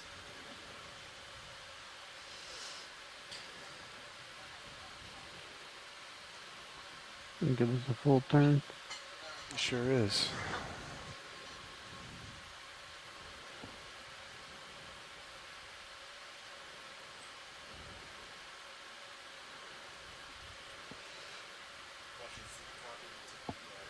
Yeah. Let him go. Yeah. All Yes, we heard. What else? Okay, can we zoom in on that nice glass Sponge. sponge there? Sure This can. white. Stand by, roll. Rotate back over.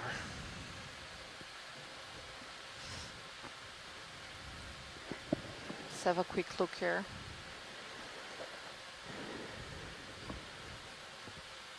All right, The Rowan, overall take it. shape reminds me a little bit of Vertwiga, like the white morph of Vertwiga, but it actually might be a different It's really species. beautiful. Yeah, it really is. It looks like a basket.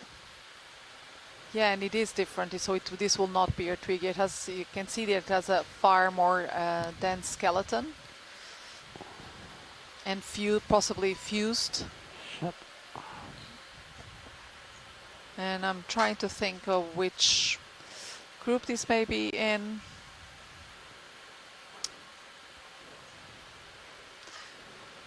There's nothing really obvious coming Still to pretty mind steep, right though. now. So I'll have to have a quick look at some of my notes. Yeah. Oh my God, glass- did this sponge just stump you? It did. It Lasers. did. Lasers on.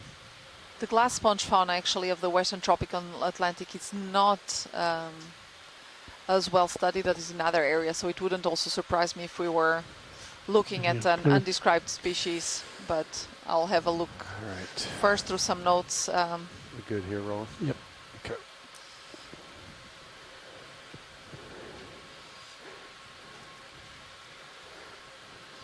What else?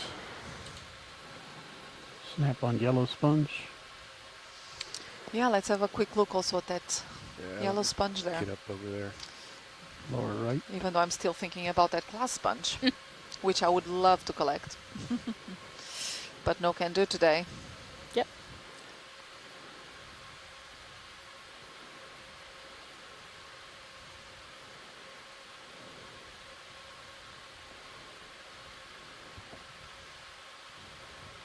All right, Rowan, take that. Rotating over.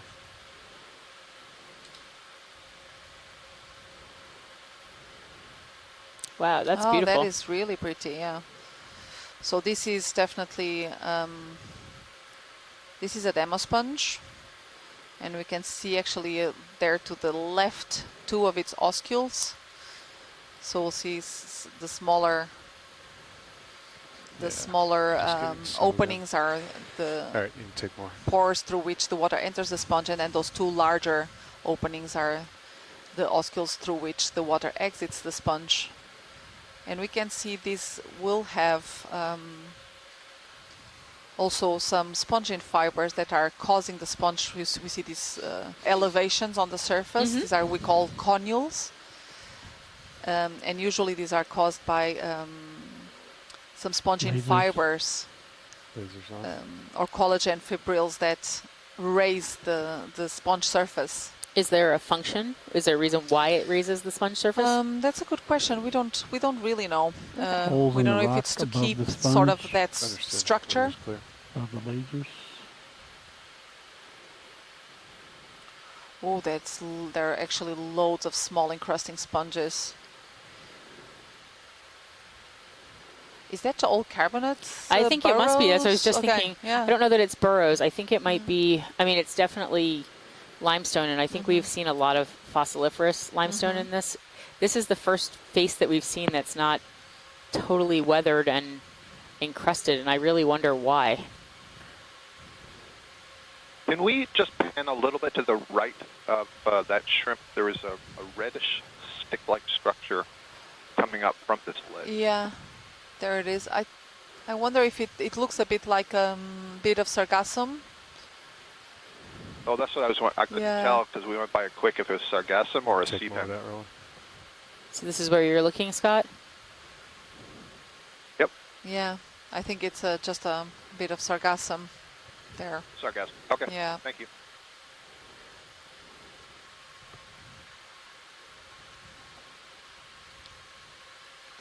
And so we're got an eyeball on these two shrimp right now, and they really like to, it looks like, burrow into the crevices between the rock, hide out in the underhangs and the overhangs.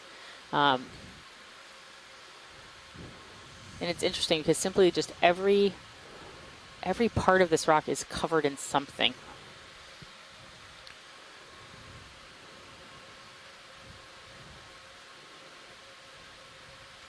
Good, Roland.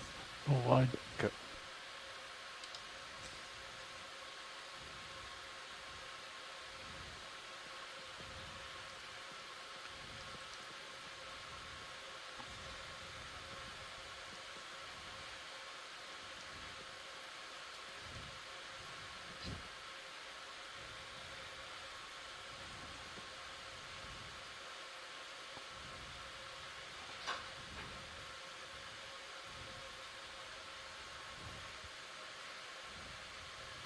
Joanna, what do you think that is? Look at those crab on the bottom. Yeah. You mean the coral or what's partial. behind it, that I'm mound just behind I it? was thinking behind it, Okay. but we could look at the coral as well. I'm sure that So this looks like the same coral we saw just a while ago that Scott was telling us the about. bamboo coral. Yeah, that bamboo coral, that cladarisis. Does it have Again- polyps on the lower part? Yeah, so this is There's Go ahead, Scott. the tissue looks like it's mostly stripped, and it's interesting. This is a different kind of crab. This is a lithodid king crab that is on here. Before we saw chirostylid. You do see there are some live polyps on that right branch Yeah. that's off the top of the frame right now. But yeah, this is the same thing for sure. Yeah, and so Joanna actually had So been here asking you about can was see this what is was actually behind. Oh, go ahead, Scott. Sorry. Yeah, no problem. Good, Roland. This is actually internodal branching, so that's very interesting. We can see it Let's go very, to very some of the clearly. So maybe branches a to the different- left yeah. to see a real healthy polyps. Okay. Take those. So perhaps we can have a closer look at the polyps here. And here the polyps also seem a bit more regularly distributed than in the previous one, don't they?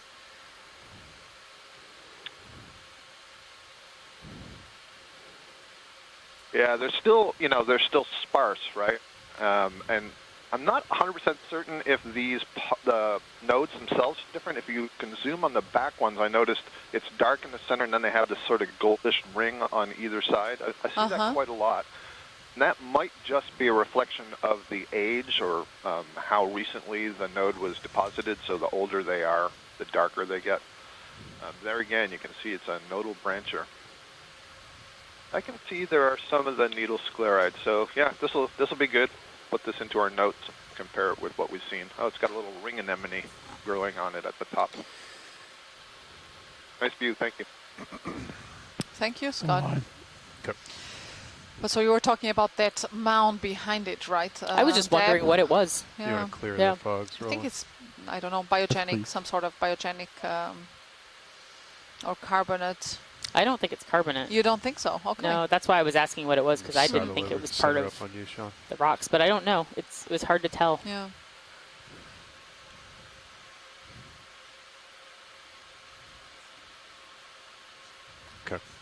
We're seeing there again one of these anthomastos that we've seen earlier.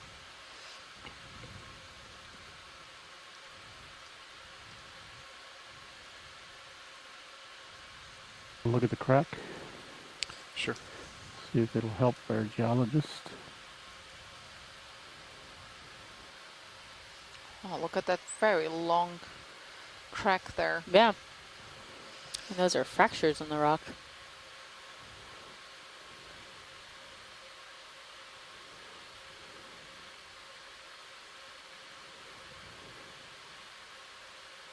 Unsurprising, we find a shrimp inside the crack in the rock.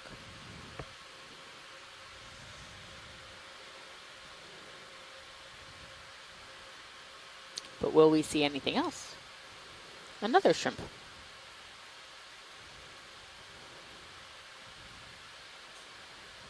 And so we're finally starting to see a few fresher faces of this rock face.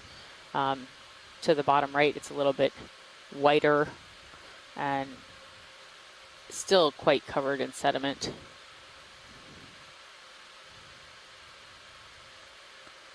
See a lot of these little oyster shells or bivalve shells. Oh yeah, We've very seen a shiny number there. of them. Yeah.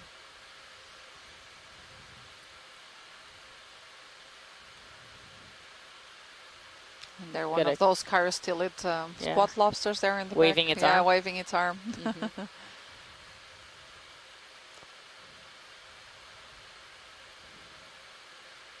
This is just completely covered with interesting things to look at. Yeah.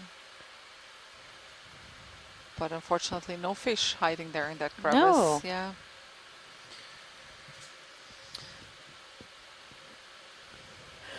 Yeah, and here in the chat room, our colleagues are commenting that that Anthomastus that we've seen earlier on may actually be Pseudoanthomastus. So possibly a related genus. Mm-hmm.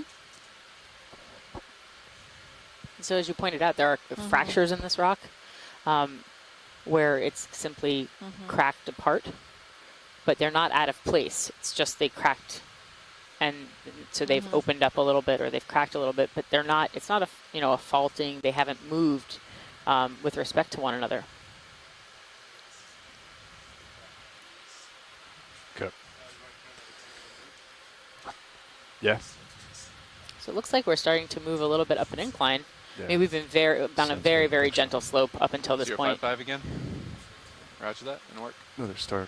Sea star. Yep, I'm going to snap it. Bridge. Let's see, if there's a little tiny sea star I'd like to right request a in ship move, please. the Lazy. middle There of is. the frame. Meters, Yep. bearing 055. That was our please, at pilot's decimal very 2 knots. quick eyes. And so it's another goniasterid, I believe. Is that correct? Yeah. Good copy, thank you. And another little solitary coral. And that black block is just coated in stuff. Lots of things to look at here.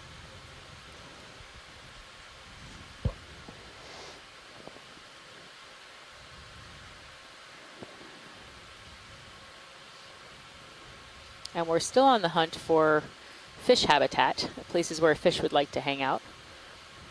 While we haven't seen a huge amount of them, we have seen lots of other interesting biology. And you can look at this rock, and it's kind of differentially eroded. It looks like some parts of it have eroded more. That old urchin spine. We'll snap it. Oh, there's another urchin. Oh, that does not look good. No. No. Is it still moving? I think so. Is it live? Boy. Does it look like that by choice?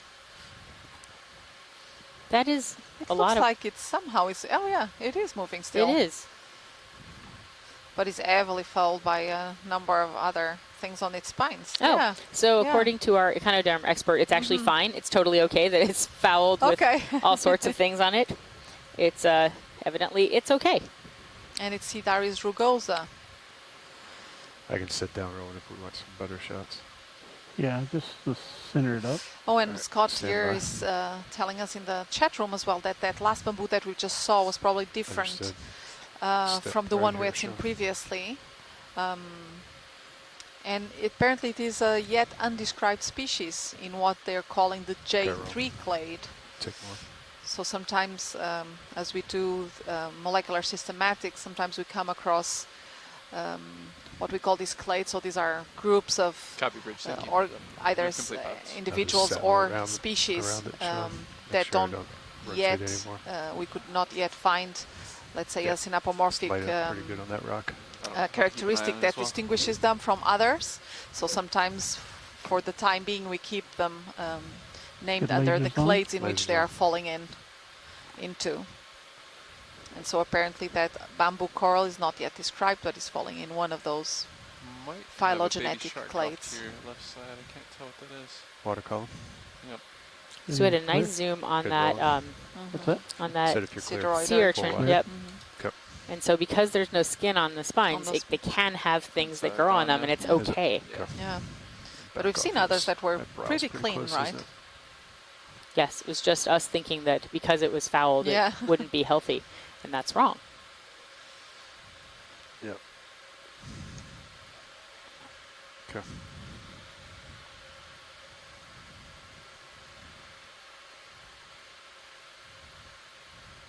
There's something behind me. Oh, Look at what's that. hanging there? I think So it's a one of those- stock crinoid, Yeah, but it's one of upside the- down. Yeah. There's several of them. So they're hanging on That's an interesting, on an a overhang. ledge. Yeah, they're on Yeah. a ledge, and they found a very safe place to be. Oh, look at that ledge. That is really crazy looking. It's impressive. And so this is probably some kind of differential weathering. So the rocks that are still standing further out are more resistant than Take the a rock that little is bit if you want. kind of eroded all the way in. Oh, wow. I had never seen these stalked crinoids like that. Yeah, upside down. What they look like be upside They're down. For them, Dracula it probably, yeah. crinoids. For them, Understood. this probably doesn't matter much. So Yeah. It's just an interesting look. Take the one on the left row. And we see also some of these hydrocorals, like these white branching corals that we see here.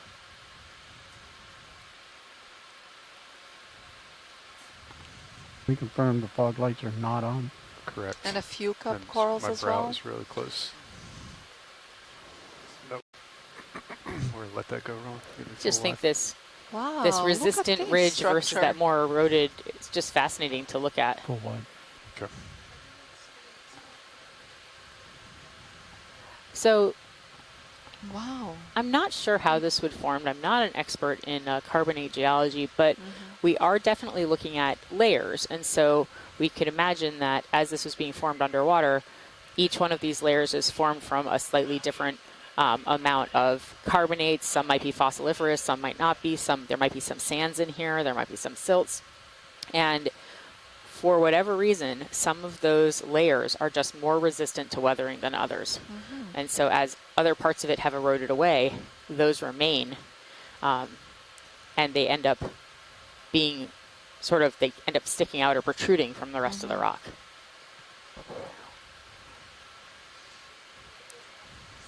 Oh, look at the serious view is also really nice. Yeah, what I also find really interesting about this is how smooth it is. So, you know, I don't know whether any of these might have been subaerially exposed at any point in time, whether these were above the water when they were eroding. And it's a really great question that I just don't know the answer to, but Yeah. it's super fascinating to look at.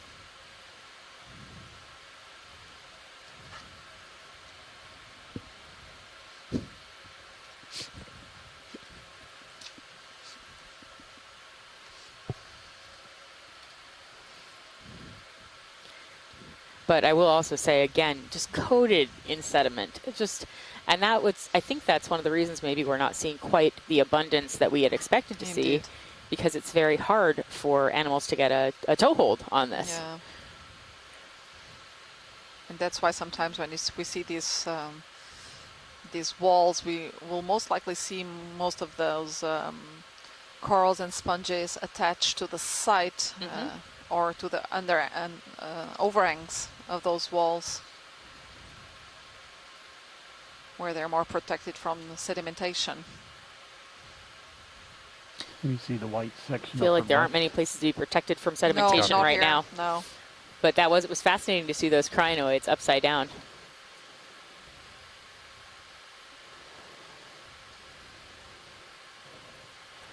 What do we think this white thing is? Maybe just a part of the rock? Yeah, I think it looks like just it's broken, that piece there, isn't it? Carbonate, maybe? Yeah. So it may just be a very small fresh exposure where a piece has fractured off right there. Yeah, I think that's good, Sean. Roger that. Same bearing, correct? It is right at the edge of one of these fractures. Bridge RV now. You want a close look, bro, or just fly by? Yes, another ship move, yeah, just please. go to the Range of 10 meters, little bearing spot 055 right below. degrees. So we can keep moving on this. Same as last. If they want to keep going. We're seeing there a few more of those crinoids. Oh, and I think we have there again one of Good those copy. Thank you very much. glass sponges that I'm still intrigued about.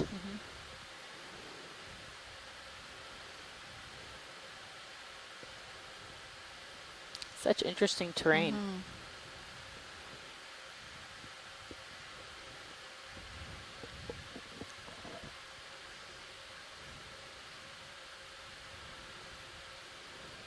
And while the actual abundance of animals isn't that high, every time we turn around, there's something else to look at. Yeah, that is true. We have there again one of those possibly pseudo-ontomastus.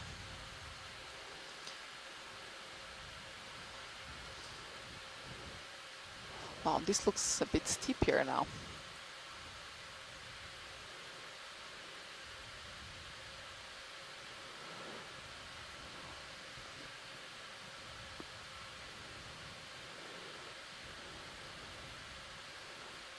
It's, And just so we right of think we're center, diving on sort of purple, orange. Yep. kind I of think the that's a coral. side of what we assume was to be a landslide scar on the seafloor.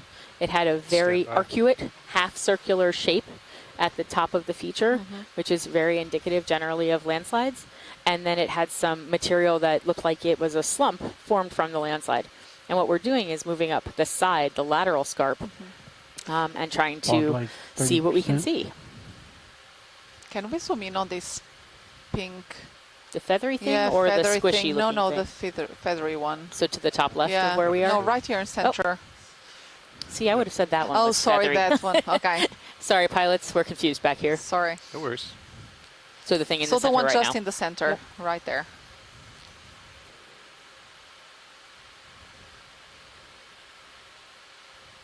I'm trying to rotate over center. Okay, so what is that? So it's an octocoral.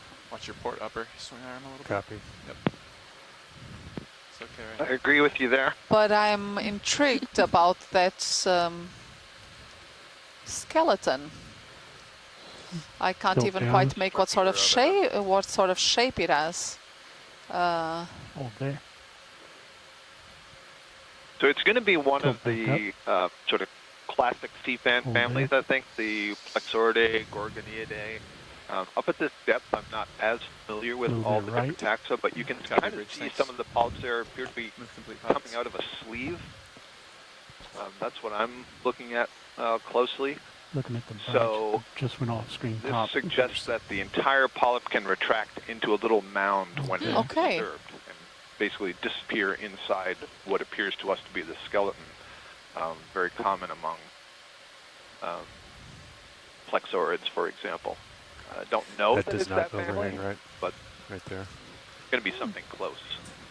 And that what we would call the whole Axonia group. There's a whole group of several different families that are all related. Okay.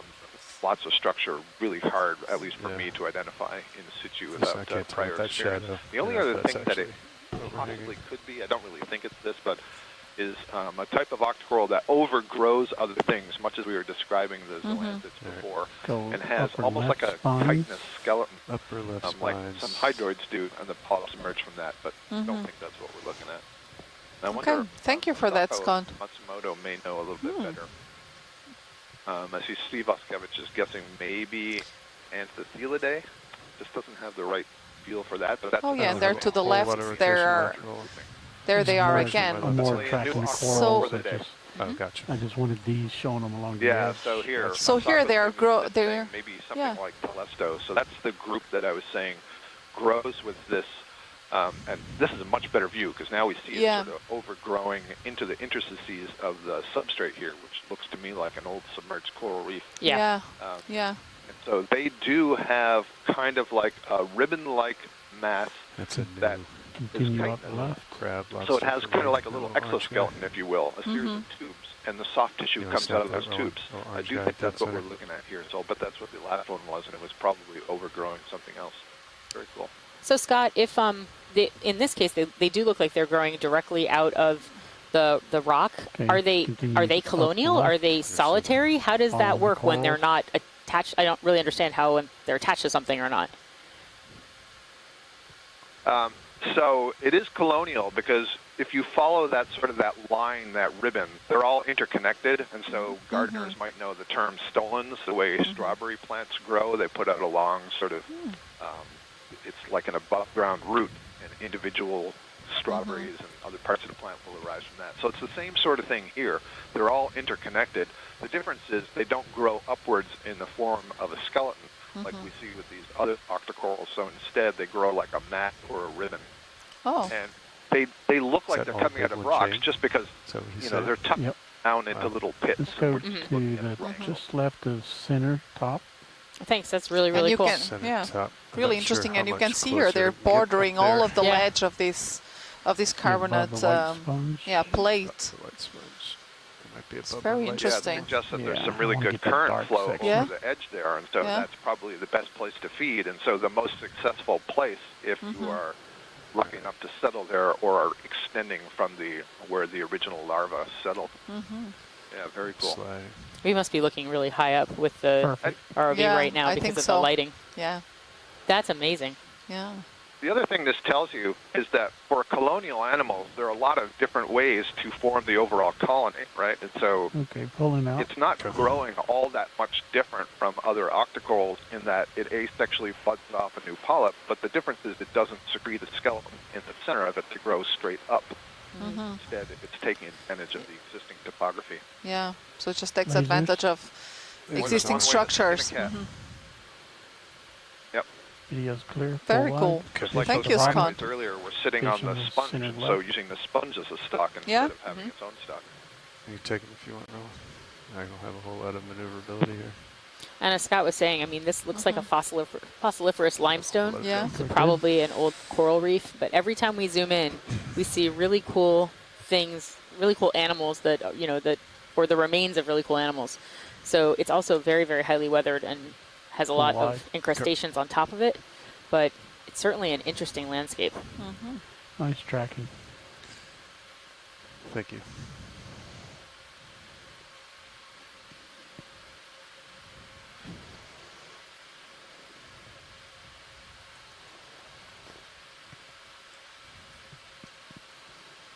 And I will say that this rock doesn't really look like it's very much in place.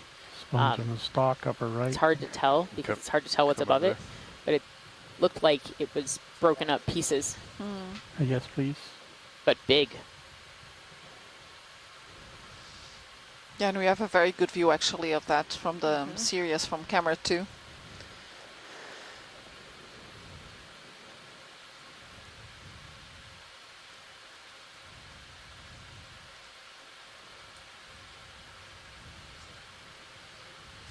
Understood. Now It's interesting. It has like these lines. Looks like You know, these this roll or the big one marks in the back left. all around, I was all going along. with the one on the right. I didn't realize it was stalk crinoid. Yeah, what's interesting is that they're all But not all going in with the exact same coral in the direction. back More. Yeah, let's just pass this guy. and So keep some going. of them may be planes where the layers were originally laid down, and some of them may be small Yeah, faults or sounds good. fractures that have developed sort of Bridge right now. Let's go with perpendicular lasers on. to those We'll layers. request Lasers ship on. move, same as the last, 10 meters range. Can we bearing zoom in on this 055 degrees at coral? decimal 2 knots. We sure can. Watch it. Let's have a We'll look look here. at one of those bright white It looks spots. a bit more spirally than what Good- we've good seen copy, thank you. before, Yeah, so it when is. we get settled in, we'll get a nice tight shot.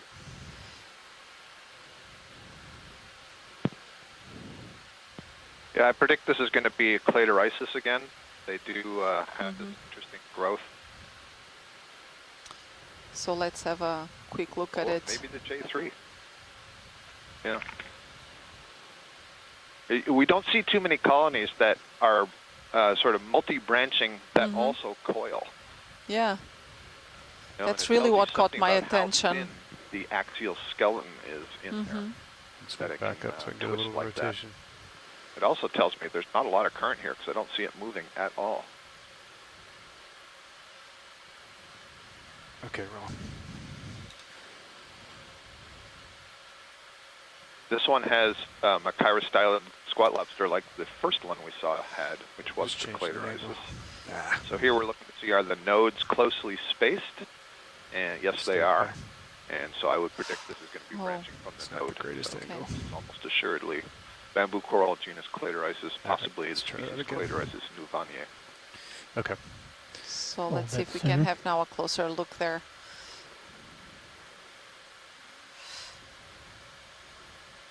It's interesting to me that this is the second one we've seen, and both of them have the squat lobster on them. Yeah, the chirostylid squat There's a lobster. little anemone growing around.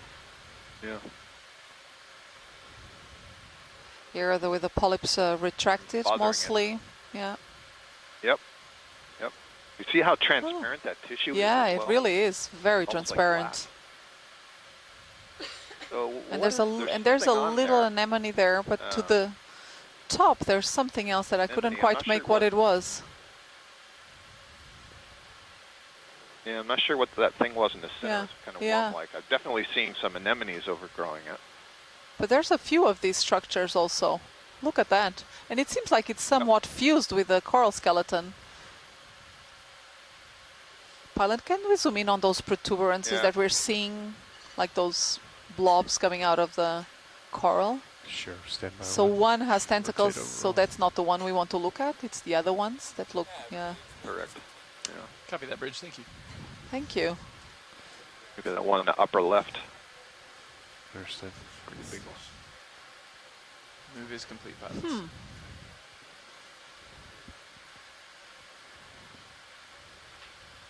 Almost looks like they're enlarged Yeah, it polyps. looks. Yeah, it looks like it's part of the coral, isn't it? Yeah. Yeah, I maybe haven't just seen that larger before, polyps. where we've got these really weird large ones, and I don't know if that's some kind of mutation or that the polyp has ingested, for example, a fish larva. Curious Oh, something big. Expand that gelatinous body to Find another one. incorporate it. That's a possibility. Okay. If we can go up just to the upper left. Oh, there's another one face. here. Maybe we can see something different on that one. There's another one here. It's right in front of us. Yep. Yeah. Yeah, I'm pushing into it pretty decent. Huh. Oh, interesting. Tilt up. Yep. Well, we won't know. It will just remain another mystery Yeah. to solve later. But sure, kind of looks like an enlarged polyp. So possibilities are that these are polyps that have ingested something, or that they've been parasitized by something else. This one actually looks different. To me, this looks like it's something growing on the coral. And the way you would tell is if you could see in that enlarged tissue, are there still sclerites embedded? And if there are, those are the calcium carbonate microskeletal elements of the polyp. Then that would tell you it's a polyp. Does it still have tentacles? And does it have a gut that has something in it? Or does it have none of those things, which would tell you it's something else on top of the coral? Very interesting. Oh, look at the detail here. Beautiful. Nice shot, Roland. And look at that shrimp there as well. It's really neat.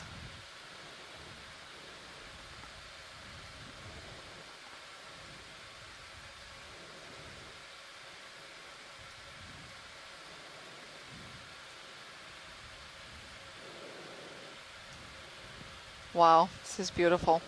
Thank you so much, pilots. Of course. Whenever you're ready, Roland.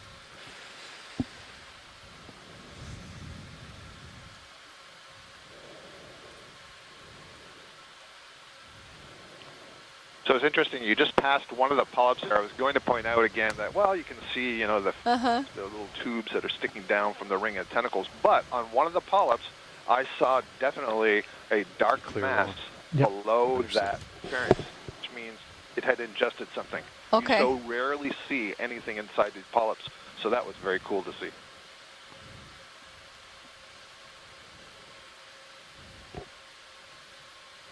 Look at these beautiful layered rocks right above where we were looking. They look like they've been That's tortured. amazing.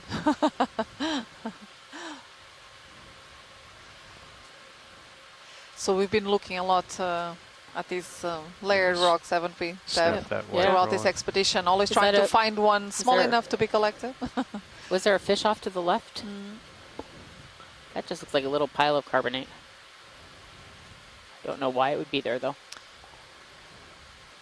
Okay, but now here we have, this one is a different one. So this is a black coral, yes, with its associated brittle star. So this is a different one that we've seen earlier. Let's see. Is it also branched, or is no? It's just a coiled one. Yeah, it's just a whip coral. We've been keeping also an eye out for one that is both branched and coiled black coral, because we have some colleagues here in the chat room that are very interested in those. So this one is Look into the that we cave. just saw was a more Up into typical, cave, let's say, standby one. Stichopathus black coral.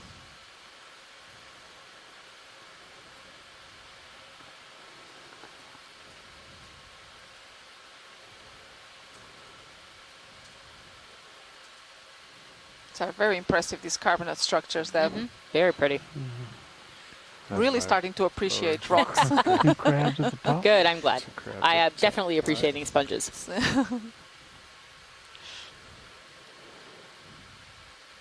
Just take partial there. So you can see all that layering, but you can also tell it's not very continuous. This is just sort of a chunk that's been Oh. left behind. Look, these are two like spider crabs there. Is that what those are? Spider crabs They are. with the pointy, Yeah, the spines? yeah. These lithodid crabs. There are two of them. Hello.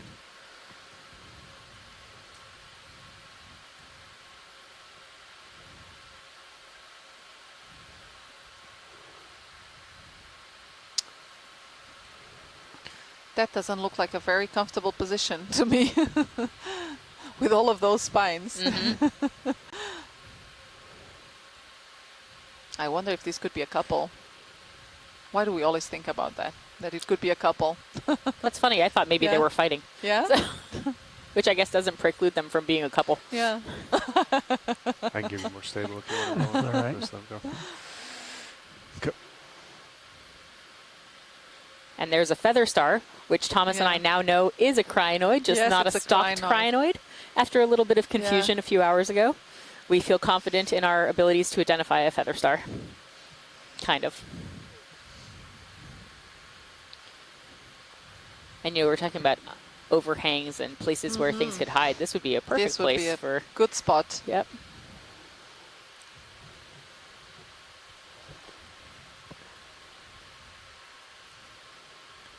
And notice that those layers appear to be basically vertical, so they're probably not. That's probably not where they were emplaced. They've probably moved since they had been formed. Understood. Yep.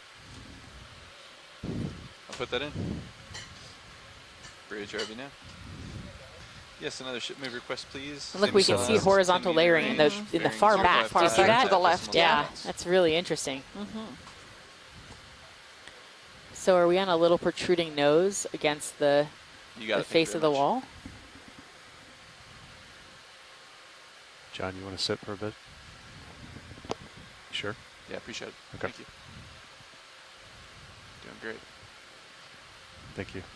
And I think we may have there, Creep on this again, some roller. more of these lithicid sponges or rock sponges. Do you there want to to the zoom in center. on it? Yeah. Yeah, it sure is one. We've seen this before. Yep. So again, Okay. possibly, yeah, in the genus let that go. Coralistes. Yeah.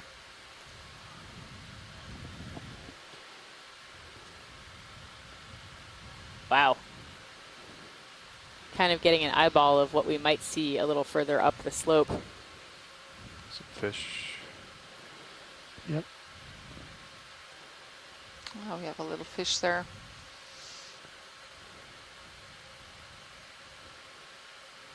Okay, that fish is cute. Yeah. Look at that. It really is.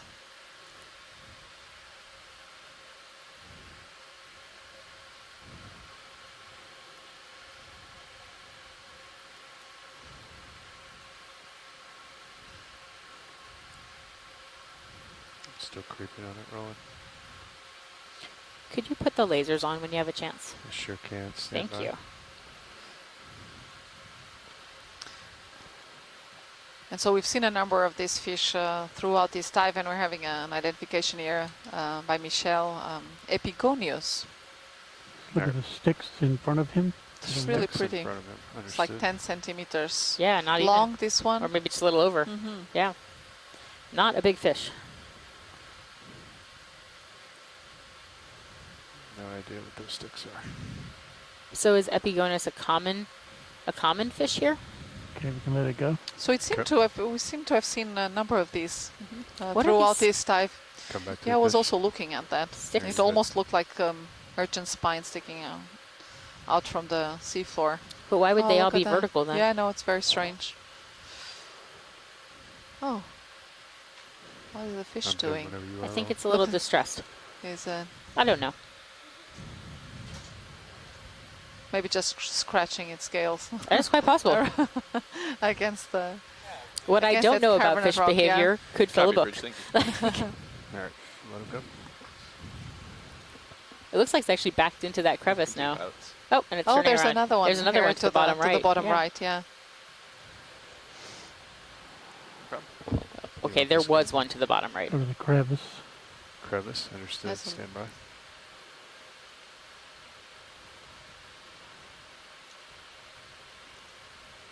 And so we're just zooming in on some of these crevices to see if there's anything living in them.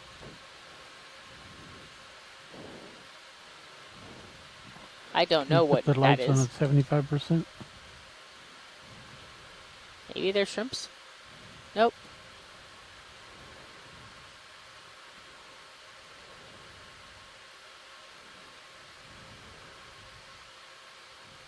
Yeah, I think those mostly be shrimp there. Mhm. No other fish there. And look at how clean that surface there is inside that carbonate. So very different from what we've been seeing outside, isn't it?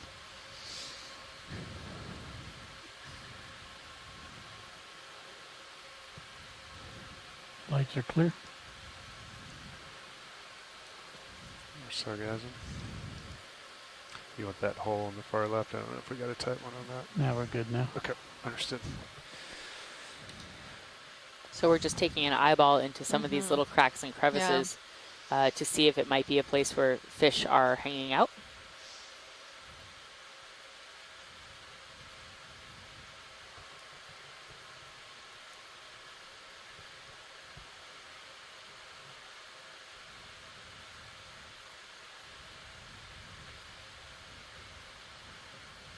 You want this whip coral? Oh, Yeah, we have another one of these whip corals here.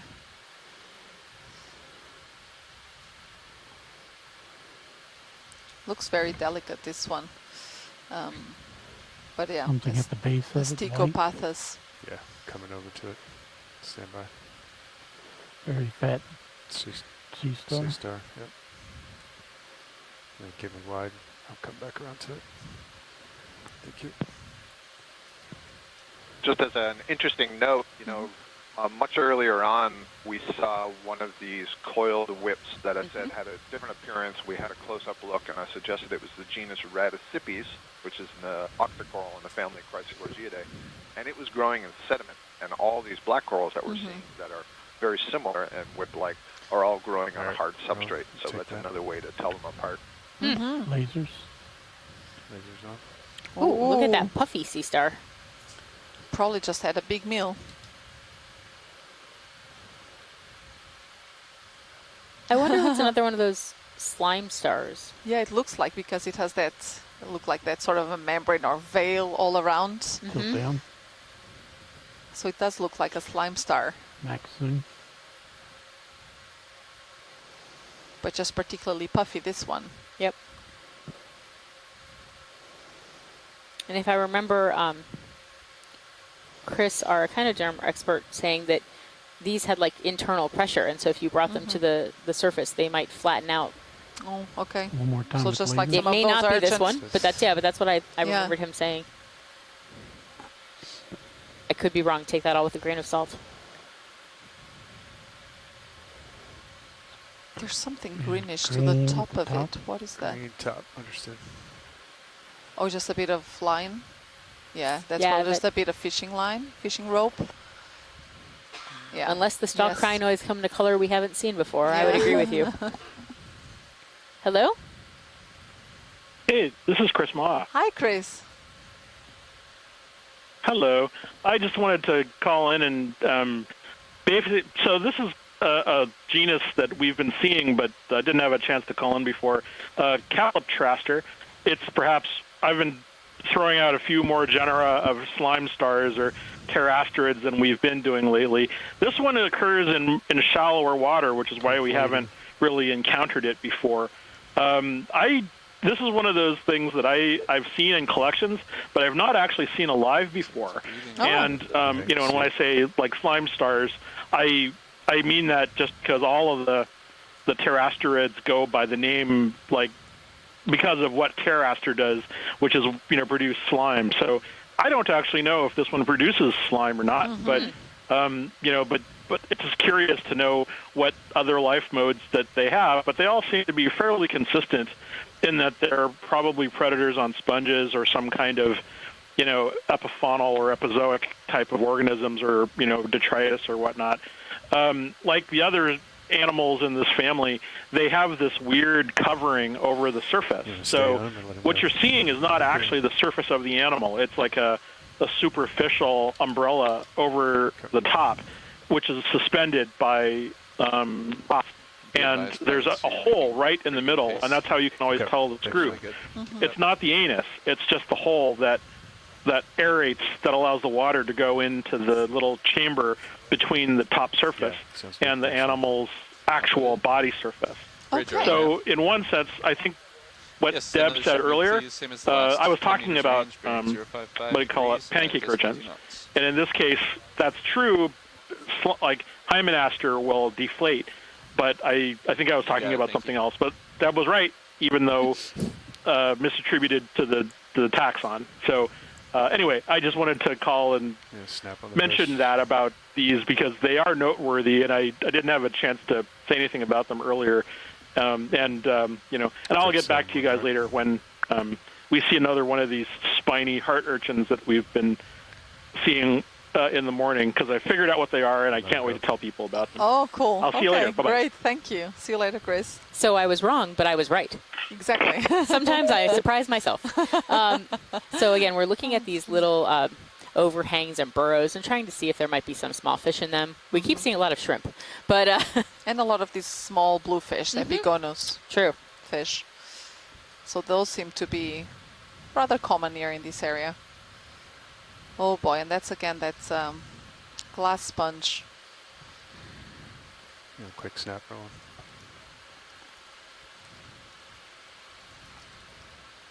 That is really intriguing me.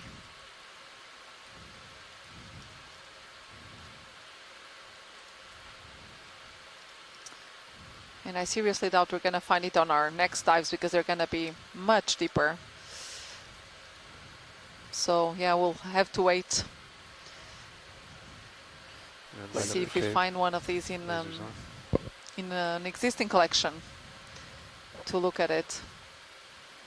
Look underneath here. Full wide. it's interesting that these rocks look more like a pavement. They look, at least at first glance, they look a little less fossiliferous. At the same time, though, they're still coated with so much sediment and biogenic material that's grown on them that it's really hard to tell.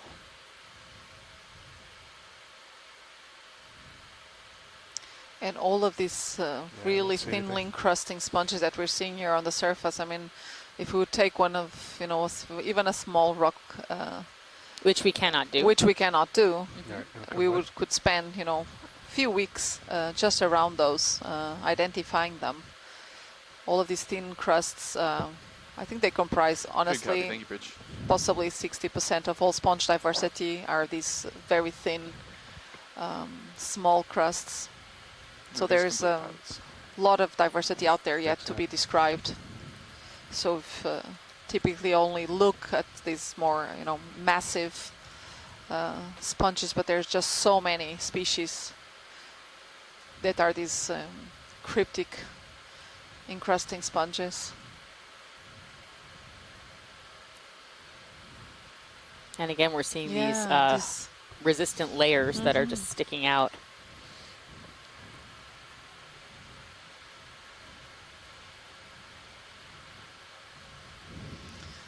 Another one of these whip corals here with oh, that looks like a bag Garbage? or yeah, some sort of garbage. Okay. Oh, but here we see a few more of these lithistid sponges. That's very interesting. I thought I saw a tunicate to the left of the garbage bag, but it was too fast for me. Well, not the tunicate, it wasn't moving. But I really like this series of layered rocks, and they're horizontal, as opposed to what we've been seeing further down the slope a little bit. See a little sediment chute right there where the sediment's collecting.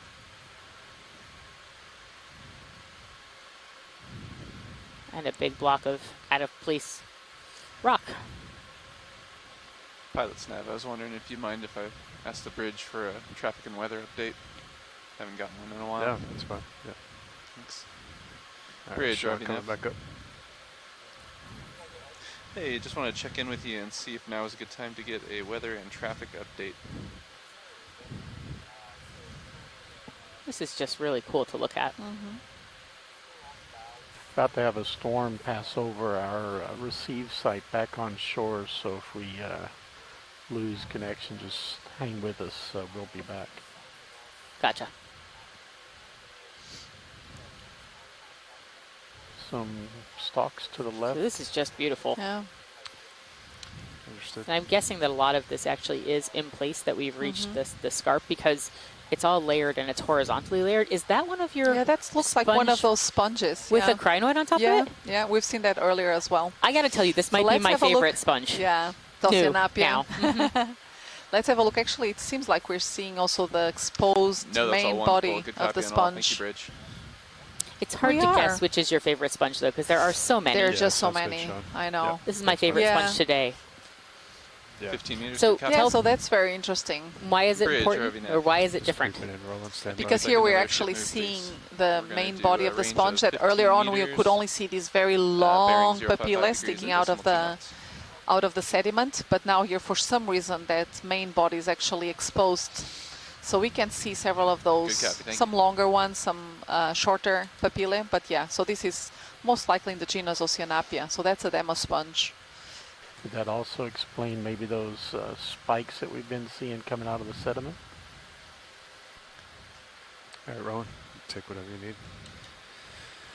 So in this So case, maybe, Joanna, yeah, it's, so there's maybe- a base of a sponge. Yeah, exactly. and That's the then- main body of the Start with the sponge, and then we see these tall papillae that some of them will be inhalant and others will be exhalant. So maybe if we can actually zoom in on some of those, see if we find an oscule, so like an opening at the top of those papillae. May not always be very. Maxim. So my guess would be that's these ones, since I don't see any obvious apical opening there. Can't get any closer look down on top. So of it'd have to have a more defined opening at the top. Yeah, they're not always super visible.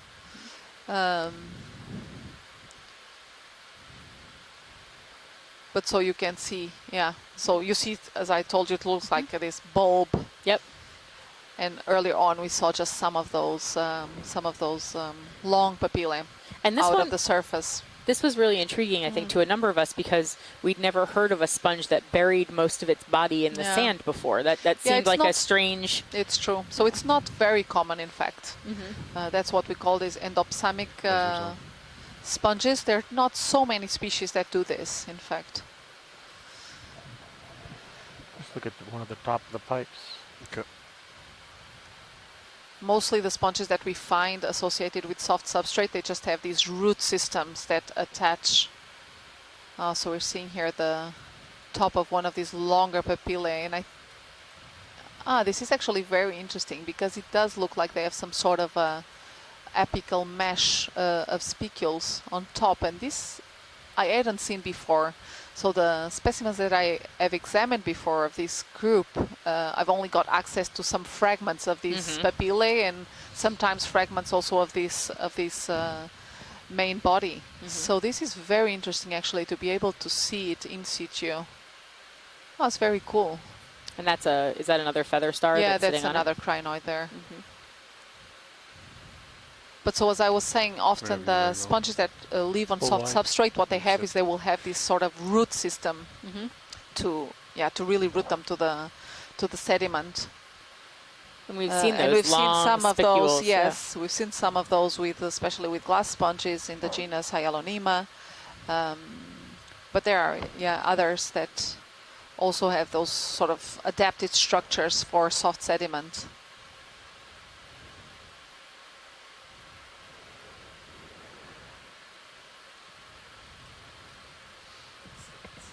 This is more sargassum, right? Yeah. I think so, yes. Yeah. Yeah. And some more of these. See the back. Is that a demasponge or a rock no, sponge? that's a rock sponge. And rock sponges are demasponges. Oh, rock sponges? Yes, they are. Oh, good, because I thought I misidentified something a couple of days ago. No. But rock sponges are demasponges. Are demasponges, so they are within that class. Excellent. That makes me feel so much better. Okay. And again, we're seeing that sort of more resistant edge with the undercut that's been eroded. And you can see that really clearly in the top right now, where you have just this little remnant rock. Yes, Scott, you're saying in the chat room, referring to those long papillae as sponge snorkels. Love that. Watch leads, Nav. Indeed. Go ahead. Hey, watch lead. Just wanted to check in with you. The pilot advised me that they think they're nearing the top. It's starting to flatten out here. They wanted direction to see if we wanted to hang out here and explore a little bit or keep pressing forward towards the waypoint. I will get back to you in one moment. Thank you. What do we still have for bottom time, John? It's quite a bit, isn't it? Standby one, still quite a bit, yeah.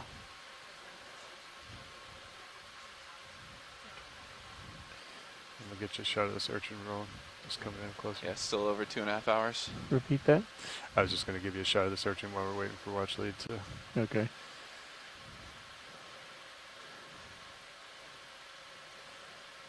Looks like you still have about 20 meters of contours before it really turns into complete flatness. But Understood.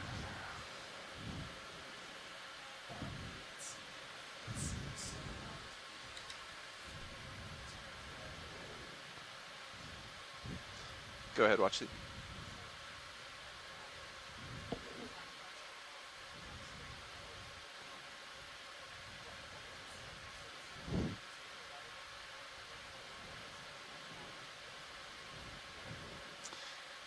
Let me confer with the pilots on that one. Yeah. Pilots are saying, yeah, it's not too well defined, pretty soft edge, so not really a ridge, so to speak of. Yeah. No problem.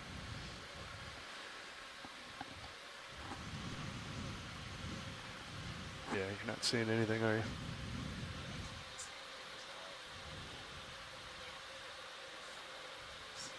A little bit. Yeah.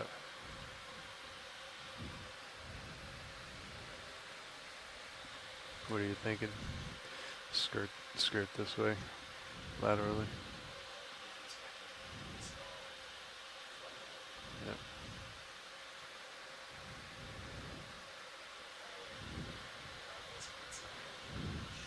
Now,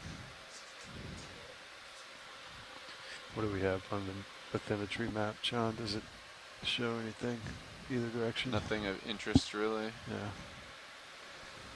I mean, yeah, it's hard and to so tell. for It's those all average, following right? us from shore, we're just Could be here some cliff features, but having a small discussion here with the pilots because we've now reached the top of this feature that we were go ahead, watch it.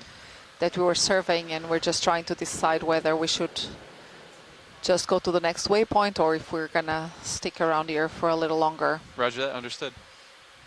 No problem. Sounds like watch lead pilots is comfortable with us just proceeding towards the waypoint. Understood.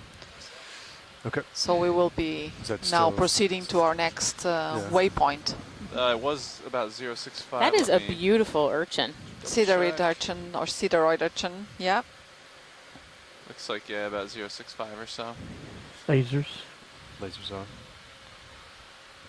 I don't know that we'd seen that coloration before on an urchin.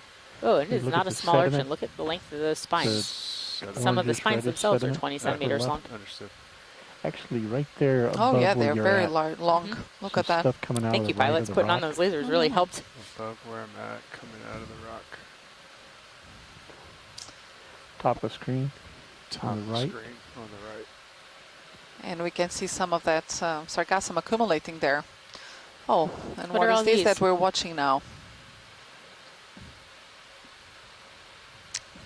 Oh, interesting. Very small octocorals of some sort. They seem to have a I know how you saw that rolling. central skeleton that looks calcareous. So, but we haven't seen these earlier.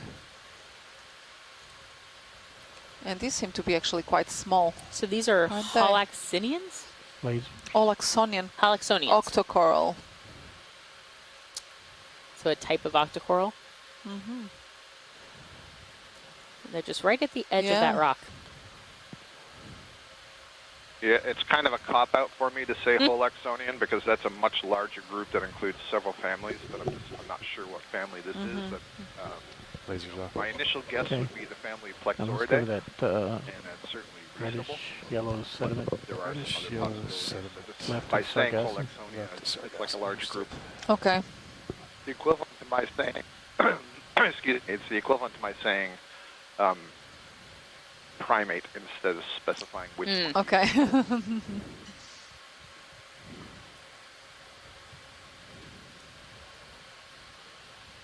Oh, and look at that sort of orangey. Ah, interesting. Yeah, I mean, that sediment is a different color. Yeah.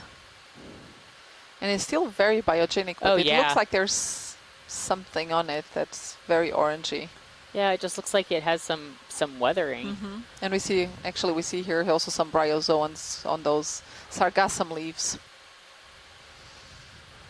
Where? I see a shrimp. Yeah, these ones here. Oh. Like this little white mesh over the sargassum leaves. Ah. Those are also, they obviously, they don't belong here. I see a bunch of Yeah. sponges at the Yeah. in that overhang. Good. Yep. Understood. So it's really interesting because we are seeing a little bit more abundance, I think, than yesterday, but we're seeing even less fish, and we were hoping to see some fish today. We are on the southwest edge of St. Croix. We're diving in a feature that looks very much like a if you're landslide happy with scarp, like a landslide Roger that. head wall and a slumping feature. We're heading up one of the Great sides job, of that wall. Because we are within 12 Yes, we'd like a nautical ship move, miles of please. the territorial Range of waters of 20 St. meters, Croix, we are bearing not collecting 065 samples today degrees except for at water decimal samples, 2 knots. but we are spending the Snap time to them out. take Sponge some roll. really nice imagery as we can. You got it. Thank you. Is that a little sponge? It's a little, oh yeah, That's not a little sponge, that's a large sponge. it's just far away. That's a great looking sponge. Just trying to see the top surface of it. And you can see how it also serves, you know, as a substrate for, these rock sponges are great as a substrate for other organisms as well. I think we saw there some small hydrozoans, I believe.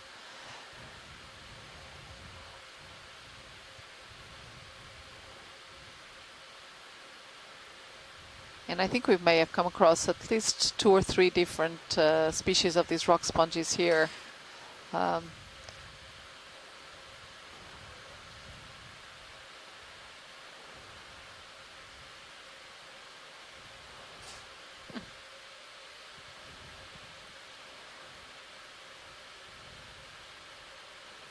We've got a little bit of Zoom relief. into that. Look So at we're that. looking Yeah, looks straight like down. a deep. Yeah. Yep. And so we're looking straight down between the vehicle's toes right now, essentially. Oh, is that a Connie Bonilio on the upper worm? left. Green. It looks like that sargassum caught in the crevice. So is this the worm you were talking about off to Yeah. the left? Let's go to the And we had a top small of it. fish to the right.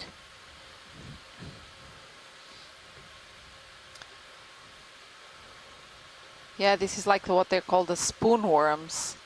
Let's see if it will I can just retract. settle it I guess more. it's going to Stand by. retract. Oh, and a scale worm. Oh, no, that's a chiton. Oh, yeah. A polyplacophoran.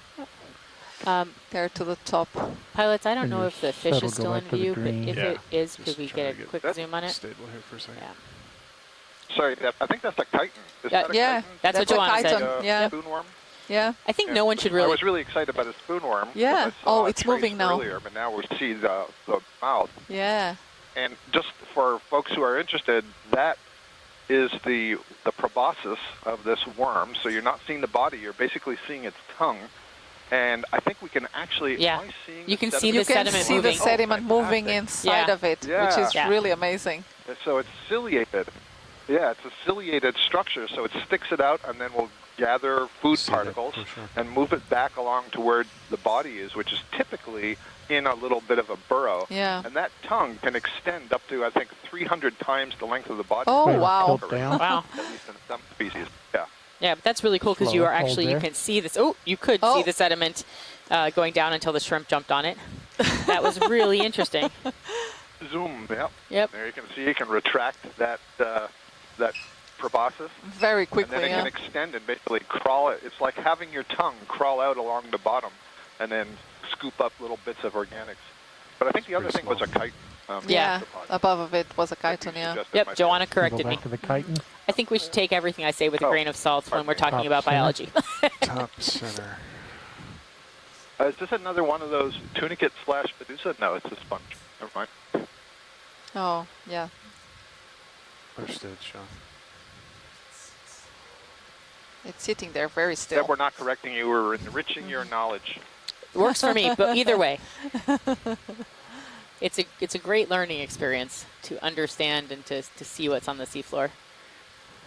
And I mean, and also for me, Horrified, because I mean, obviously that I'm was- Yeah. an expert on sorry, Juana. sponges and not on all of these other Yeah. taxonomic groups. So this has been also a great learning experience. So that And also chitin's to only, learn a lot Copy, about thanks, fauna Rich. from other regions. Yeah. Full wide. We did not Understood. expect to be You want in this Puerto Rico star? when we started this mission. So Yep. Stand by one. So that chitin was only about 2 Yeah. centimeters Yeah. long. yeah. Not very big at all. Yeah, I just wanted to say, make sure, I think I may have said gastropod, so a chitin is a mollusk, but it is Yeah. not a gastropod, it is not a snail. It's its own class of mollusks. Okay, and so I know, Deb, you would correct me on that. Lasers. Understood. Lasers. That was a great shot at that spoonworm, actually. Yeah. Just a pity that the shrimp touched it. yeah, exactly. But did you see the speed of that? It's yes, crazy. it's very fast. Pilot, this is Watch Lead. I love that the shrimp Good, touched it, actually. so we could see how fast So it one of retracted. the scientists in the chat room is saying that there were small fish off to the left, but I'm not sure when that time is from and whether you might be able to see them. Yeah, we can certainly go back left. I need to go that direction anyway. We'll take a look, but Cookie sea star. I did not see them. It's the same ones we've I been did not either. seeing. That's why I'm asking. Understood. It's been the same small pretty fish we've been seeing. Okay. We'll let him go. What is causing that shade there Just to the taking a look right? since Oh, no, Yep. it's just Sure. a Yeah, crevice. Yep. Okay. Yep. Come back over. Come wide. you're full wide. Understood. Small fish. May have to just back up a little bit. So we're searching for, Okay. Thanks, John. Should be settling out. thought we Did you saw see this 2 come small down? fish. And so we're John, just going to John. look to see if we can Just I say- can still Haven't seen recapture find them on video. Small fish. Watching your rail cam and don't see anything either. Okay, they may have darted away by this point probably, in time. yeah. Okay. Unfortunately, they don't like we'll to stand still. Yeah, hopefully we'll see some more. Thank you, pilot. Of course.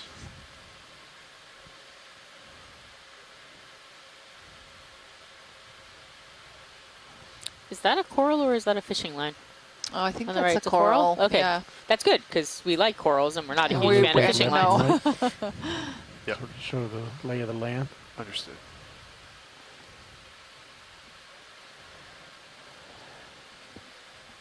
And so we're just sort of panning around right now, getting a little bit of a lay of the land.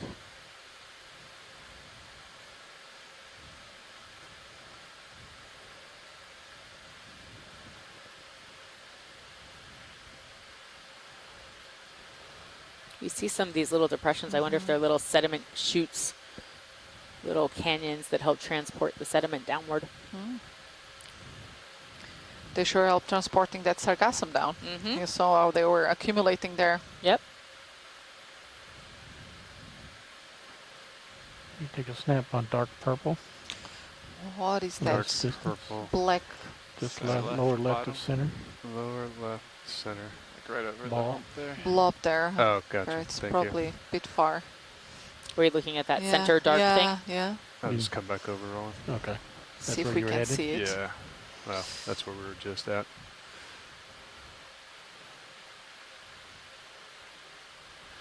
So we're still seeing sponges and crinoids. How do I look, Sean? I got time for this? And again here, the sediment Okay. suddenly turns into Right on this the bottom. darker color. Yeah. Isn't it? Okay. Oh, that's an urchin, isn't it? Yeah. Probably. It's, Seems kind of like a precarious place to hang out. Yeah. Doesn't seem like that's No. a prime for success location.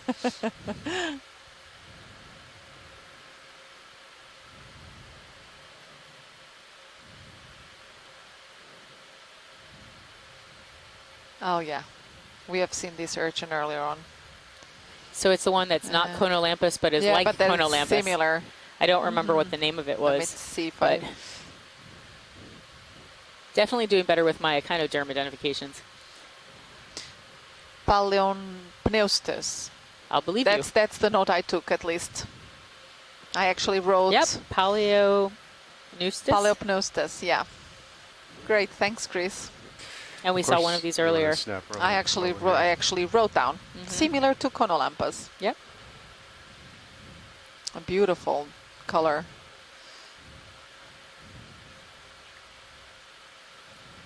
Bring up the lights 30%. Tilt down.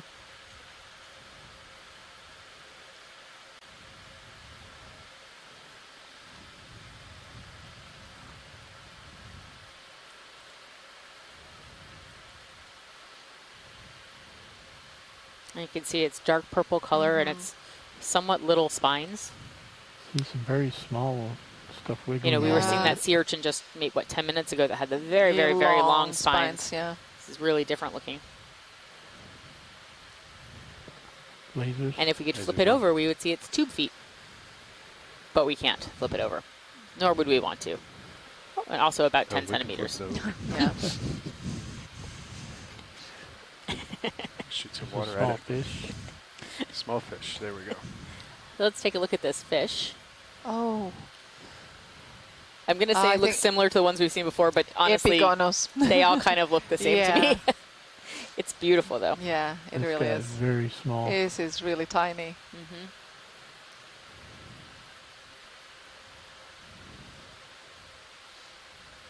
And, you know, the sediment that we're on now is really starting to look like, you know, what I would consider Florida beach sand. You know, it's got a lot of, it looks very shelly. It looks like it just has broken up bits of calcareous matter. Oh, look, there's a bunch of fish now. There's a few of them here now. Yeah. Come back to the fish. Thank you. Great. And this one is a bit larger. Yeah. I think it's saying who stirred up my my dinner here. Really beautiful. Okay. Okay. And so, yep, more Epigonus. According to Michelle Scherer, who's one of the scientists in our chat room. Full wide. Understood. Full wide. Who works in fisheries in and around Puerto Rico. I'm coming up. Pushing out.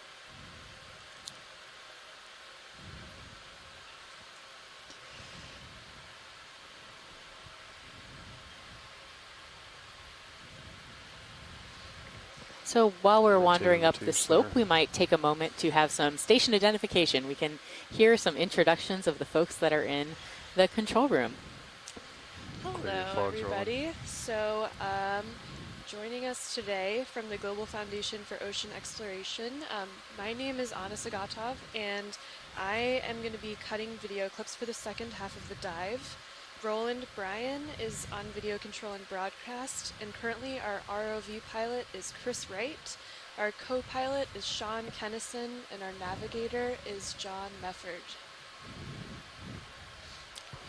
So in addition to me and Joanna, that's who's here, hanging out here in the control room, making everything happen.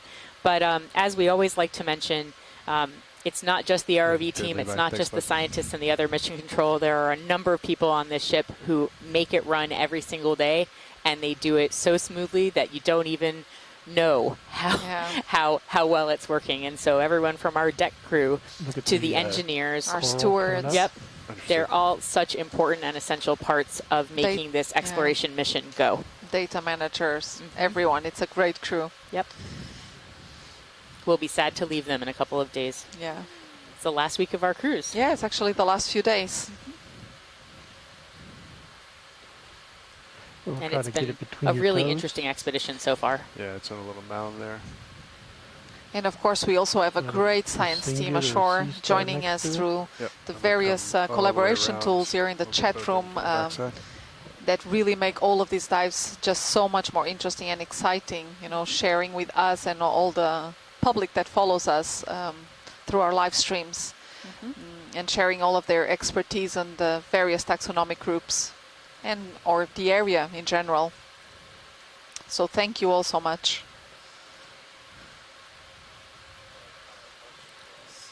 So do you see an orange sea star anywhere? Right there, Sean. I think we may have passed one. Yeah. Let's see. Oh, there right it is. there. There it is. Pilots could be zoom in on that sea star, please. Of course. Thank you. Stand by one.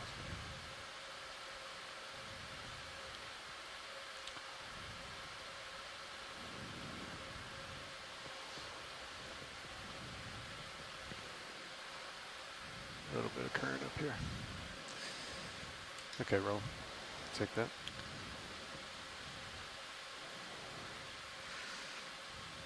Oh, look at that. So I feel like we saw one that looked like this yesterday. Yesterday. It's a great I view think in so, Sirius, too. yeah.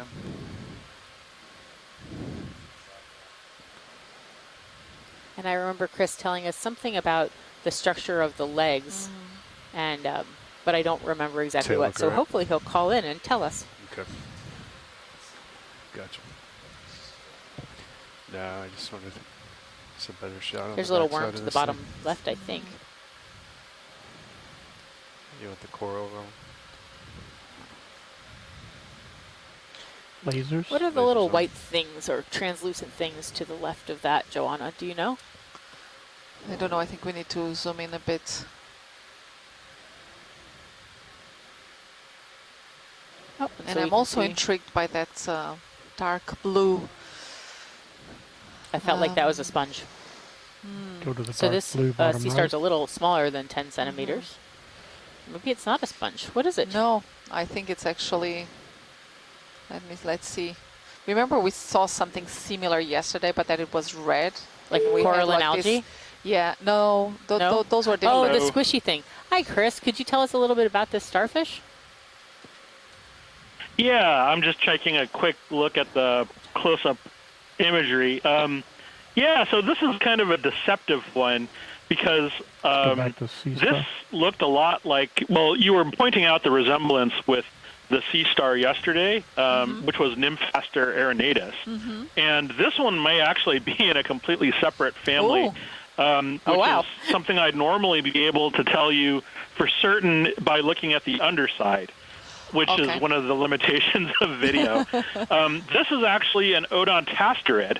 I think it's called Odontaster, I forget the species name, but as strange as it sounds, this might actually be, so Odontaster is a genus of sea star which occurs mainly in Antarctica and in the sort of high latitudes. And the reason I know that is because if you look at this around the periphery and on the surface, it's all spiny. It's really just enough. the surface is really covered with sharp, tiny needles, and that's a characteristic of the family. And they look like goniasterids, but we've actually tested this with molecular data, and they're a completely separate group. Oh. The differences are superficial. Well, they're not superficial. They're shared. They're related to each other.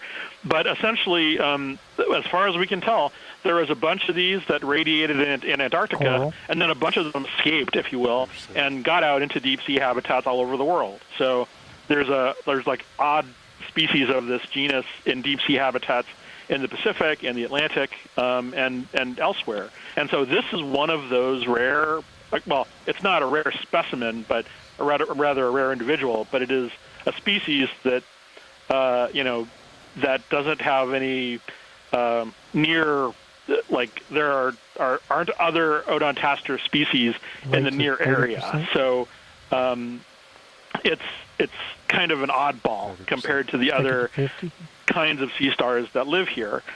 So and probably they feed on sponges if they're anything like the ones that live in the Antarctic. So it's we have them in collections, and the reason that I can tell is, I recognize it is because they look.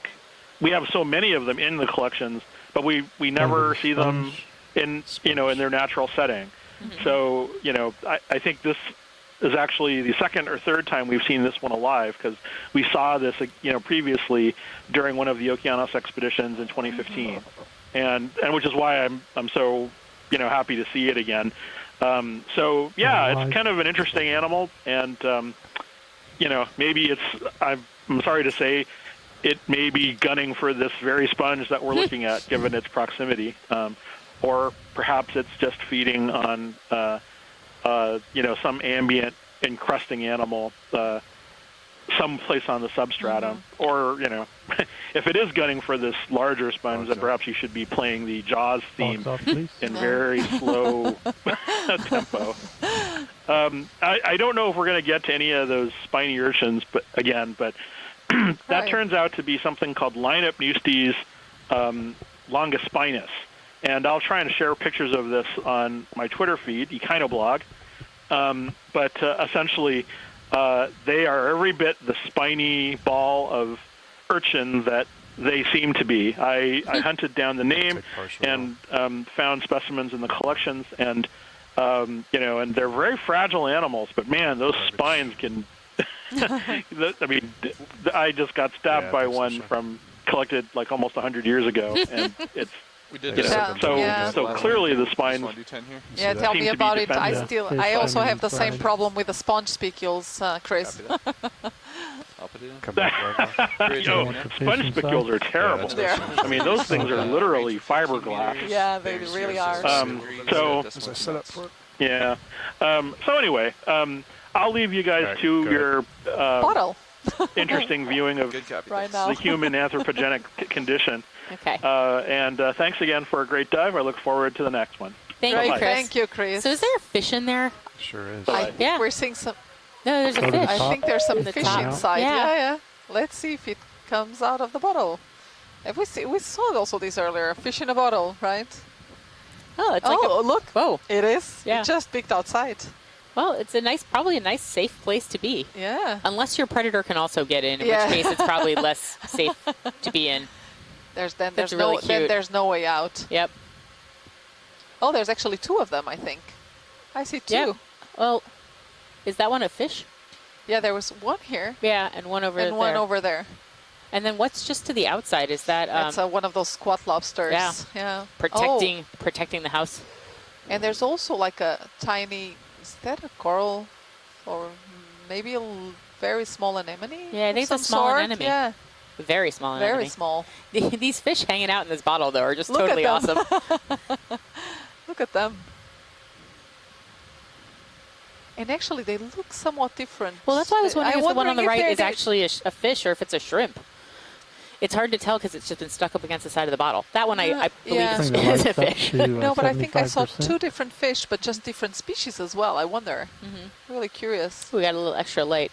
Well, that one that's on the right is sort of hiding now. But look at that squat lobster. Yeah. That is really cool. The coloration, it's like Yeah. almost translucent with, with yellow those and yellow, and yellow and orange. pink. Yeah.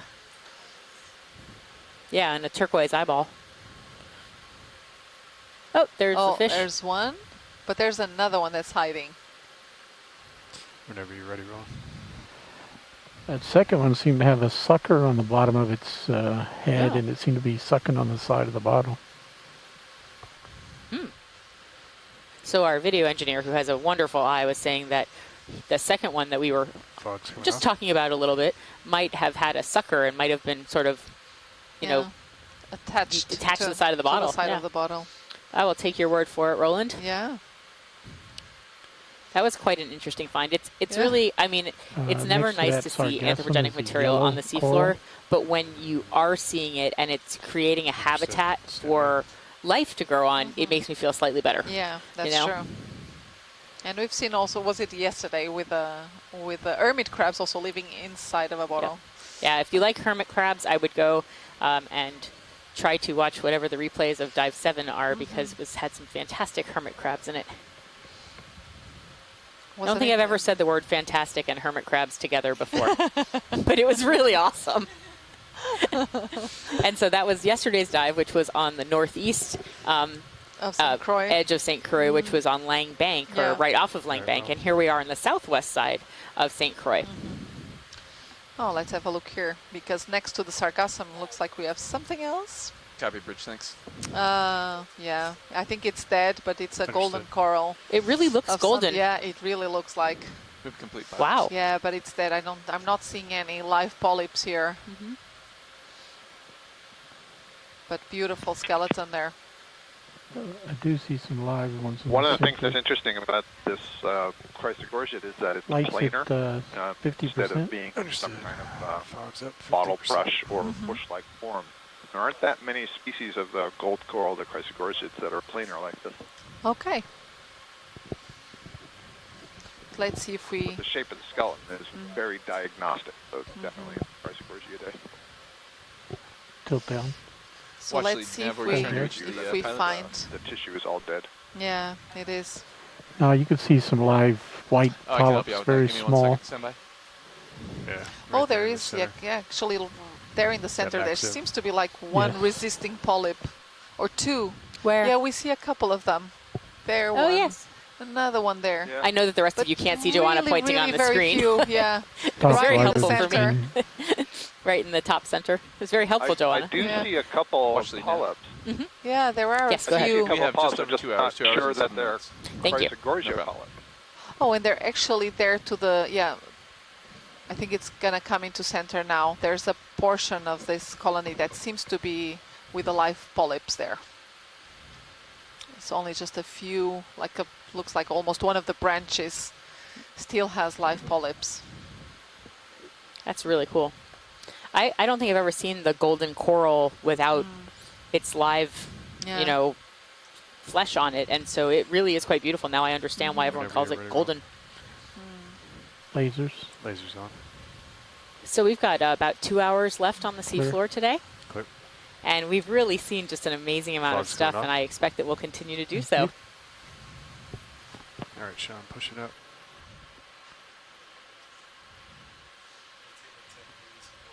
Go. Take this rock over here. That's not the urchin he's been looking for, is it? Find out.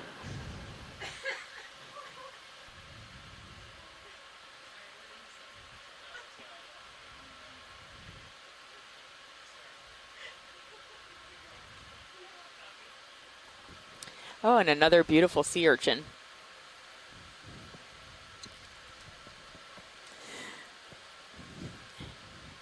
I don't know if we've seen this one today or not. I think I've seen so many sea urchins now in the last 2 days that they're starting to get a little mixed together in my mind.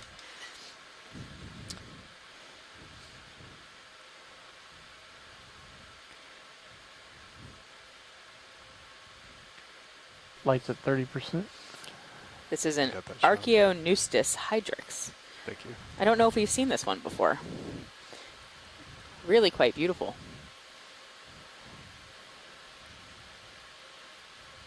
Looks like it's moving its spines in the current.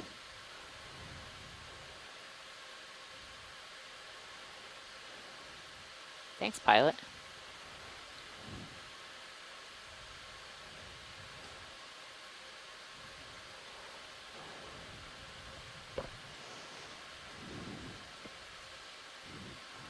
Lasers on. So it's a little bigger than 10 centimeters. Maybe about 12 or 13 centimeters total. Let him go. Fogs off. And if you've been following along with us for the last couple of minutes, you'll notice that we have moved back onto a fairly flat plane. Oh, that's interesting. Is that you, it's me Chris? again. Excellent. Could you tell us a little bit about that sea urchin? Hello? Tracks rolling. Sure. I'm sorry to interrupt you. This is what's called Archaeoneustes hystrix. So basically this urchin and a lot of the other urchins that we're seeing are what's called irregular urchins. And so these are specialized compared to the other sort of general type of urchins, or what's called regular urchins. Believe it or not, that was actually a formal term. In that irregular urchins have spines that are modified, and bodies, the skeletons, are modified to digging through sediment. Sometimes that's actually plowing through sediment, and sometimes that's actually sort of digging through like sand or what have you. But you can see all of the, I guess, the trails, also called Lebensspuren. But between, here's a nice Henricia, I think. So this is the opposite of some of these sea urchins with their distinctive spination and plates. Henricia is very generalized and has a morphology that is terrifying to people like me, because once you get them in hand, they're very difficult to tell apart from almost anything else in the genus Henricia. So usually that's a molecular job, when you get them, because trying to figure out what those are requires a lot of painstaking looking through books and trying to distinguish between people who are describing species based on small but pointy spine and pointy but long spine type of characteristics.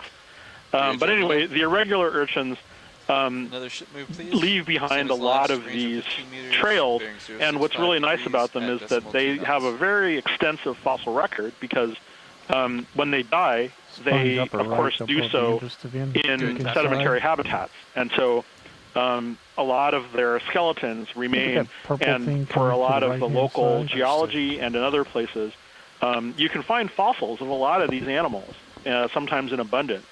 And, and as a consequence, we have some notion of how long urchins have been in this area 30%. and how they've behaved in past environments. And the names imply a certain age, right? Because archeo means old. Neustes, I forget, but Neustes is a name you frequently find with sea urchins, as well as, and I think the other one I gave you was, Holop Neustes, or anyway, there's a lot of them that are fairly ancient, that imply very old, lineages, and some of them are indeed they belong to groups that are considered living fossils on their own. So Conolampus, for example, the urchin, that bun urchin that I showed you the other day, belongs to a group that is also really well represented in the fossil record in the Mesozoic, for example. So, there's a lot of interesting related geology and ichnology, when you invoke a lot of these things. And hopefully we'll get to see another Linnipneustes when we, as we go along the sedimentary habitats, and, when we see one, again, digging through the sediment. So anyway, I'll let you get back to your sponges and fishes and whatnot. So thanks so much for giving me a moment to talk about spiny urchins, and just a moment to thank all of the people that are sending me very nice emails about about my little talks here on Okeanos. I didn't realize I was getting to anyone. Thanks so much. Bye-bye. Thank you, Chris. Bye. And so Chris just talked about two different echinoderms that we just saw, and then actually we are very close to what looked like a whip coral and maybe another coral. All right. And we passed over something that looked like a small, bumpy blue thing, and I have no idea what that was.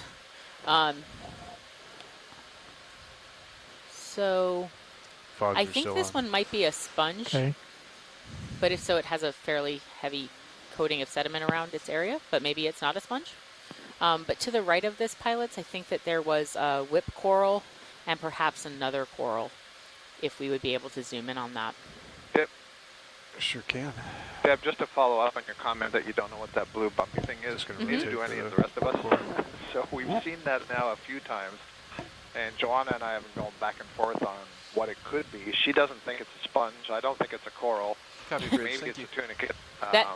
That was going to be my guess. I personally like sponge, but she's the sponge expert, so she doesn't think it's a sponge when it's not. Yeah, Scott, I think we have to believe Joanna when she says it's not a sponge.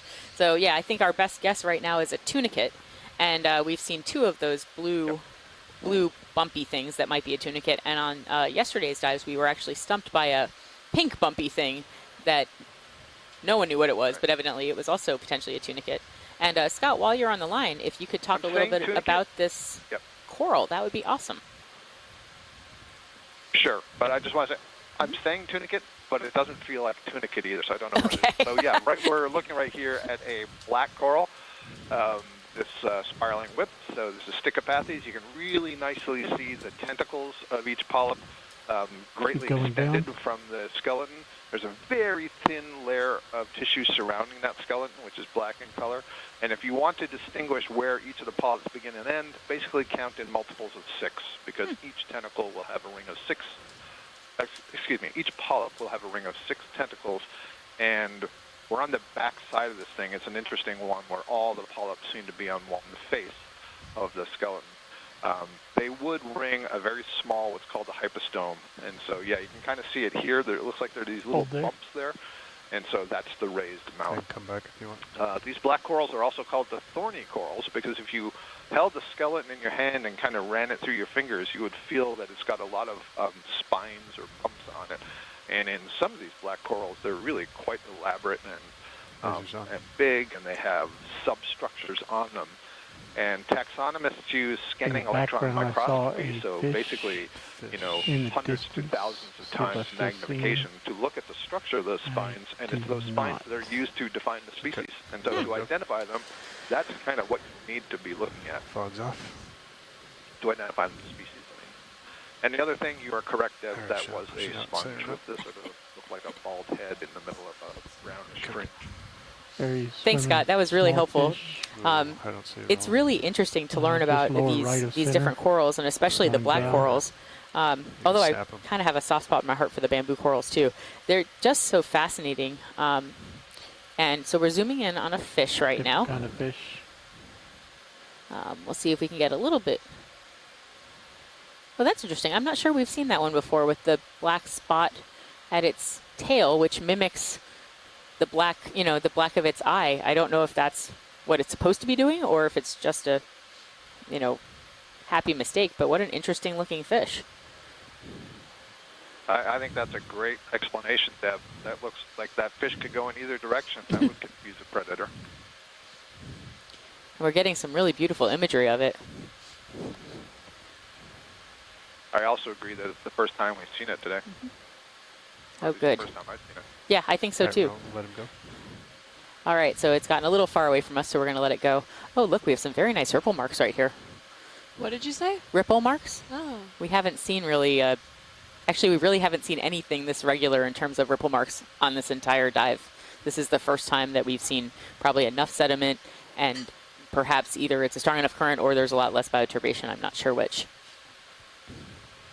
But yeah, but also noting earlier when we were looking at one of the close-ups of those clear horizon bamboos, the ones that had the multi-branching that were going into the coils, that it wasn't moving at all. And that's a really thin, fragile skeleton that should move in the current.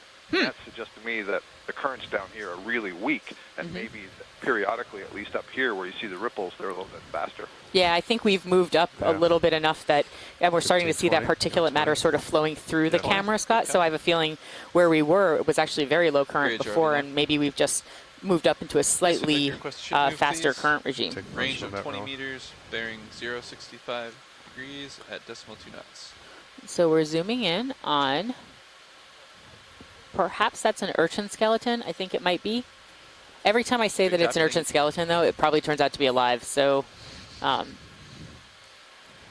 no, it's cracked open in the center, so it's definitely dead. Fly over it, so something got in and ate out its innards. Looks like there's some sediment in there. But it looks a lot like those, what were they, bun urchins, I think.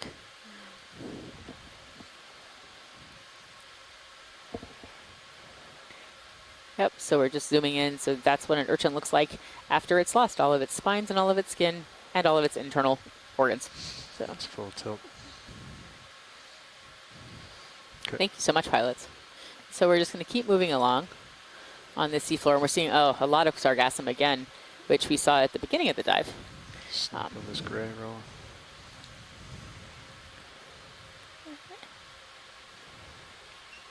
And so it's another one of these blue bumpy things that we were just having a spirited discussion about whether this is a sponge or a tunicate. And our sponge expert, Joanna, just came back in the room, and she's going to say no to a sponge. I don't think it's a sponge.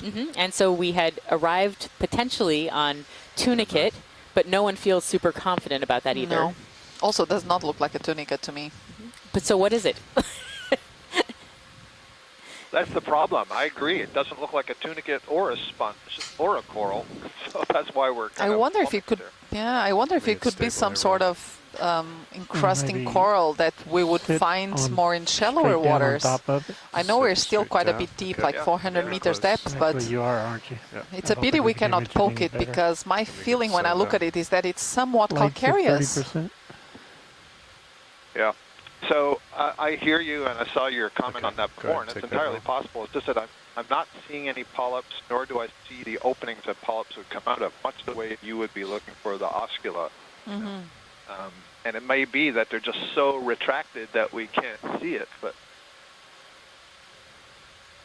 you see maybe a couple of pits that look like they're suggestive of where something would be. Yeah, and we've seen something similar also yesterday, and again we were puzzled about it. It's such a pity we cannot poke it just to have a feeling for. I mean, we do see those raised areas, which could look, if it was a sponge, look like oscules. But I don't know, there's just something about it that doesn't, to me, doesn't resemble a sponge. Got it. I really, even though I'm saying tunicate because I don't recognize it as any coral that I've seen, it doesn't have the right structure for a tunicate either. No. It doesn't have enough openings on it, so I don't. Quite a believe it's mystery. compound tunicate. So, yeah, maybe it's some kind of coral. We've seen it now 4 or 5 times.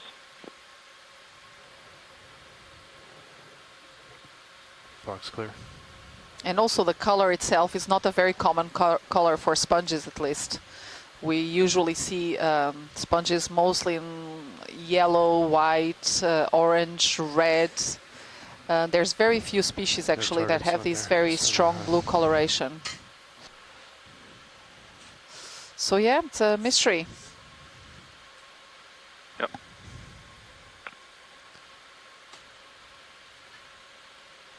We're still, I mean, what's our depth right now? 419 meters. Yeah, so we're now still pretty deep yeah. for the sort of standard soft coral Yeah. that would be, you know, encrusting that you would find in shallower water. I've never seen any Thank you, Bridge. soft coral like that. Fish Just bottom left. Good catch. Fish bottom left, stand I by. think it was a green eye. Yeah, off screen. All right, stand by. Do you still want that move put in, pilot? Yeah, Roger. I think so. Bridge, are you? Yes, we'd like another ship move, same as the last, please. Range 20 meters, bearing 065. But so in any case, I'm decimal gonna 2 knots. have a quick look here at some sponge There it guides, is. especially more in shallower, what we can Got it, find in thanks. shallower waters here in the Caribbean Snap to it see off. if I find something that could match that, but I don't know. I really have the feeling that it's not a sponge. But again, I could be wrong. A little sediment coming at you. I feel like, but I could be wrong, might be our motto of the day. Yeah. But I could be wrong. Well, this is a beautiful fish, and we've seen this earlier in the dive. Yeah, Okeanos. Hey, co-pilot, if you tilt the Oh, is that one OV down a little Okeanos? bit, Yeah. can you see a little bit I know, sorry, Okeanos was the definition? blue one. Yeah, I sorry, thought- I've seen 35 just meters out? way too many of these No, that's now. why I was asking, because I thought No. that the spotted one was not Yeah, Epigonus. you're right. No, the spotted one is not. Was this one of the cardinal fish The somewhere? cardinal. Little divot or depression I or remember seeing a number of different names for this one. That's the Bring up the green eye, frogs. Yep. right? Understood. Yeah. Well, it's the one we thought was the green eye that has yellow eyes. 50%. It's a really beautiful fish. something. Yeah, affirmative. Why do you think it's laying on the seafloor like that? I don't know. Resting? Yeah, makes sense. But it also may be disturbed by the lights, and so actually is Yeah. doing something different than its typical behavior. I'm not sure if we know. Lasers. Lasers on. Well, it's not a big fish. So the lasers are on now, and you can see Lights that clear. Yeah. it's a little angled towards us, but even Yeah. then, at the most, it's 10 centimeters. Yeah. Thank you, pilots. You're welcome.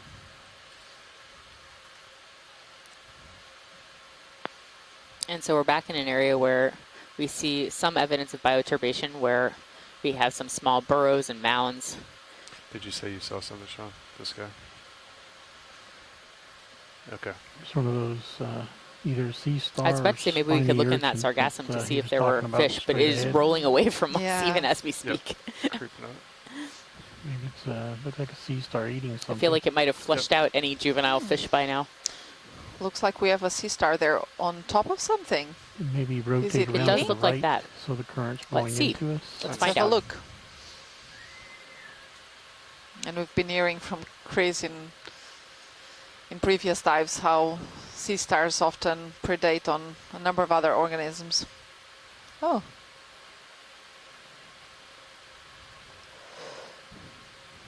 What is it sitting on? We'll find out when we get closer.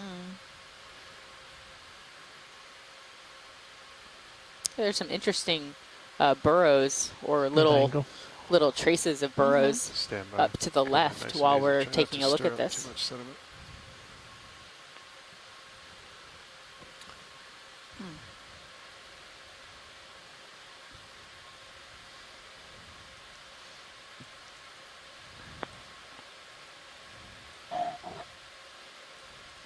All right, well, maybe you can take that.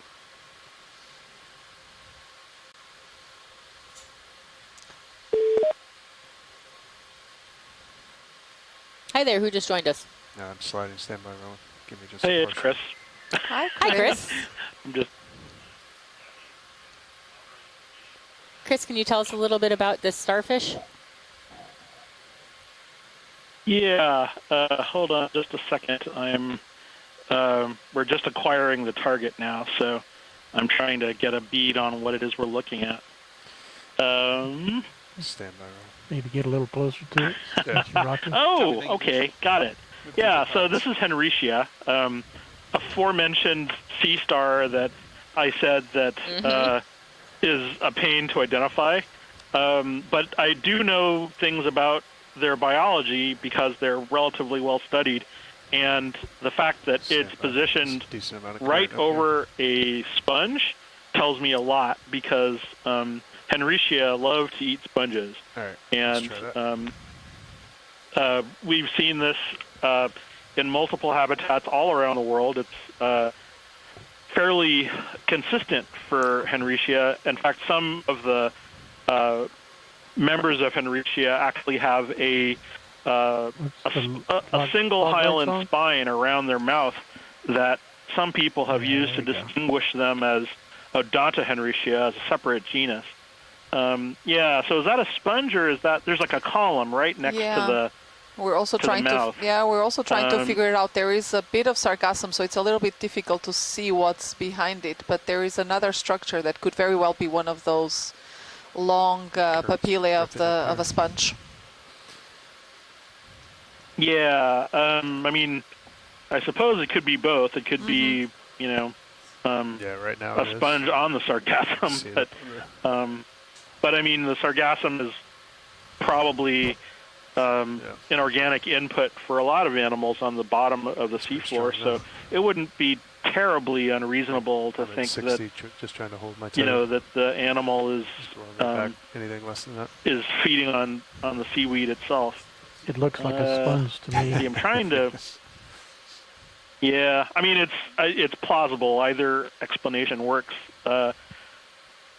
Yeah, it's hard to say, but I would definitely conclude that that the sea star is perched on this cluster of sargassum with the intent to feed on something.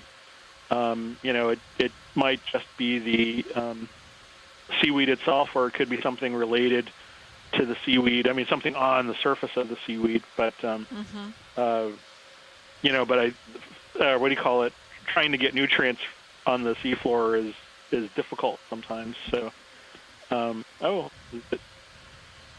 you'll also notice some of the one of those arms on the left side is slightly discolored, and so that might indicate that one of the arms has recently suffered damage and is regrowing. So, but yeah, so there's definitely, and there's those sponges over to the left. So it's it could go either way. Great. But very interesting. Thank you. Thanks. Excellent. Thank you, Chris. And thanks to Roland for grabbing that observation. Thank you. Bye-bye. Thank you, Chris. Bye. Yeah, so whenever we see usually a sponge like that on a strange position, it's most likely that it's going to be over either a sponge or a coral and having a feast. Like the star, the sea star sort of draped over something like that. Yeah, that makes a lot of sense. So we're at 415 meters now. The water temperature is about 14 degrees Celsius. We are southwest of St. Croix in what looks like a landslide scar where we can see the head wall and lateral scarps and the slumping features in the middle. And we've been, over the course of the day, sort of moving from flat up a slope onto another flat, up another slope, and now we're, I think, at the top flat that we were going to reach. And we've got about, I think, an hour and a half left of our dive. And so there's still a lot to see. And we'll just go off to see it. Yeah, and just cruise around a bit, see if we find some more fish. Our primary goal of this dive was see if we could find some of those commercially relevant species that occur in the area. Today, I don't think we've seen any, have we? No, we have not. We have not. So yesterday in Langbank, we still saw a few, like a queen snapper and roughy, or a slime head, a Darwin slime head, but not today. Not yet, at least. Pilot. Ship is stationary. And so we just had a quick changeover of the ROV team. Last move 6-2. And so 6-0. They're going to get us started moving again. 6-5. Okay.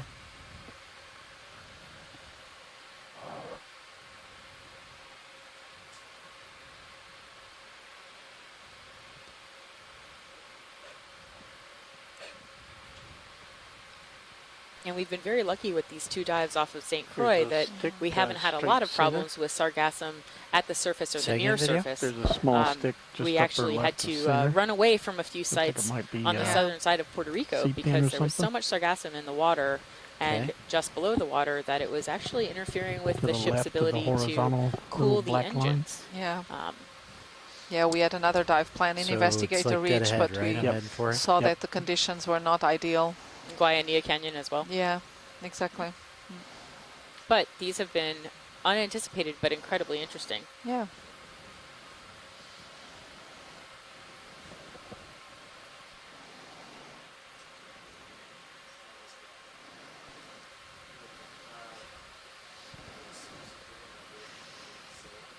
Yeah, and after today we're going to transit to the north of Puerto Rico Island and hopefully be doing some couple of deeper dives on Puerto Rico Trench. Yep.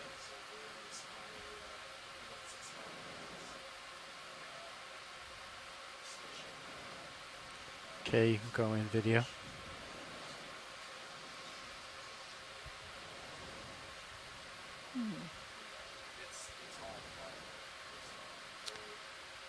What is it that we're looking at here? A stalk, some sort. We don't see anything live attached to it, I think.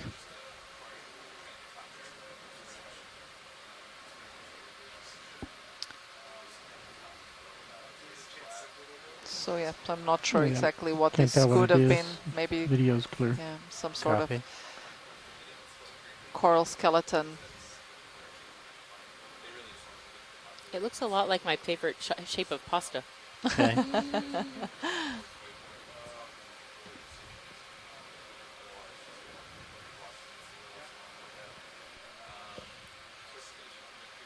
So yeah, we have a few mysteries on this dive. We had this blue encrusting or seemingly encrusting organism that we're not sure what it is. There was been a lot of debate here whether it's a sponge, a coral, or a tunicate, and we don't seem to find any very convincing evidence of that supports either of the three options.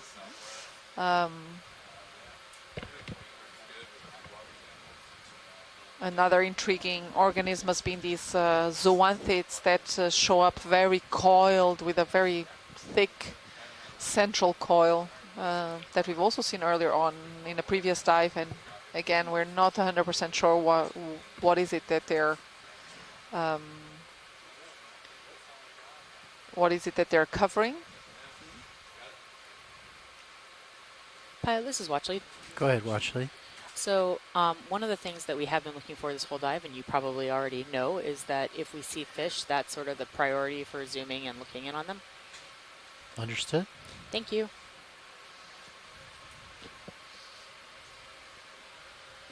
Co-pilot. Sort of making my way diagonal a little bit, pushing forward. Then I'll cut back in.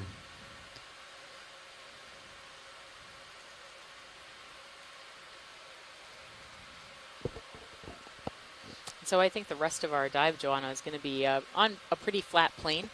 I think that we're at about 416 meters, and I think that the waypoint that we're trying to get to, albeit very slowly, is about 410 meters. So it's going to be pretty flat from now on. Yeah, from now on. Which is good because it gives us opportunities to scan the seafloor and look at great things. And you never know. One thing we've been learning from a lot of these dives is how patchy, you know, the distribution of some of these species can be. So sometimes we see one sort of community, and then just some meters away from it, we'll see something completely different. Possible fish just lower center. Oh, there's a little fish again here.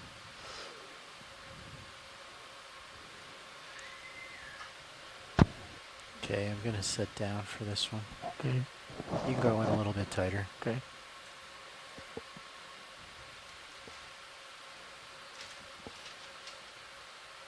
That's the cardinal green eye fish. Okay. These we've seen a number of them throughout this dive. I would say this has been it's pretty been common. Probably the most common one. But followed closely by the epigonus, which was the silvery blue fish that we saw. Yeah. Maxim. But we also saw a really nice goosefish or a anglerfish. Let her go. And a shaunax. Yep, love them. Okay. And actually, on our video clipping today was asking why it's sitting on the seafloor. We were asking this just a little bit ago, and we were trying to decide why it might be sitting on the seafloor. And Scott France, one of our scientists in the chat room, was saying that it may also be a sort of sit and wait, so that if something comes by, you can very quickly jump up and get it. Yeah. So it may be a behavior that it's choosing rather than being disturbed by us. After you get settled, Nav, would you give co-pilot and I an update on if we need to be going faster or slower? Yeah, so if you guys look at high pack right now. Yeah, because we don't often know right exactly how what their .2, predatory behavior is really. distance on is many about of 300 these meters. deep Okay. water We need to species. average about Except yesterday when we watched the 0.1 anemone Yes. knots to get there. Okay. totally eat a fish. Oh, okay. We definitely So saw 0.1. predatory So, behavior then. Yeah, Yeah. if we do It was a fantastic 0.2 moment. moves Yeah. and you Also, stop for in a terms few of odd minutes and then behavior, another 0.2 I heard back knots from move, Mike we Vecchione should be about why fine. that squid We was have moving so about 98 strangely. minutes, an hour and a So he half said left that of the usually dive. this species is just in the Yeah. water column, and it All right. probably Then I'd say we should had probably get a move encountered in. something like I'll a bottom push out. before. So I mean, imagine if you're an organism that just All like right. lives in the water column, And then suddenly, yeah, you're just like, wait, what is this huge barrier? Yeah. So that was really interesting, Gonna call in and a we'll 20-meter have move. that squid footage up Last hopefully sometime bearing, soon. I But it was guess. really beautiful, and thank you to Target Mike bearing if you're listening for that shows insight. And it was 070. really interesting on it because what you were talking about the Co-pilot. unusual behavior. It was sort Yeah. of bent, and it kept bouncing off the bottom, and then Oh. it would bend a little bit more. Okay. Yeah, oh, And that's it so was cool. really Yeah, not me too. normal looking for what we think of squid. And it was only towards the end when it jetted off that it had that elongate shape that we associate with being a squid. Definitely nice to So see more of that it was a bottom around very you. interesting. We saw a lot of really interesting behavioral moments yesterday and today. Uh-huh. Yeah. Definitely. I did miss that squid moment, obviously, as I missed the other day the sharks. So it seems that I cannot go out for lunch because you get all the cool stuff. You might have been talking to Azorian school children Oh, at that that's time. true. That's true. We had a couple of live interactions the past few days. I do feel like, though, the moment that you step foot out of the control so room it's to getting go have worse. lunch is the moment that the most exciting thing you could possibly see happens. Sounds good. Yeah. Oh.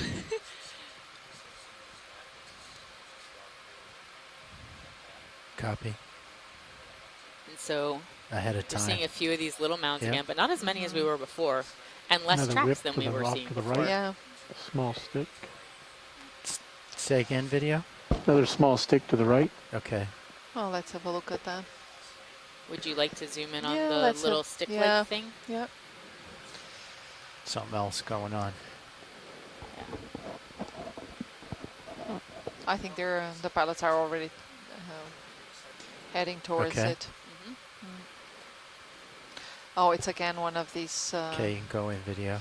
I think it's again one of these things we saw earlier. Yeah, let's have a look at this, because we've seen this earlier and we can't quite figure out what's making this stick. There's a discussion also going on here in the chat Swingy. room about it. So that's the zigzag tube that we saw earlier, and Okay, yeah, I think I'm a little Asako more stable now. votes on a polykit making this.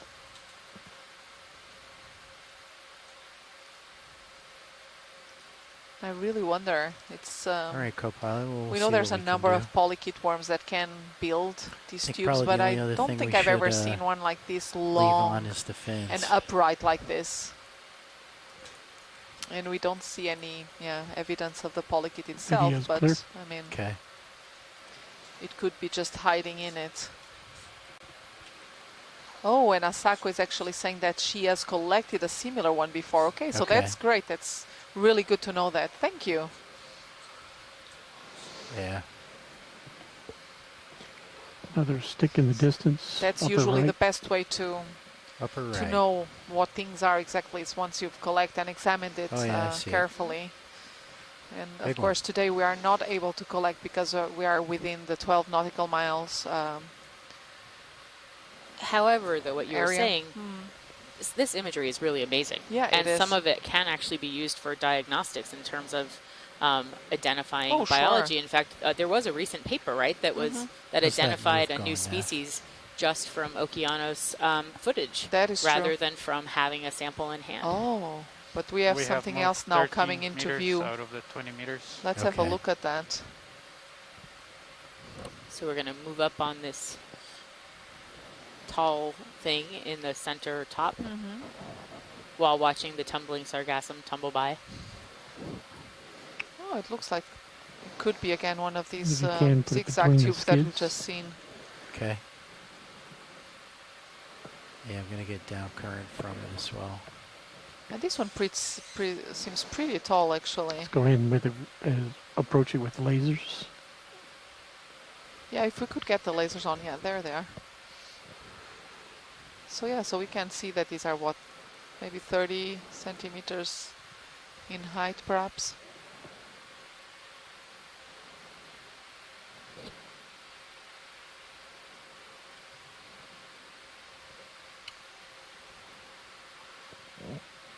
Let's have a look and see what's there.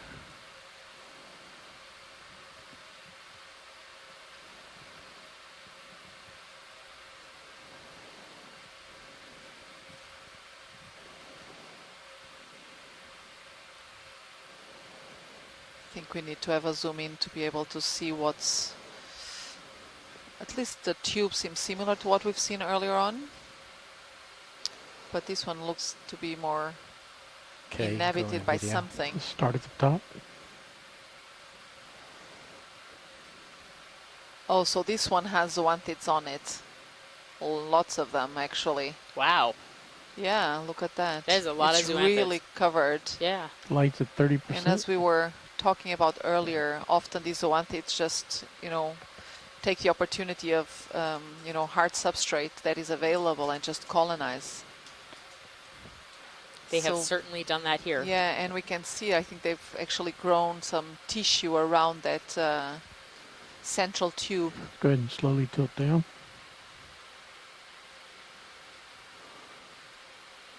Oh, that's Hold very there. interesting.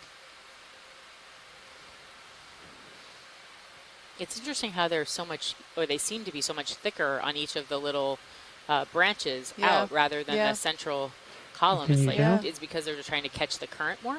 Yeah, probably. And there's just a lot more sort of aggregating there. Yeah. Let's bring the lights up to 75%. So yeah, oh, look at that.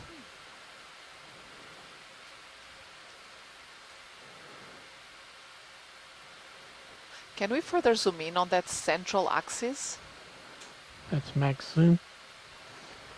You want to get a little bit closer. Okay, pulling out.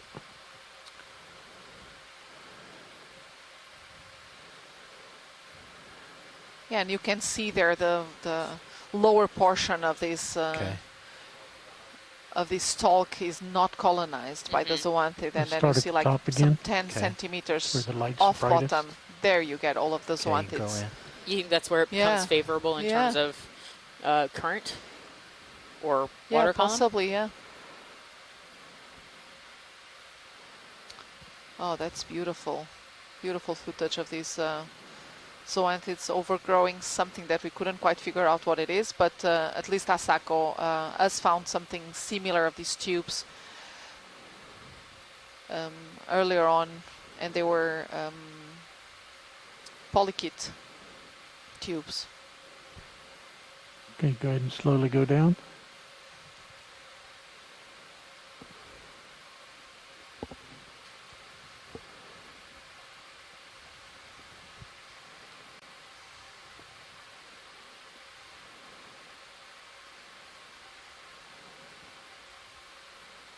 And the ones we saw yesterday, and we saw also one of those today.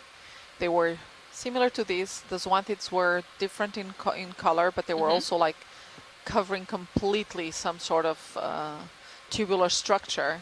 But that one was really coiled. So this one is like zigzagging with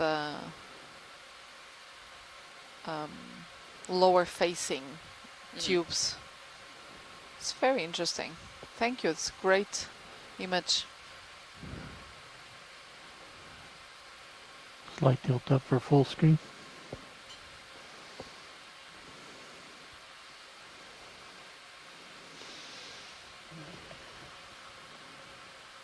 And video's clear. This is great. Thank you. Okay, full wide then video. Lights are clear. Like the shadows from the two fogs. And what's interesting is that once you find, at least in the previous expeditions that I've been in, once you find Fog some lights of are these clear. zoanthids, typically you will find quite a number of them. There's another one in the upper right distance. Oh, so here actually to the lower right we see some more of these tubular take a look at structures, those two although near- these ones near are us. much smaller, She's describing. which really makes me wonder if these are all the same, if it's all the same organism that is building these. And there's actually what seems to be one go in. tumbled there also to the right. Let's have a look.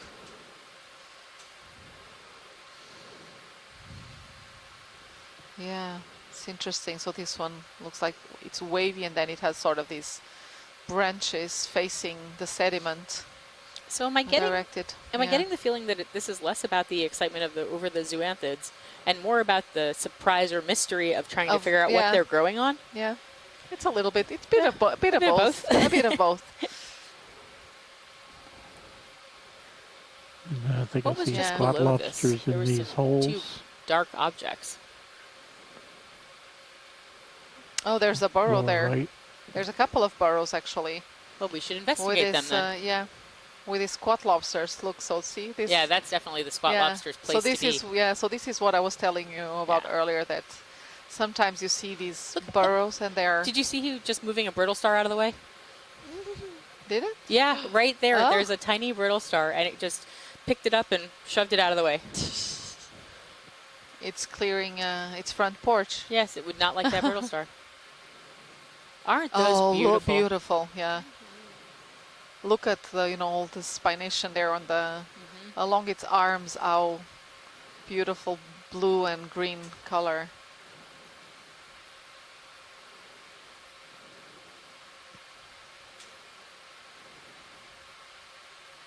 Whatever was right there, it really didn't want it to come into its burrow. I swear, there was a tiny brittle star there. Oh, that's really nice.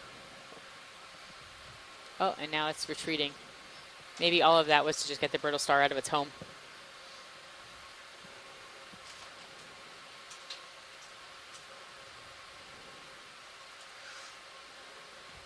So we already have several votes for polychaetes forming those tubular structures that we've just seen. So I'll go with that. Interesting. Renovations.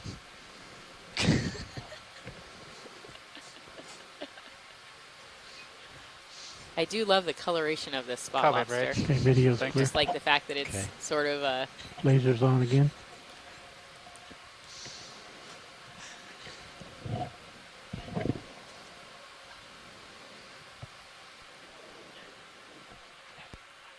Full wide. Okay. Are you ready for another move, co-pilot? Copy. Pilot's So it was really interesting. So we looked in the burrow, we saw a squat 070. lobster that happened to have beautiful coloration, and I am pretty sure was pushing a brittle star out of its home.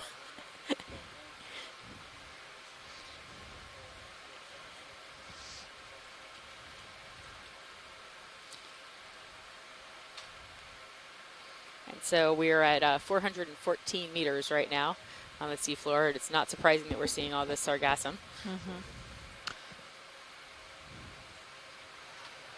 Oh, is that again one of those grayish, bluish mystery animals? I think it is. They're coming into the center. Yeah. No, just lower right to the lasers. Yeah. Is it? Yeah. Is it? I think You have so. to sit right on let's top have, of it in order yeah, to let's have another look at show that. them. We haven't been able to Just to identify see if we it. can figure out what this is. Okay, we'll probably want the fogs then. So this is something, let's have a look. I think it is the same thing. This has been intriguing us now for a while. Yeah, it is the exact same thing, and it seems to have pretty much always the same shape.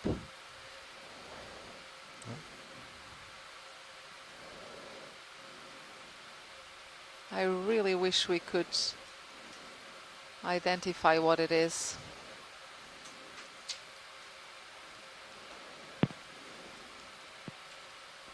Hey, Joanna, it's Scott. And Hi, now Scott. that I've looked in this soft coral book, and on this one I'm seeing a lot of darker circles, that does look like where polyps could retract. So somewhere between sponge and coral still. Okay, But thank soft you. coral is not out of the question. How's that? Okay, thank you. Thank you, Scott. Yep.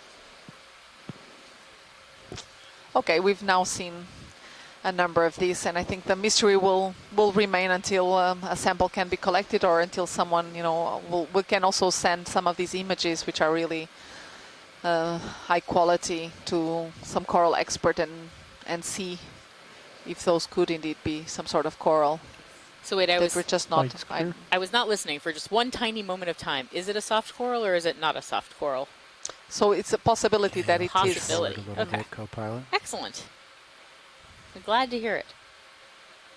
At this point, we still don't know. Yeah, we're still not sure, and we all really like a good mystery.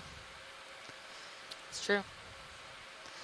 Many emails probably will be exchanged in the next couple of days just because of that.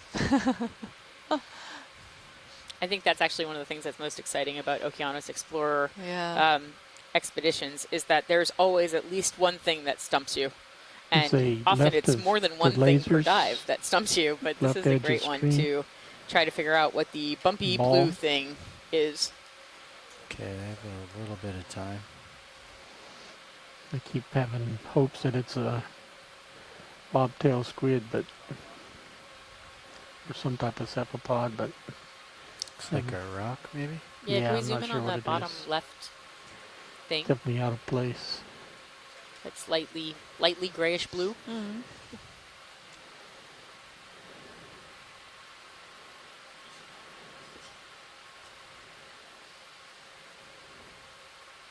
Do we want to play It's a Rock, It's Not a Rock? Okay, go on. It's the same thing. It's the blue thing. So, wow, that's weird looking. So the options are Okay. soft coral, tunicate, or possibly even A sponge, or sponge. sponge no. All right, watch leads. Does anyone else think that one has a face? I'm going to have to get going. Okay, thank you, pilot. Thank you. I still think it's not a sponge. Well, I can tell you it's not a rock, But and I will, that's about but as far as but we I will can go. definitely reach out to some of my sponge Copy, colleagues Bridge. here Most in the complete. Caribbean. Blue biomat. Hmm. I got to push forward a I've little been bit, calling it video. blue goo.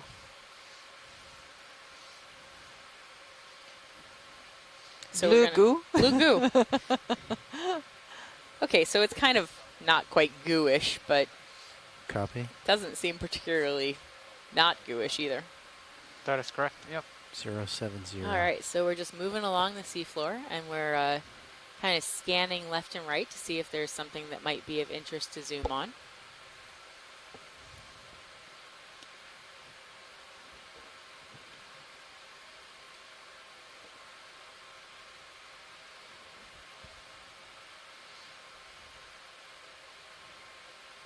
There seems to be a little less bioturbation up here than we've Yeah, seen it does.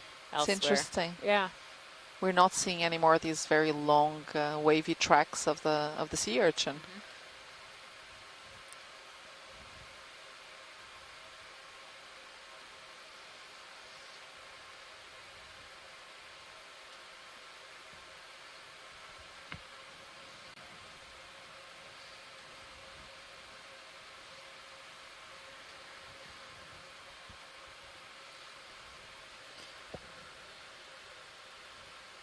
But every so often we are passing over what look like burrows, little holes where there's probably something living in them. Look at that track. That's a big track. Yeah, that's a long one there. There's nothing at this end of it. I wonder if there's something at the other end.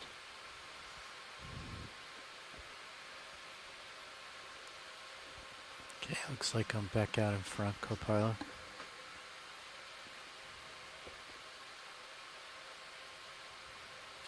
We just saw a gastropod shell go by. Yep. Yeah, I can call in another mover And now. not so many fish here anymore. No, really isn't not. it? Do you think it's because there aren't places to hide? Yeah, probably. Bridge. If you could choose to live on a forest or on a desert, where would you choose? I would definitely Right? pick the forest.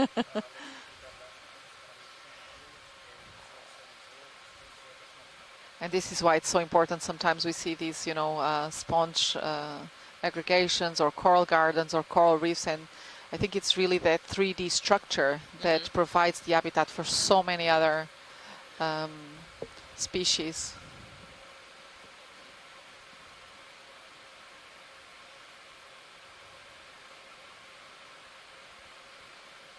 That's of course not to say that there's no diversity here. There will certainly be a lot of small species living, the in fauna living in this in the sediment. Right. Nothing in the sonars.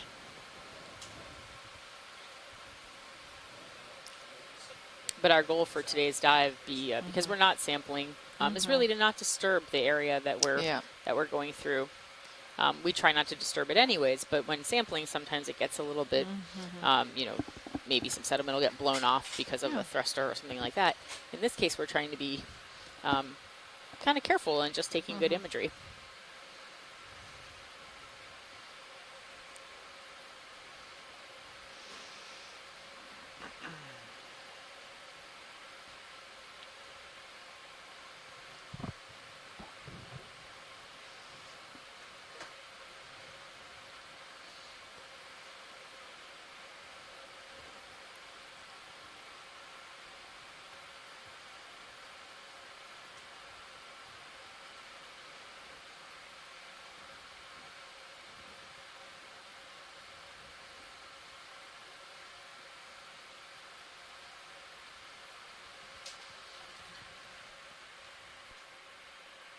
Slides, you maybe want to reference the sonar on stream 3. They're also using that to look further out than their cameras can show.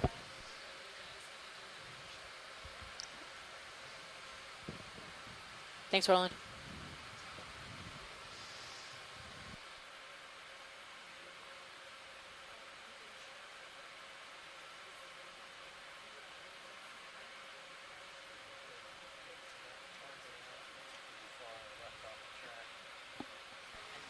You thinking this little guy? Yeah. Yeah. Okay. Yeah, and so I think we're now roughly, what, 1 or 1.5 hours away from the end of this dive, so maybe this would be a good time for me to also do a little summary of what we've been seeing so far here. And I will, since we've done a number of those summaries in English, I will also do one in Spanish for those who are following us from, for instance, from Puerto Rico. Hola, buenas tardes a todos. Pues estamos aquí con el NOAA Ocean Exploration a bordo del navío Okeanos Explorer. Hoy estamos en la exploración número 8 de esta campaña, Voyage to the Reach. Y hoy estuvimos explorando una área del sudoeste de la isla de Croix.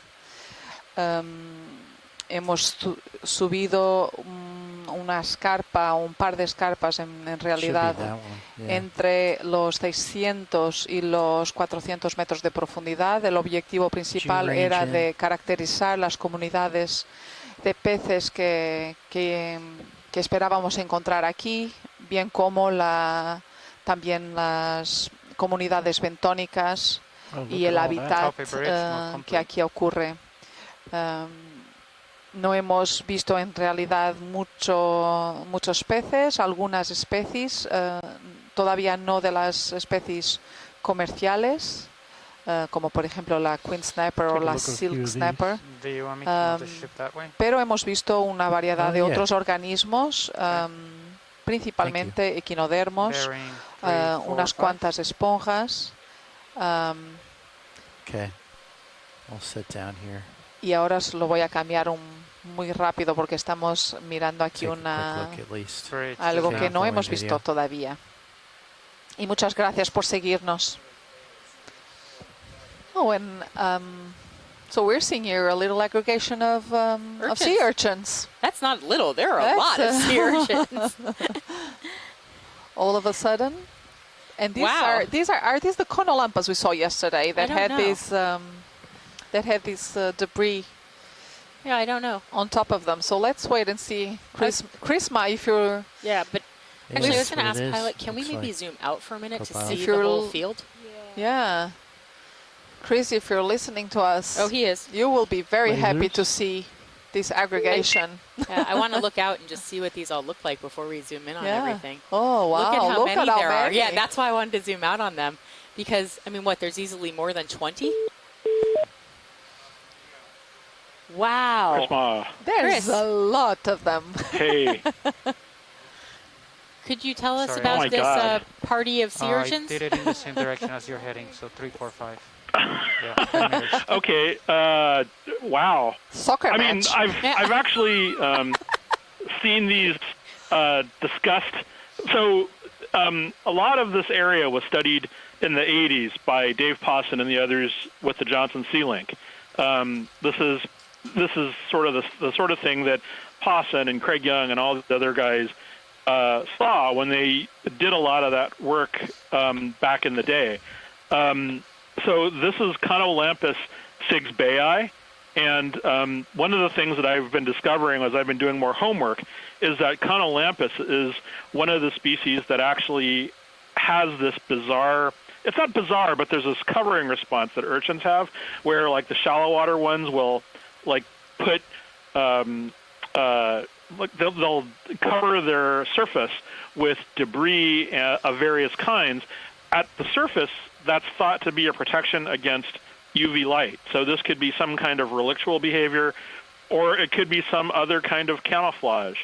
But for whatever reason, Conolampus does this, and what do you call it, Paleoneustes, which is that other kind of bun-like irregular urchin, doesn't do it. So I don't know enough about them offhand to say. But this is, I think, some kind of, I would imagine it's some kind of reproductive aggregation. A lot of them aggregate like this, and this optimizes, when they reproduce. All of their gametes are emitted at a certain time of the year. But I mean, you can, as you've done before, a wide angle view shows all of them creating all of these tracks all over the sand. I guess they're called Lebensburen by the Germans. I'm probably badly mispronouncing that. But there are behaviors of similar types of sea urchins like this in the fossil record. Certainly Conolampus is seen in the fossil record doing something similar to this. But this is really just amazing. I mean, I've been told about these kind of aggregations by people who had seen these back in the day, but there's very surprisingly very few images or video of these that that the public has seen, including myself. And so, wow, that's this beautiful. is really cool. And actually, Chris, I'm going to interrupt you for just 1 minute because I'm going to ask. I think this might be a good place to take a water sample. Yes, that's actually a very good point. Yeah. So I want us to take a water sample perhaps before we get too far away, because it is one of the more abundant areas we've seen. And maybe we'll be able to detect urchin DNA in the water. So let's have a look. Could we potentially do a water sample? Full wide. Okay. That would be funny if we didn't actually find any Conolampus DNA here. That would be very funny. But yeah, you can see. I mean, it'd be part of me would just love to have a time lapse of this, just to see where they're all, what patterns they're in. If they're going around in circles, or if they're, because echinoderms live in a different time scale than us. So for all I know, they're going around, shaking, so to speak, shaking hands with one another, or trading hats, or whatever it is. I mean, because it's fascinating to me.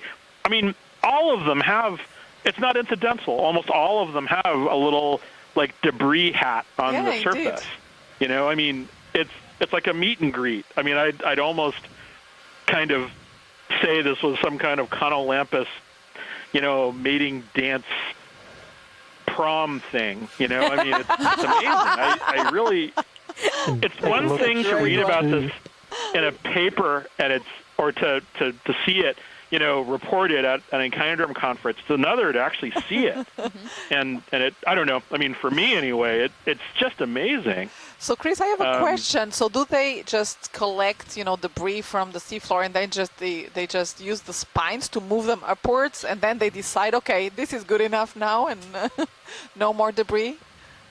Well, I mean, that's what's interesting about it. I mean, look, if we can scroll through, I mean, not scroll through, but if the camera can kind of pan across the different individuals. Yeah, I mean, it's interesting because from all the Conolampus that we've seen so far, it does appear that a lot of the debris is in the same place. And, and it kind of... It really is. It kind of varies, doesn't it? But it's always in the same place, and they all have one. It's not just incidental on the surface. Yeah. Right. Well, I mean, really it's weird, but it's not. Yeah, I mean, it's not random. It's yeah, see, there's one. And I bet that the others all have a similar kind of little, like a little hat of debris. Yeah, see, there's another one. Yeah, this and is it's in the really same cool. place. So they must find a way to really position all of that debris right at the top of their body and just keep it there. Yeah. It's like gelling your hair into a mohawk. Yes. I mean, it's like some Victorian hat party, you know? I mean, they're just like all of these bow-shaped sea urchins, and they're walking around the bottom of the seafloor with these little debris, sargassum hats, and it's like that. Oh, there's one of those old French dances where they're going in sort of line dance position. I mean, I just kind of wonder if maybe there's some kind of pattern to the tracks that we're seeing. Yeah, and Roland is listening to me, or someone's listening to me, and panning back to try and see if the trails show any kind of pattern. And it really, it does seem very striking to me because I've never actually. I mean, again, I've read about them, but it's not the same thing to actually just sort of hear the reports say, oh, and they just kind of, they're in these large aggregations. But look at the trails overlap, and all of the individual urchins have, I mean, I don't know if, honestly, I don't know to what extent this has been documented in the literature, whether or not, I know it's been reported in the literature because I've heard of this, but I don't know, like, if it's ever been characterized. Yeah, and if so, you see, because I don't do urchins. Well, now we have a lot of footage that hopefully will help somebody else understand the behavior. Totally. Unfortunately, they'll probably have to take out the track of us laughing hysterically about the commentary because it's been so interesting. It's just so funny. I keep thinking of this as slow motion bumper cars. Don't they look like they're just sort of slowly moving towards one another? But this is really amazing. I mean, this is just such a. I mean, there's just so much about this that is magic. I mean, we this is one of those things that I am going to tweet the hell out of this.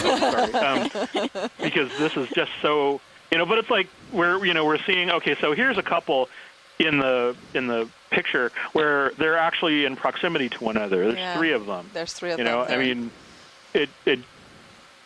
so are those, it makes me wonder if those, and so they all have little hat of debris, and I mean, and they're all kind of positioned in and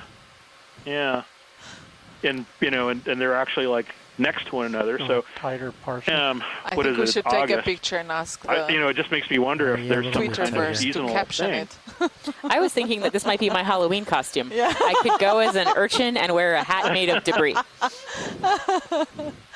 Oh, look at that! Oh, wow! This is.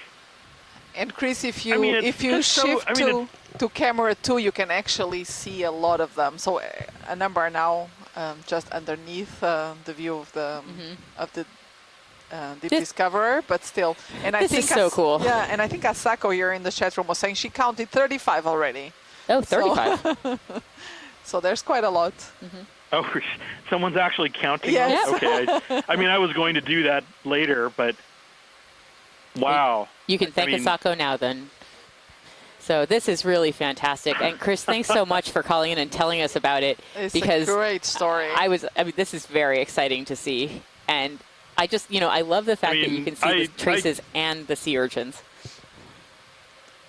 And you just got Art Howard, his highlight of the day.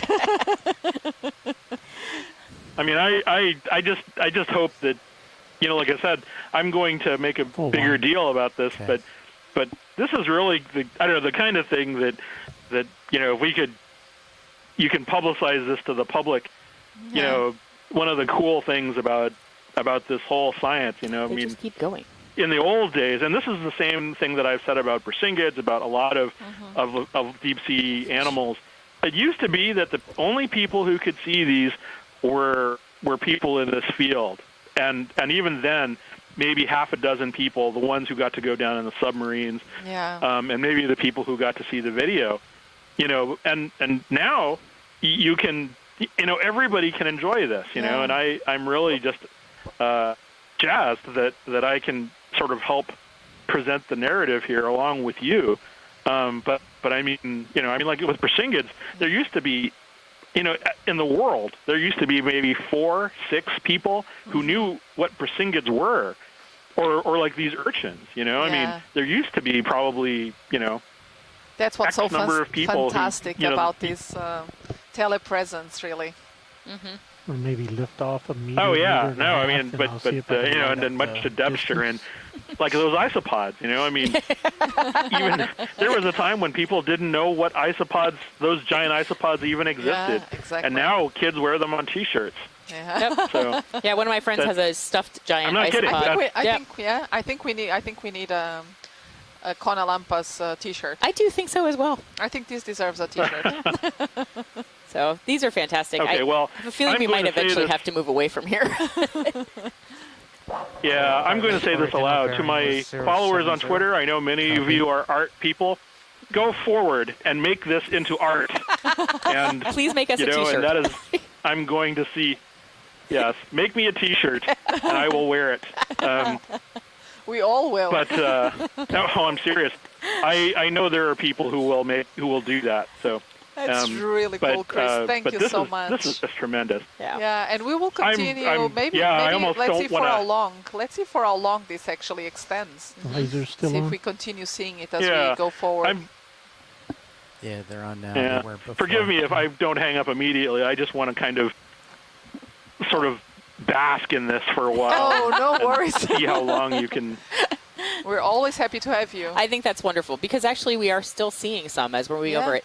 And going back to something that we talked about earlier, so we did just take a water sample in this middle of this aggregation. I think it's actually going to be a wonderful test of how well the eDNA might work because it should show that there's a lot of sea urchin DNA I assume in the water right here being shed. Yeah. So of course there is a lot of variability also as to some animals shed more DNA into the water than others through mucus or skin cells or scales or so it's quite variable. Yeah, but this might be a good but test. Still, That's it. I just had a very horrifying realization too that basically you're running the sub through a Conalampas orgy. Disturbing. Sorry. There's right. Well, there's some of the people that who there was 070, is that right now? for various professional reasons I won't say who, but Was that there were on a people who bright have made spot on the sonar? edited cuts of Okeanos video, That was and I know, and you know who you are, but I can tell this is gonna make another cut one of these days. So that's just gonna be amazing. Okay, it looks like we're clear of the Conalampas, but we're still seeing the Lebensburen. I'm really happy we saw this now. Yeah, it was great. Yeah. And thanks for calling in. Thank you so much, Chris. It's Hey, always Chris, great fun just to have you let you joining guys us. know, the pilots actually found that by watching the sonar. There was a bright patch on the sonar, and it was the only thing really showing up. And when we went there, very cool. Those guys were what was showing up. Seriously? Yeah. Wow. That's That's really hilarious. I mean, I remember once back in 2015 or so, we actually saw a similar aggregation just as we were leaving the bottom. It wasn't Conalampas, it was Archaeoneustes. And I just about cried because, we came upon it and we're like, oh, we got to go now. I was like, argh. So anyway, okay, and so now we're back to Sandy Bottom. Okay, thanks so much. Thanks so much. All right, have a good day, Chris.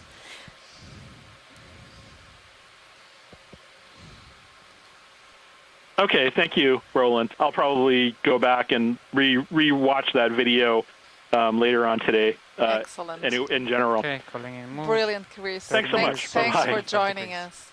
Thank you. This was a great moment. Oh, thank you. Thank you. Bye-bye.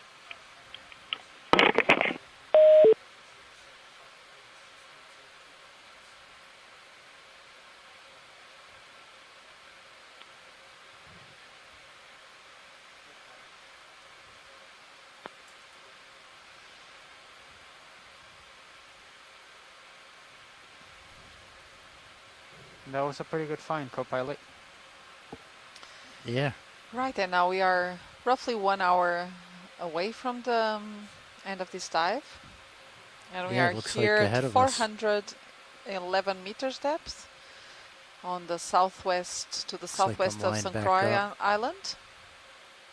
We just saw a really spectacular Conolampas urchin aggregation with a few dozens individuals. Really interesting, and we just had Chris Mudd joining us to share his excitement about what we were seeing, which is really, really interesting. So these seem to have been known to the scientific community since some time, but there are very few observations actually of these urchins aggregating like we saw now. So this was really cool. Okay. Looks like that target will take me a little too far to starboard. Okay. Okay.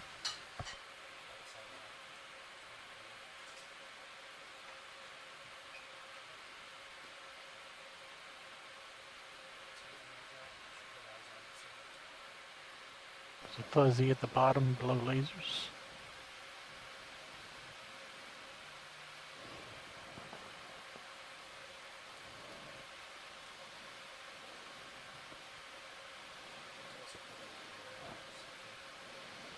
Really?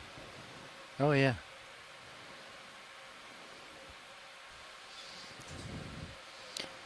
So we've got a little less than an hour yet, and I don't know. I don't think anything we're going to be able to see in the next 50 some odd minutes is going to top what we just saw. The aggregation of sea urchins together. But we can try. Maybe something else will come up that's very exciting. That was thrilling. There's a lot of chatter on the ship just about how interesting that was. Yeah. Oh, what's coming up in the distance? We're following a target watch lead. It's about 10 meters away. We can stop. No, that's okay. I don't think we need to stop for this stalk. If you're looking for the target 10 meters away, that would be great. So, pilot, this is watch lead. Go ahead. So how did you guys feel about the sea urchins? It was very interesting. We think so too.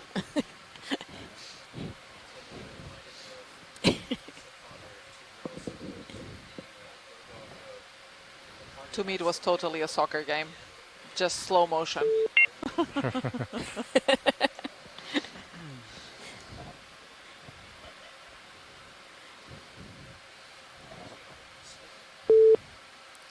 That was just fantastic. It was really, you know, I think what's so special about that, not just that it was cool, not just that it was cool to see so many sea urchins in one place, but again, it's a behavioral pattern that we haven't seen. So we're seeing some really interesting and novel, maybe not novel, but interesting behaviors that. Well, it's strange that this would be such a bright return. That was a return? Wow, so this little tiny lip is coming up as a hard return on our sonars, and normally we expect to see something like a big rocky outcrop or something. Yeah. And so this is surprising that. We'll just go in real quick on it. Yeah. I guess there's a little bit of a tiny outcrop back there behind the sargassum. Yeah, looks like so. But it's very dark. So buried. With some coating as well. Are those the serpulid worms? Serpulid worms, yeah. That is really surprising that was the reflector that was coming back.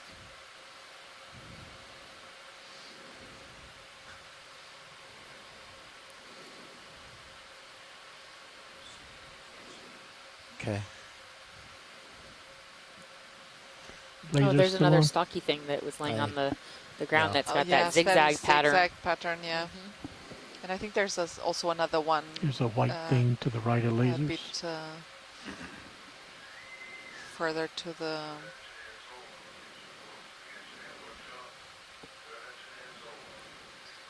Oh, is that a small anemone Yeah, there? that's an Yes, anemone. yeah, that has these striped What's tentacles. to the bottom right below that anemone? Oh, that is that's also one of those Copy bristle bridge, worms. move complete. wow. Yeah, It's it beautiful. has these orangey dots.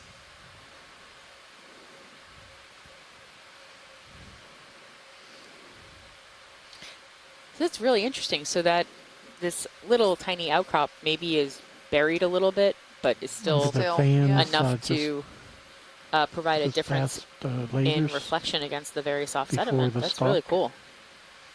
Oh, and it seems like that we have actually some yeah. stalked sponges Probably there. get a little I bit see closer. 3 of them at least. A little bit at a It's full wide, distance. right? Would To be good the- to have in the center of the screen.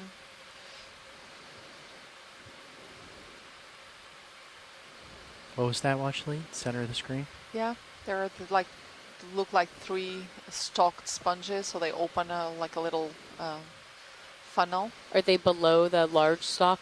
Yes. Okay, I'll get on the other side of this little feature and then take a closer look.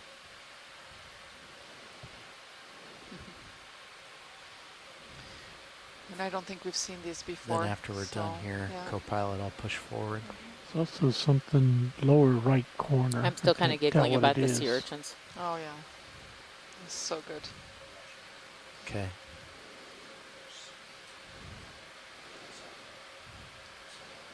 Copy. All right. We'll take a quick look at this closer object. Oh, another. That's a sclerotinia. Yep. That's another one of those anemones. Yep, and then is that a cup coral yeah, to the left? Yeah, that's a cup coral to the left Yep. there. Oh, it's really pretty. They are.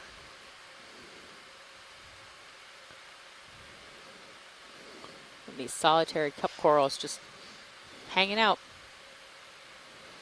I'm actually wondering if this anemone is actually a tube anemone, because I think what you're differentiates muted, the Copilot.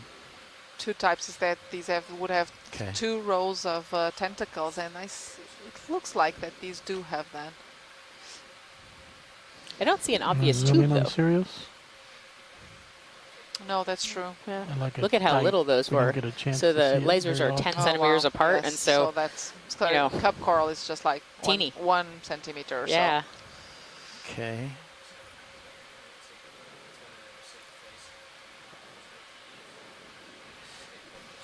Okay. Great shot on stream 2, looking into ROV. And then if you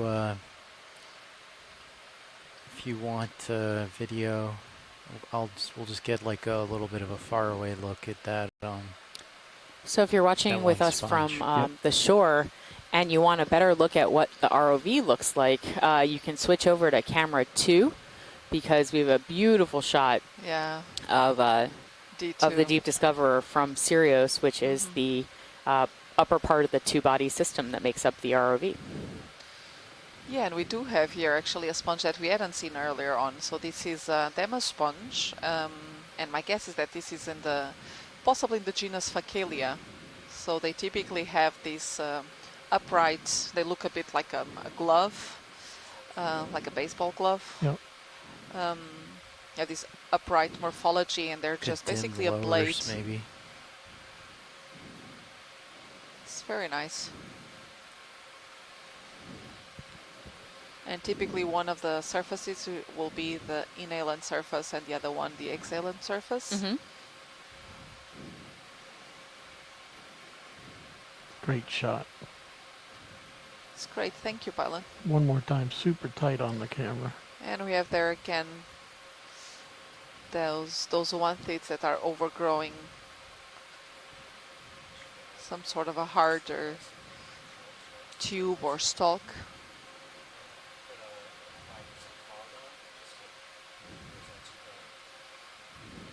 A little too bright.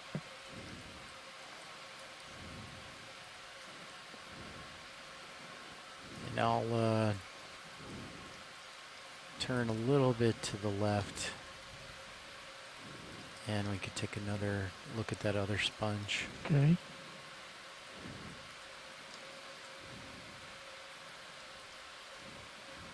Or is that gonna mess up the stereo shot too much? Nope, just do your thing.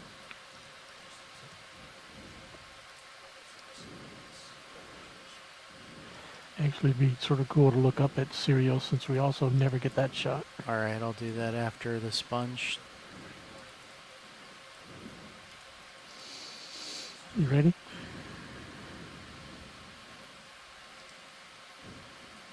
Yeah, not a sponge. This now is something else, actually. Coral. It's a coral, but it's so thin, so delicate. Oh, and there's again one of these urchins also to the left of it. There's one of those urchins with the very long spines. Very white one. Yeah. You want to go over to the coral? The urchin? I mean, push into the, get tighter to the coral. They're trying to- Well, I'll tilt up real Okay, quick and yep. look at Sirius, and then we can move over there. Oh, and we're seeing Sirius now. Oh, wow. Look at that. I don't think I've ever seen this me view neither. before. Me neither. Okay. It's very bright. It's very cool. Which is why it's called Sirius. It's Sirius is the name of the brightest star in the sky. The brightest star, right? Yeah. Ah, look at that.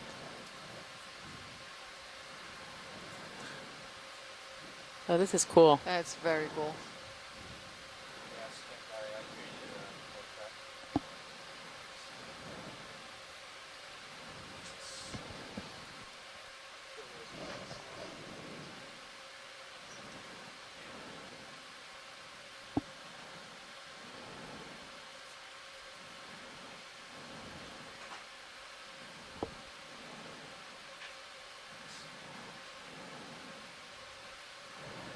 Pulling for a wide shot. And you go ahead and pan back down to the bottom.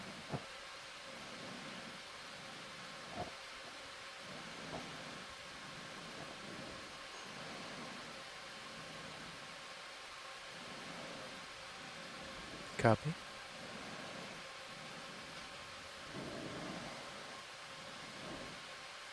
All right. Now we got the cinema out of the way.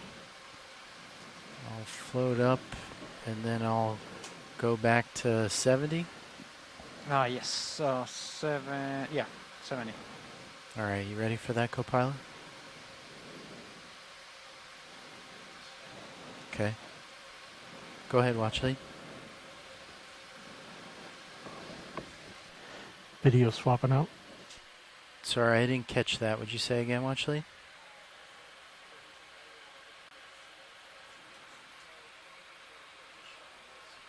No, there's no problem. It's just pretty rare that we get stable conditions like this. So is some B-roll. You're welcome. Was there anything else in this immediate area that you wanted to look at, Watchley?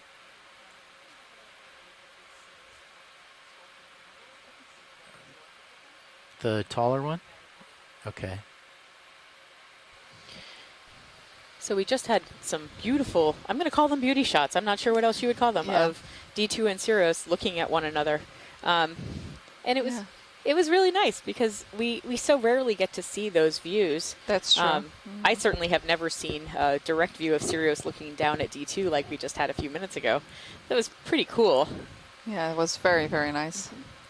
And I'll just, again, I'll mention that if you have interest in looking at the ROV and how it's set up, camera 2 right now just has this beautiful view of the Deep Discoverer. So you can always switch over to camera 2 and then pop back to camera 1. Okay, I'm going to sit down here as there wouldn't be anything under my skids. And we're just going to have, again, a quick zoom at this stalk here in front of us to see if it does have the zoanthids as we've seen earlier on. I'm going to guess for zoanthids. I'm going to guess for zoanthids too. and there they are. So if we can zoom a little bit towards the center of the stalk, and can we have a look at the stalk at the base actually? Yeah. Still trying to figure out what it's on. Yeah. Yeah, it looks very much there's this one's this, yeah, it's obscured blocked by the sargassum, Cannot but that's see it. okay. But that's okay. It looks just the same as we've seen earlier on. Thank you. Thank you, pilot. Okay.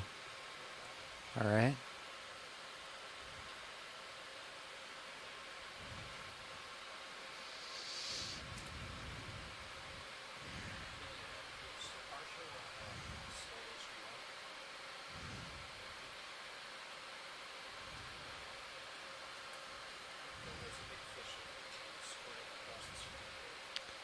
I didn't At see the that. bottom of Sirius? Okay.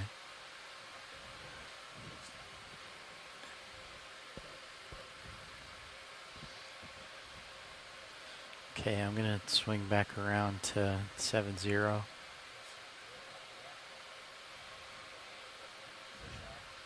Yep. Okay. Push out along 7-0.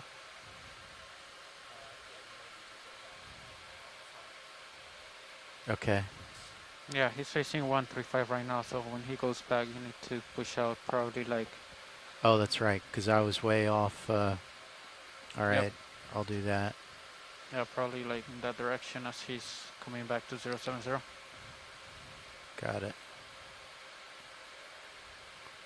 All right, I'm gonna call in a 30-meter move, 070.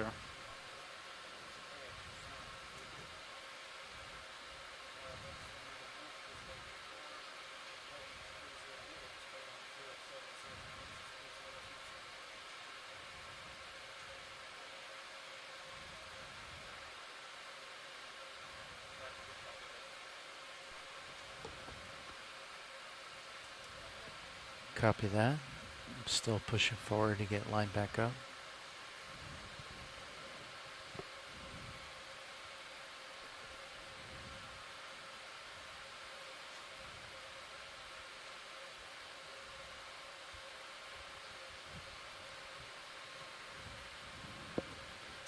Hopefully we can find some conditions like that during next year's shakedown. That will help us do the hard iron.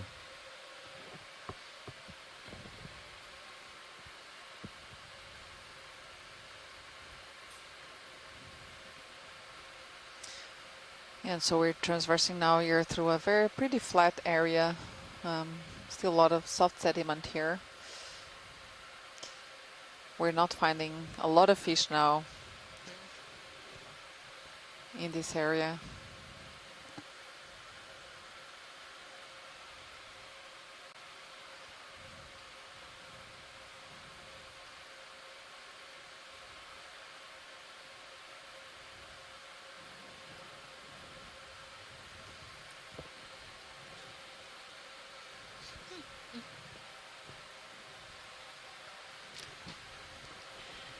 And then we did have a couple personnel changeovers. So for Global Foundation for Ocean Exploration, this is Anna Sagatov at the video clipping chair. I'm cutting videos. And on the video control and broadcast station is Brian Doros. Our ROV pilot is Andy O'Brien. Our co-pilot is Todd Gregory. And our navigator is Fernando Aragon. Thanks, Anna. You're welcome.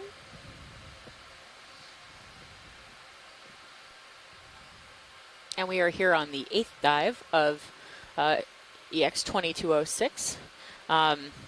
We are in the southwest corner of St. Croix, and we are investigating what is basically a landslide scar. So we've been kind of moving up from flats to slopes and then kind of jumping from scarp to scarp. And now we're pretty much at the highest point we expected to be at today, another flat area. And we're just investigating what we can see. And it's been a really cool dive so far. Yeah. We've seen a lot of fish. We've seen a lot of echinoderms. Yep. And a few corals and a few sponges, especially on the rocky outcrops. Yep. What we didn't find are any of the commercially valuable species of fish we had expected to see or had hoped to see, like the queen snapper. Or the silk snapper, yeah. But it's still been incredibly interesting.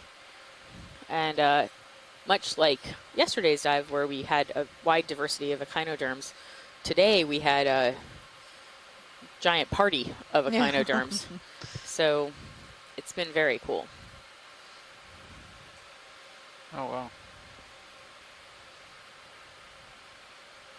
And so we're moving along this almost entirely flat Copper is sedimented always my plain. favorite. And there are some signs of bioturbation. We see some small mounds. We've seen some burrows. And every time we've looked in a burrow on this particular dive, we've seen a squat lobster or a shrimp protecting its home. But we stopped seeing those larger mounts You that we still saw want it earlier at on 40 meters, that or were should I range that out? we think were I think 40 is good. I don't made think we're by really gonna an see acorn very much worm. past that. And we never saw the acorn worm. No, we didn't. We just saw the... Which is too bad because they're very cool looking, actually. Yeah.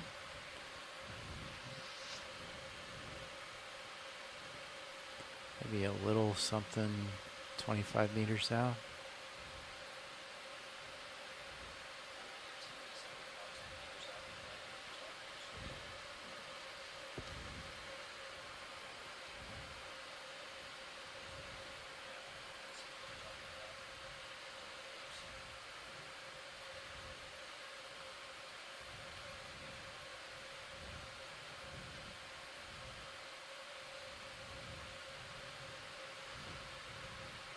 And so I think the fish that we've seen most commonly here were these epigonus fish, the green eye fish. Okay, I'll shoot over. Those were both rather Take a look at common that. throughout the dive, or at least the most common on this dive. And then we've seen Do you seen still a see it, goosefish co-pilot? or anglerfish, and we've seen a Alright. shaunax, a toadfish as well. Love them. Those are really cool. Okay. And I think we saw also at the very beginning of the dive, we saw some pearl sides. Looks like a very small target right there. Yeah.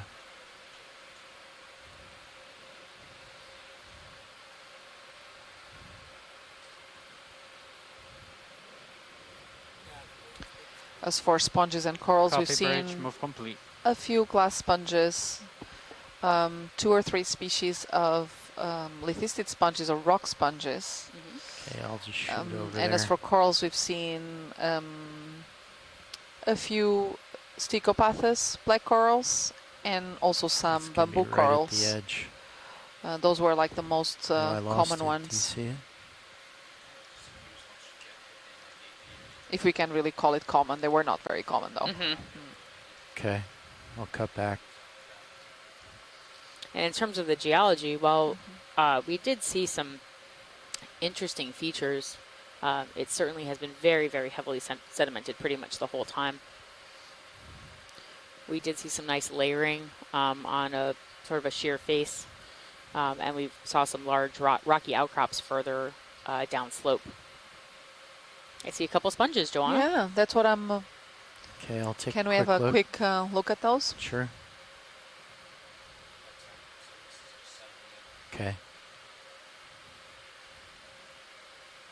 Okay, you can go in I don't video. think we've seen these before.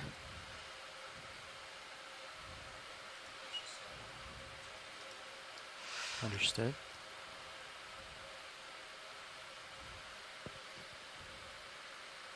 Oh, they're actually very interesting. So they are, I think they are demo sponges, so not glass sponges, but they have an unusual shape, sort of little barrels. And I think at the very top, that's where we'll find the oscule, an opening. But let's see if we can see that in more detail. Yeah, very clear oscule there.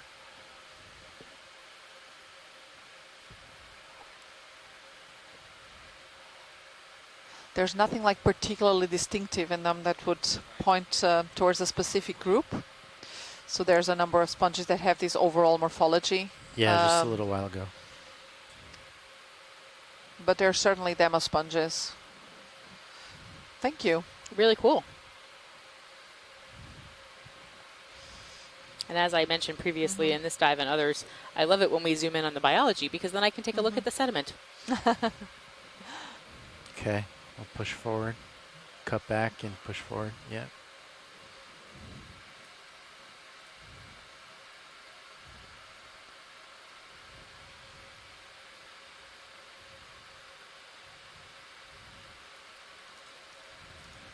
Okay, I'm gonna call in another move, 30 meters. This is gonna be 075, co-pilot.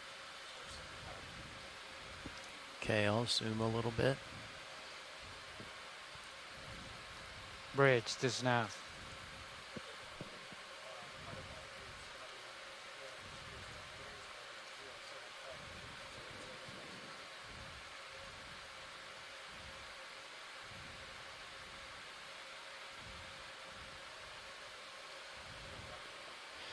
So we're just zipping along the seafloor right now, moving at a fast clip.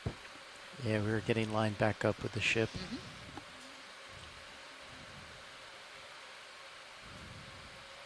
Because the ROV and Sirius are on a tether, there's only so far we can go away Okay. from the ship before we need to move closer to them. I'll kind of come back towards you a little bit. There's some faint traces on the seafloor here, but not as many or as raised as we had seen earlier.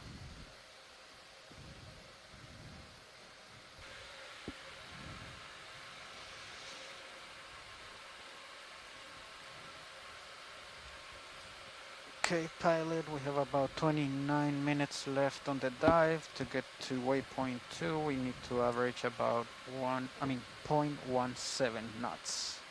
0.17. Yep. And Joanna, even though we're not allowed to sample in this area, we can take water samples. We can't take biology or geology samples, but we can take water, and we have 2 water samples left. So keep that in mind if there's anything exciting that comes along. Let's see if we come across an area with a little bit more diversity, and if we do, we will collect another water sample. And if we don't, then we may just not collect. Nav. Just to let you know, we have about 29 minutes left on the dive. Thank you, Nav. All right, so 29 minutes left on the dive. Yeah. Not 30, not 28. 29. So still plenty of time to see a giant isopod, Deb. Great. It's nothing I like more than a giant isopod.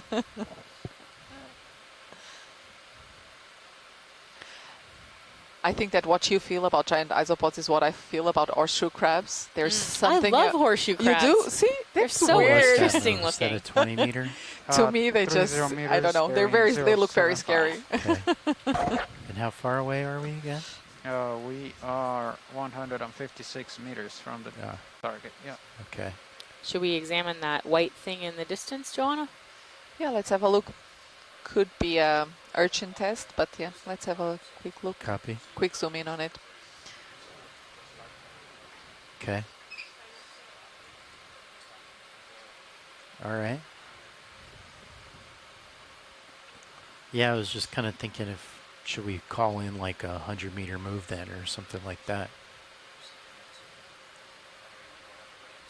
Yeah. All right. Is this where we play the game sponge or rock? Sponge or urchin? Sponge or urchin? Let's have a look, yeah.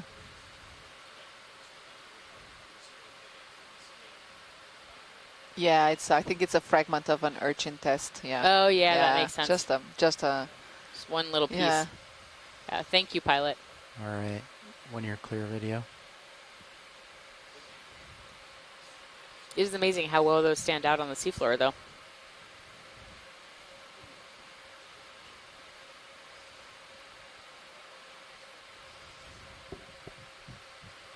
Yeah, I guess after this one's done, Nav.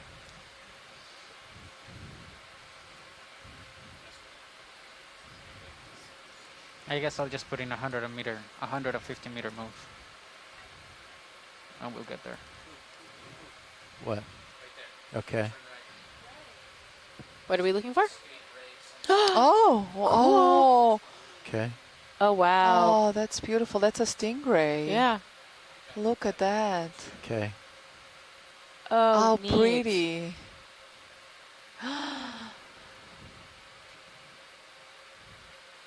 Oh, look at that. That is so cool. Well, this we did not expect to see. Is this a normal depth for a stingray? We're at 408 meters. Yeah, I don't think it's very surprising. Okay. Oh my. Oh, look at that.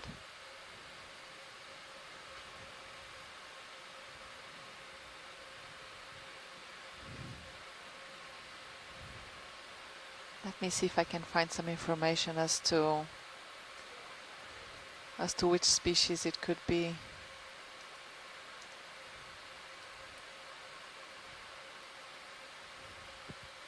Oh, neat. Yeah, that's really cool.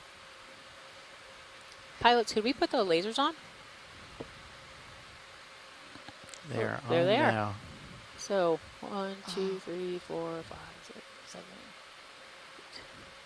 What is it, like 80 centimeters across? Yeah. Wow. Thank you, pilot. You're welcome.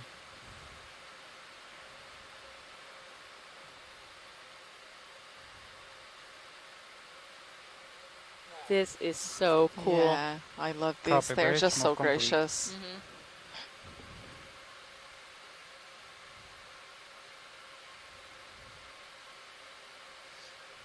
So what do stingrays eat? They will eat mostly, I think, crustaceans, actually. Oh, then Okay, maybe it would be copy. good if we found a giant isopod. and 100 perhaps meter some more fish. in that direction. Okay. Bridge this nav. Oh my god, so cool. And we have Michelle here in the chat room saying that this is possibly in the genus Dasiatis, and it is a common species. Okay.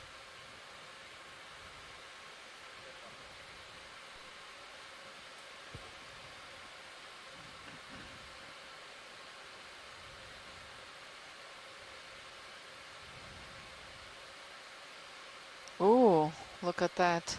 It's Oh, very its long. tail is very long. Very long. Ooh.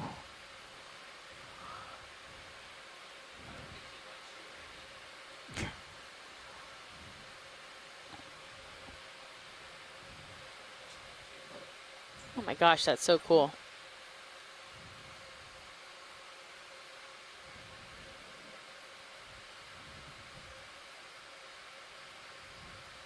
They really are quite graceful.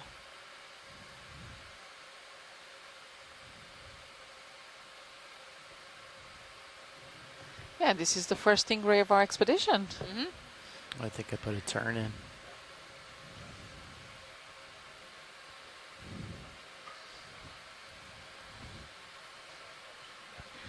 Okay.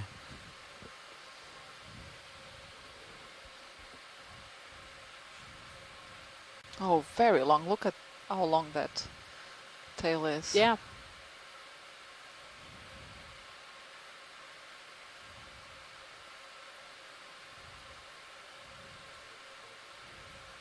Okay.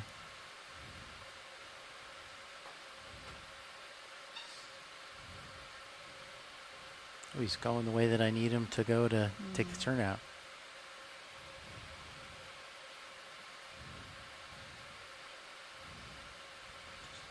Yeah, we didn't expect to find this, and I'm sure she didn't expect to find us. No, I agree. Should I follow him? Oh, or- let's see what it does with the urchin. Nothing. Nothing. Just went around it.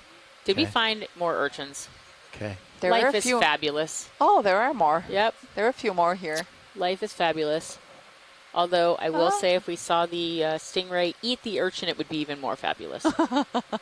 It would just bring everything around full circle. Yeah. So we've already seen about 6 of these. I'm not sure it will Bun eat us, urchins. but it will certainly take away their debris at. Oh, that's true.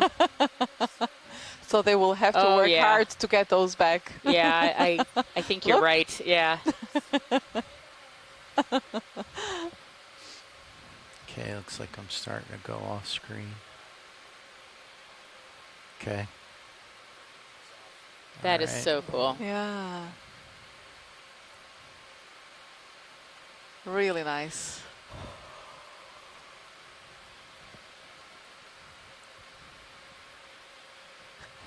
Okay, and I'll push back out, get lined up. Go in Todd mode.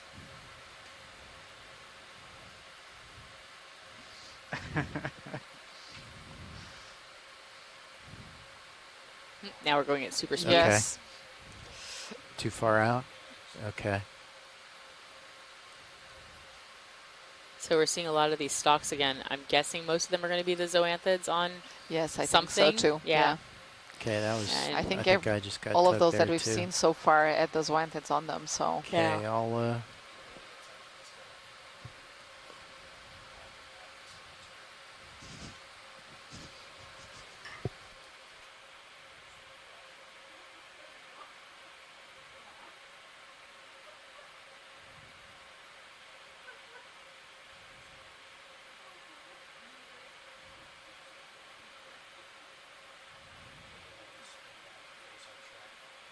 Okay.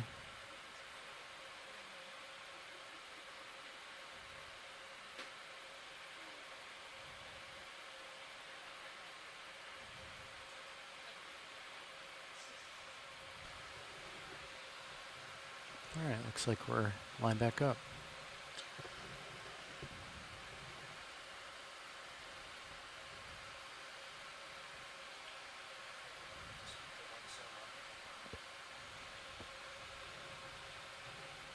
So let's see what else we can find now in this last maybe 20 minutes of the dive.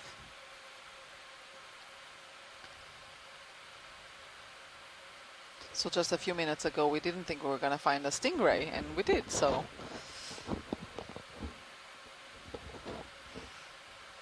Here, we'll take a quick look at this. oh yeah, can we have a quick look at the Absolutely. coral that's right in front of us? Actually looks different from those with the Okay, going zoanthids. So, video. and it is different.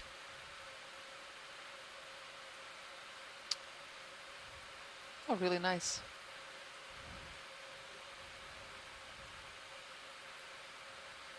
I wonder if this could be a plexaurid.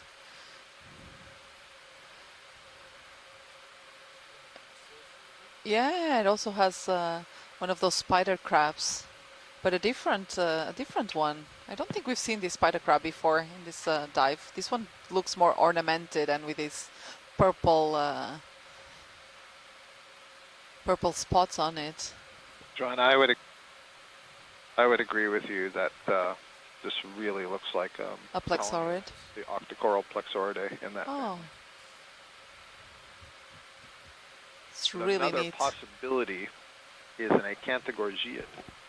And I'm saying that because the polyps are standing really tall relative to the mounds into which they would retract. Mm-hmm. So if it's possible to look a little bit closer. Yeah, we will be able to look a bit closer. If you have the time.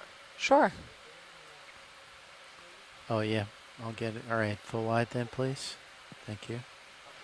We're going to try to get a little closer Okay. because we were now at our maximum zoom. But we will be able to get a good close-up of those polyps. Okay. Go in video. Sounds good. The other thing is the skeleton looks kind of dark, which Mm-hmm. is something else I see commonly on the acanthogorgiids. Mm-hmm. And acanthogorgiid, that would be a different family of these sea fans, fairly closely related to the plexaurids. Oh, and that spider crab is just beautiful as well.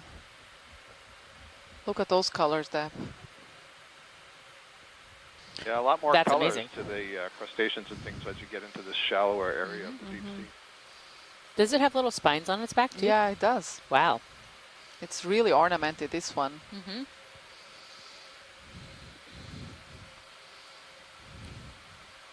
I'm pretty confident this is acanthogorgia. And Acanthogorgia. Copy that. Yep. All right, watch leads. We're about running out of time here. Okay, thank you. Thank you so much, pilots. And thank you, Scott.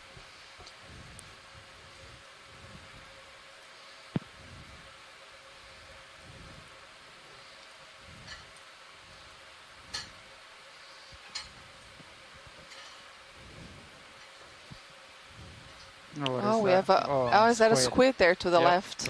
So cool. First squid of the dive. Okay, would you stop the ship? Bridge, this is nav. Easy stop, please. Oh, wow. Okay, you want to go in? It's just there sitting looking at us. That's Really interesting. Wow.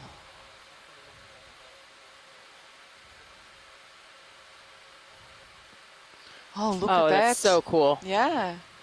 And it hasn't really moved away, which is very interesting. Probably deciding if we're a good meal. Yeah. That is so cool.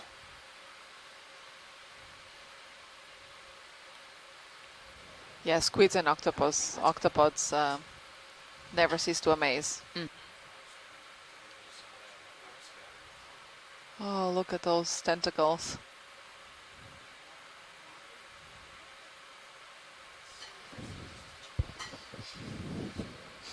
You know more than me. Do you want me to frame it any differently, Wow. video?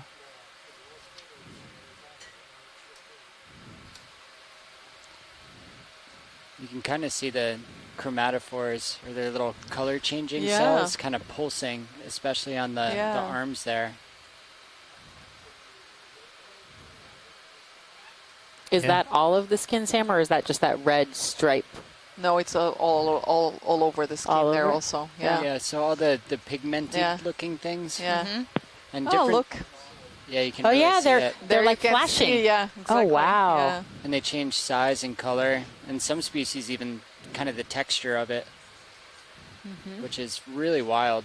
The other thing you can see really nicely is it has gills in that tube underneath where you're seeing the chromatophores change shape. And at the front of it, you see the funnel, and that's changing its shape. It's basically muscular, and so it's pushing water out of that space where it's doing its gas. The mantle. And then if it wanted to get away really fast, it would shoot water out of that little funnel. Jet. And Scott, if I remember correctly, don't they have multiple heart-like organs? Yeah, it looks nice and bright. Like not true hearts, but Yeah, they're sort of described as, 3 hearts. There's one main heart, and then there's 2 hearts that are associated with each of the gills, just to make sure that brain can be properly supplied, and those big eyes can be properly supplied with oxygen. These are very active predators, so they need to have good flow. It's super interesting. And the eyes too, like that you mentioned them. That's one of Was he injured? the things they teach about convergent evolution, about how they've kind of developed this very, very good vision separately than the way we did with our cones and rods. Exactly, yeah. Very complex eyes that are enclosed, much like ours, with pupil cornea, fluid inside them, etc. Probably not loving all the light that we're shedding on it right now, but it hasn't jetted away, which is kind of interesting. It is in that characteristic pose, sort of propped up on a couple of the arms. Not sure what that's about. he's ready for his close-up. Yep.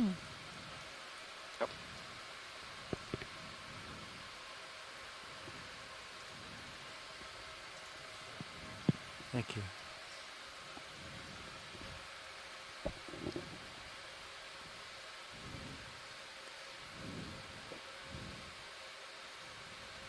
This is just fascinating. Yeah, and it looks like, because they have the arms and the tentacles, so the 2 tentacles, it looks like that's what it's resting on. So they're a little bit longer. Oh, and so Mike Vecchione, who is a squid expert, is here in our chat room, and did say that it's an ilex species. That seems to be quite common. Yep. And did mention the 3 hearts as well.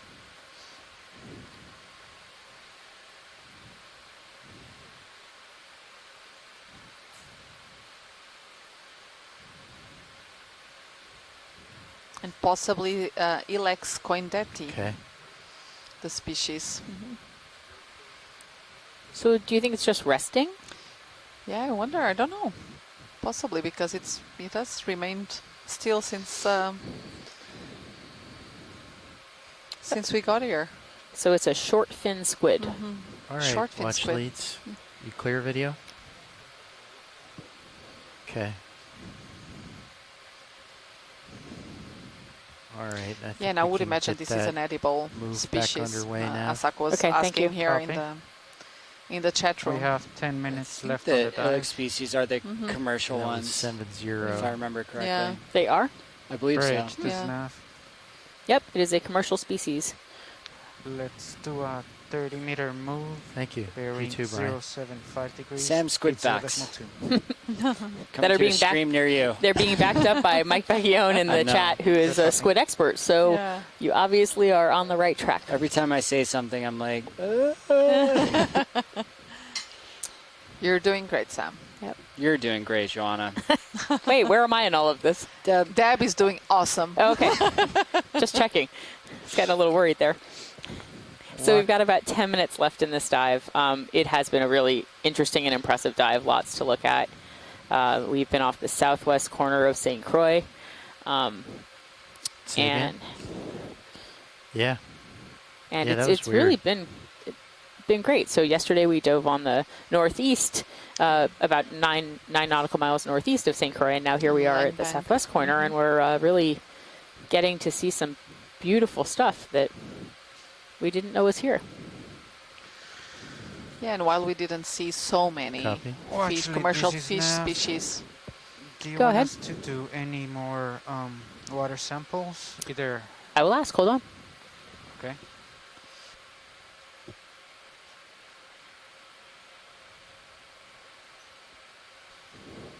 Nav, this is Watch Lead. Go ahead. I think we're okay with not doing any more water Yeah. sampling. Copy that. Thank you. And as I was saying, so while we didn't get to see a lot of the commercial fish species that we were hoping to see today, we did see a number of different fish species. Epigonos was one of the most common ones.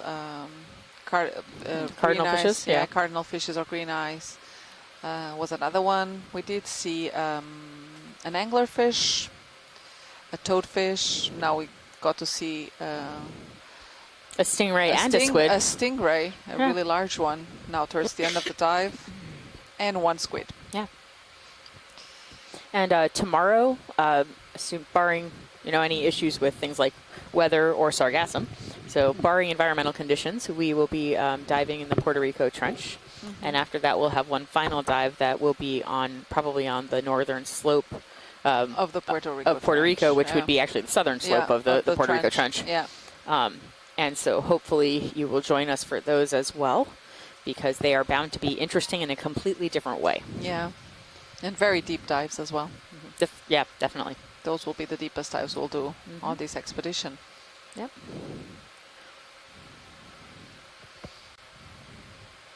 We just passed over like a circular trace. It was very interesting looking. Did you want to take a look at it, Watchley? Nope. Okay.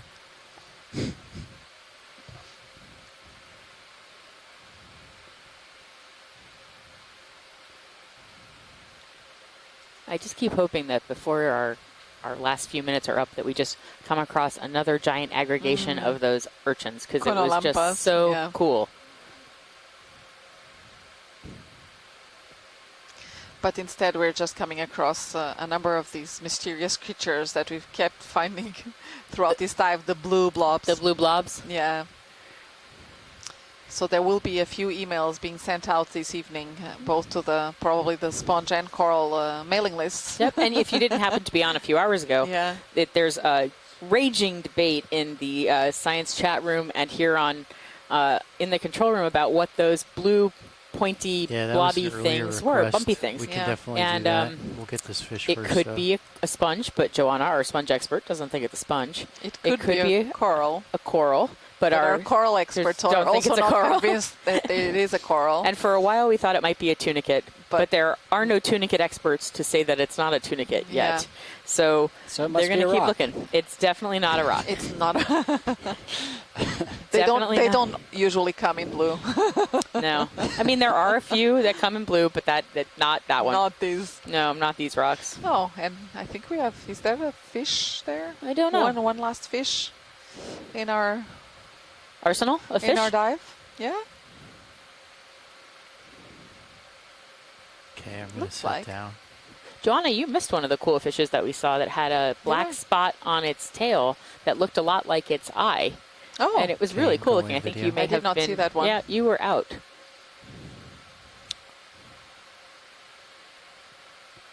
Oh, it's this one of our green eyes. It doesn't look Is as it? green, though. No. Looks flatter. It's a bit flatter, actually, this one.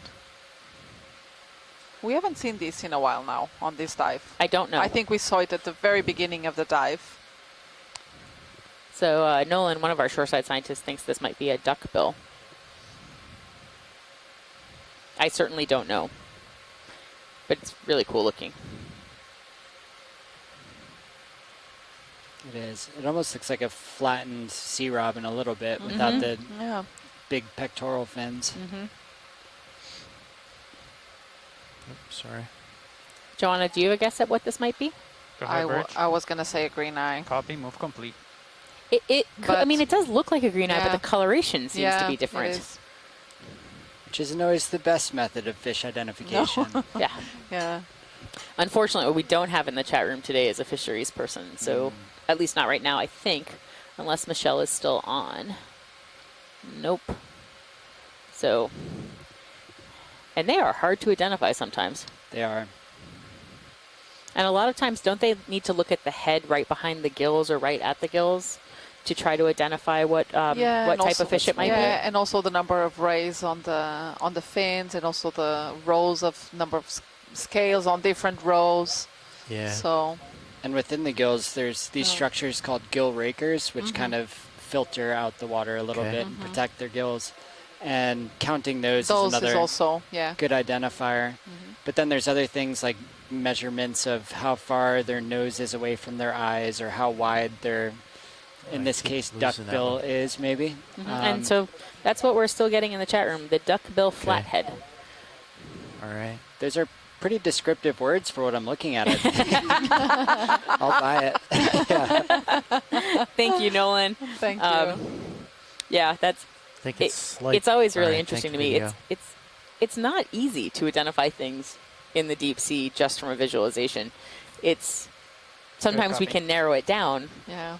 But we're not always immediately knowledgeable about what we're seeing. But that's why this is so great. We're collecting so much video. We're collecting still imagery that the scientists who wish to use this in the future can use this to make identifications and to understand things like extensions and ranges geographically, or connectivity between one place and another. And so this will prove valuable to those who are trying to understand more about the fish, the corals, the sponges of this area. Yeah, or even just the relationships between different species and different groups in the different regions. Yeah, and even if we can't get it down to the species level, often we can get at least family or genus, and that gives a lot of good information about those relationships. Yeah. Okay, was that last move still 070? That is correct. Okay. All right, I'll start pushing back over. And so we're now really on the very last minutes of our dive here in the southwest of St. Croix Island. I think this was an excellent dive, and it was great to have such a nice scientific community joining us here through the chat room, messaging us on what we were observing. There are still a few mysteries to be solved, so that exchange of knowledge will also occur now through email over the coming couple of days.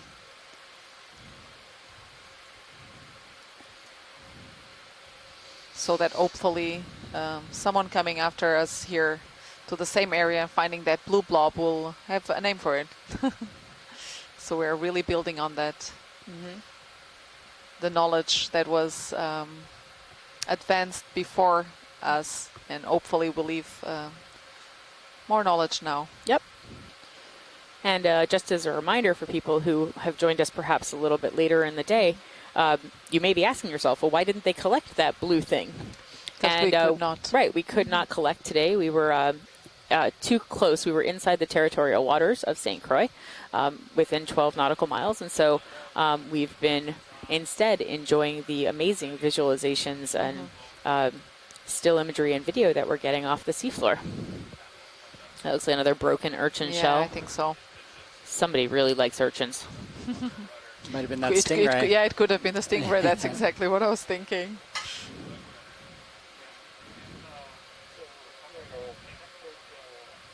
Yeah, good idea, Brian. Sargassum? Although we did see it going Okay. over, just over a few of those. Maybe it just went hungry yeah. at that time. Okay. Well, I think it had something else on its mind. Yeah, at that time. Getting away from us. Yeah. All right, pilot, this is the end of the dive. We need to prepare to come up. All right.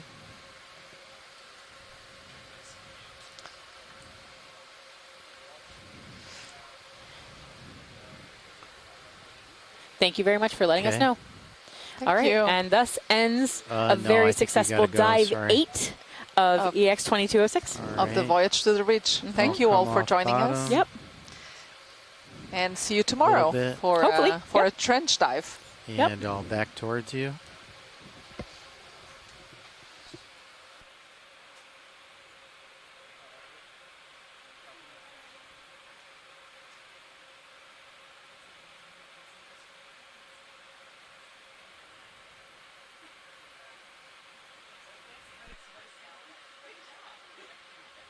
So, co-pilot, the You'll the tilt ship down a just little stopped bit. moving, so you might swing a little bit more. Okay. Shouldn't be that much, so. All right. And then I'll swing to my port.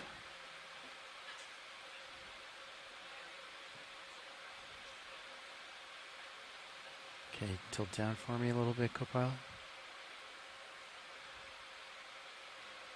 Okay. All right. I'll swing to my port. Okay.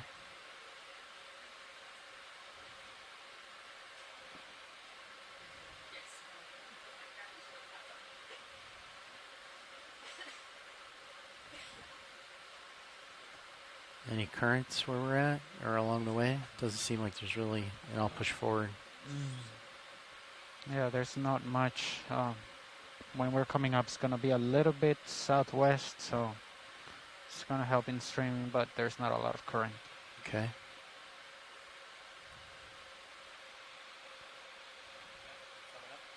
Yep.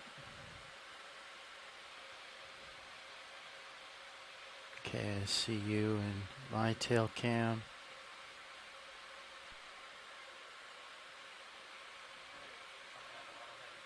Copy. And I'll come out as well.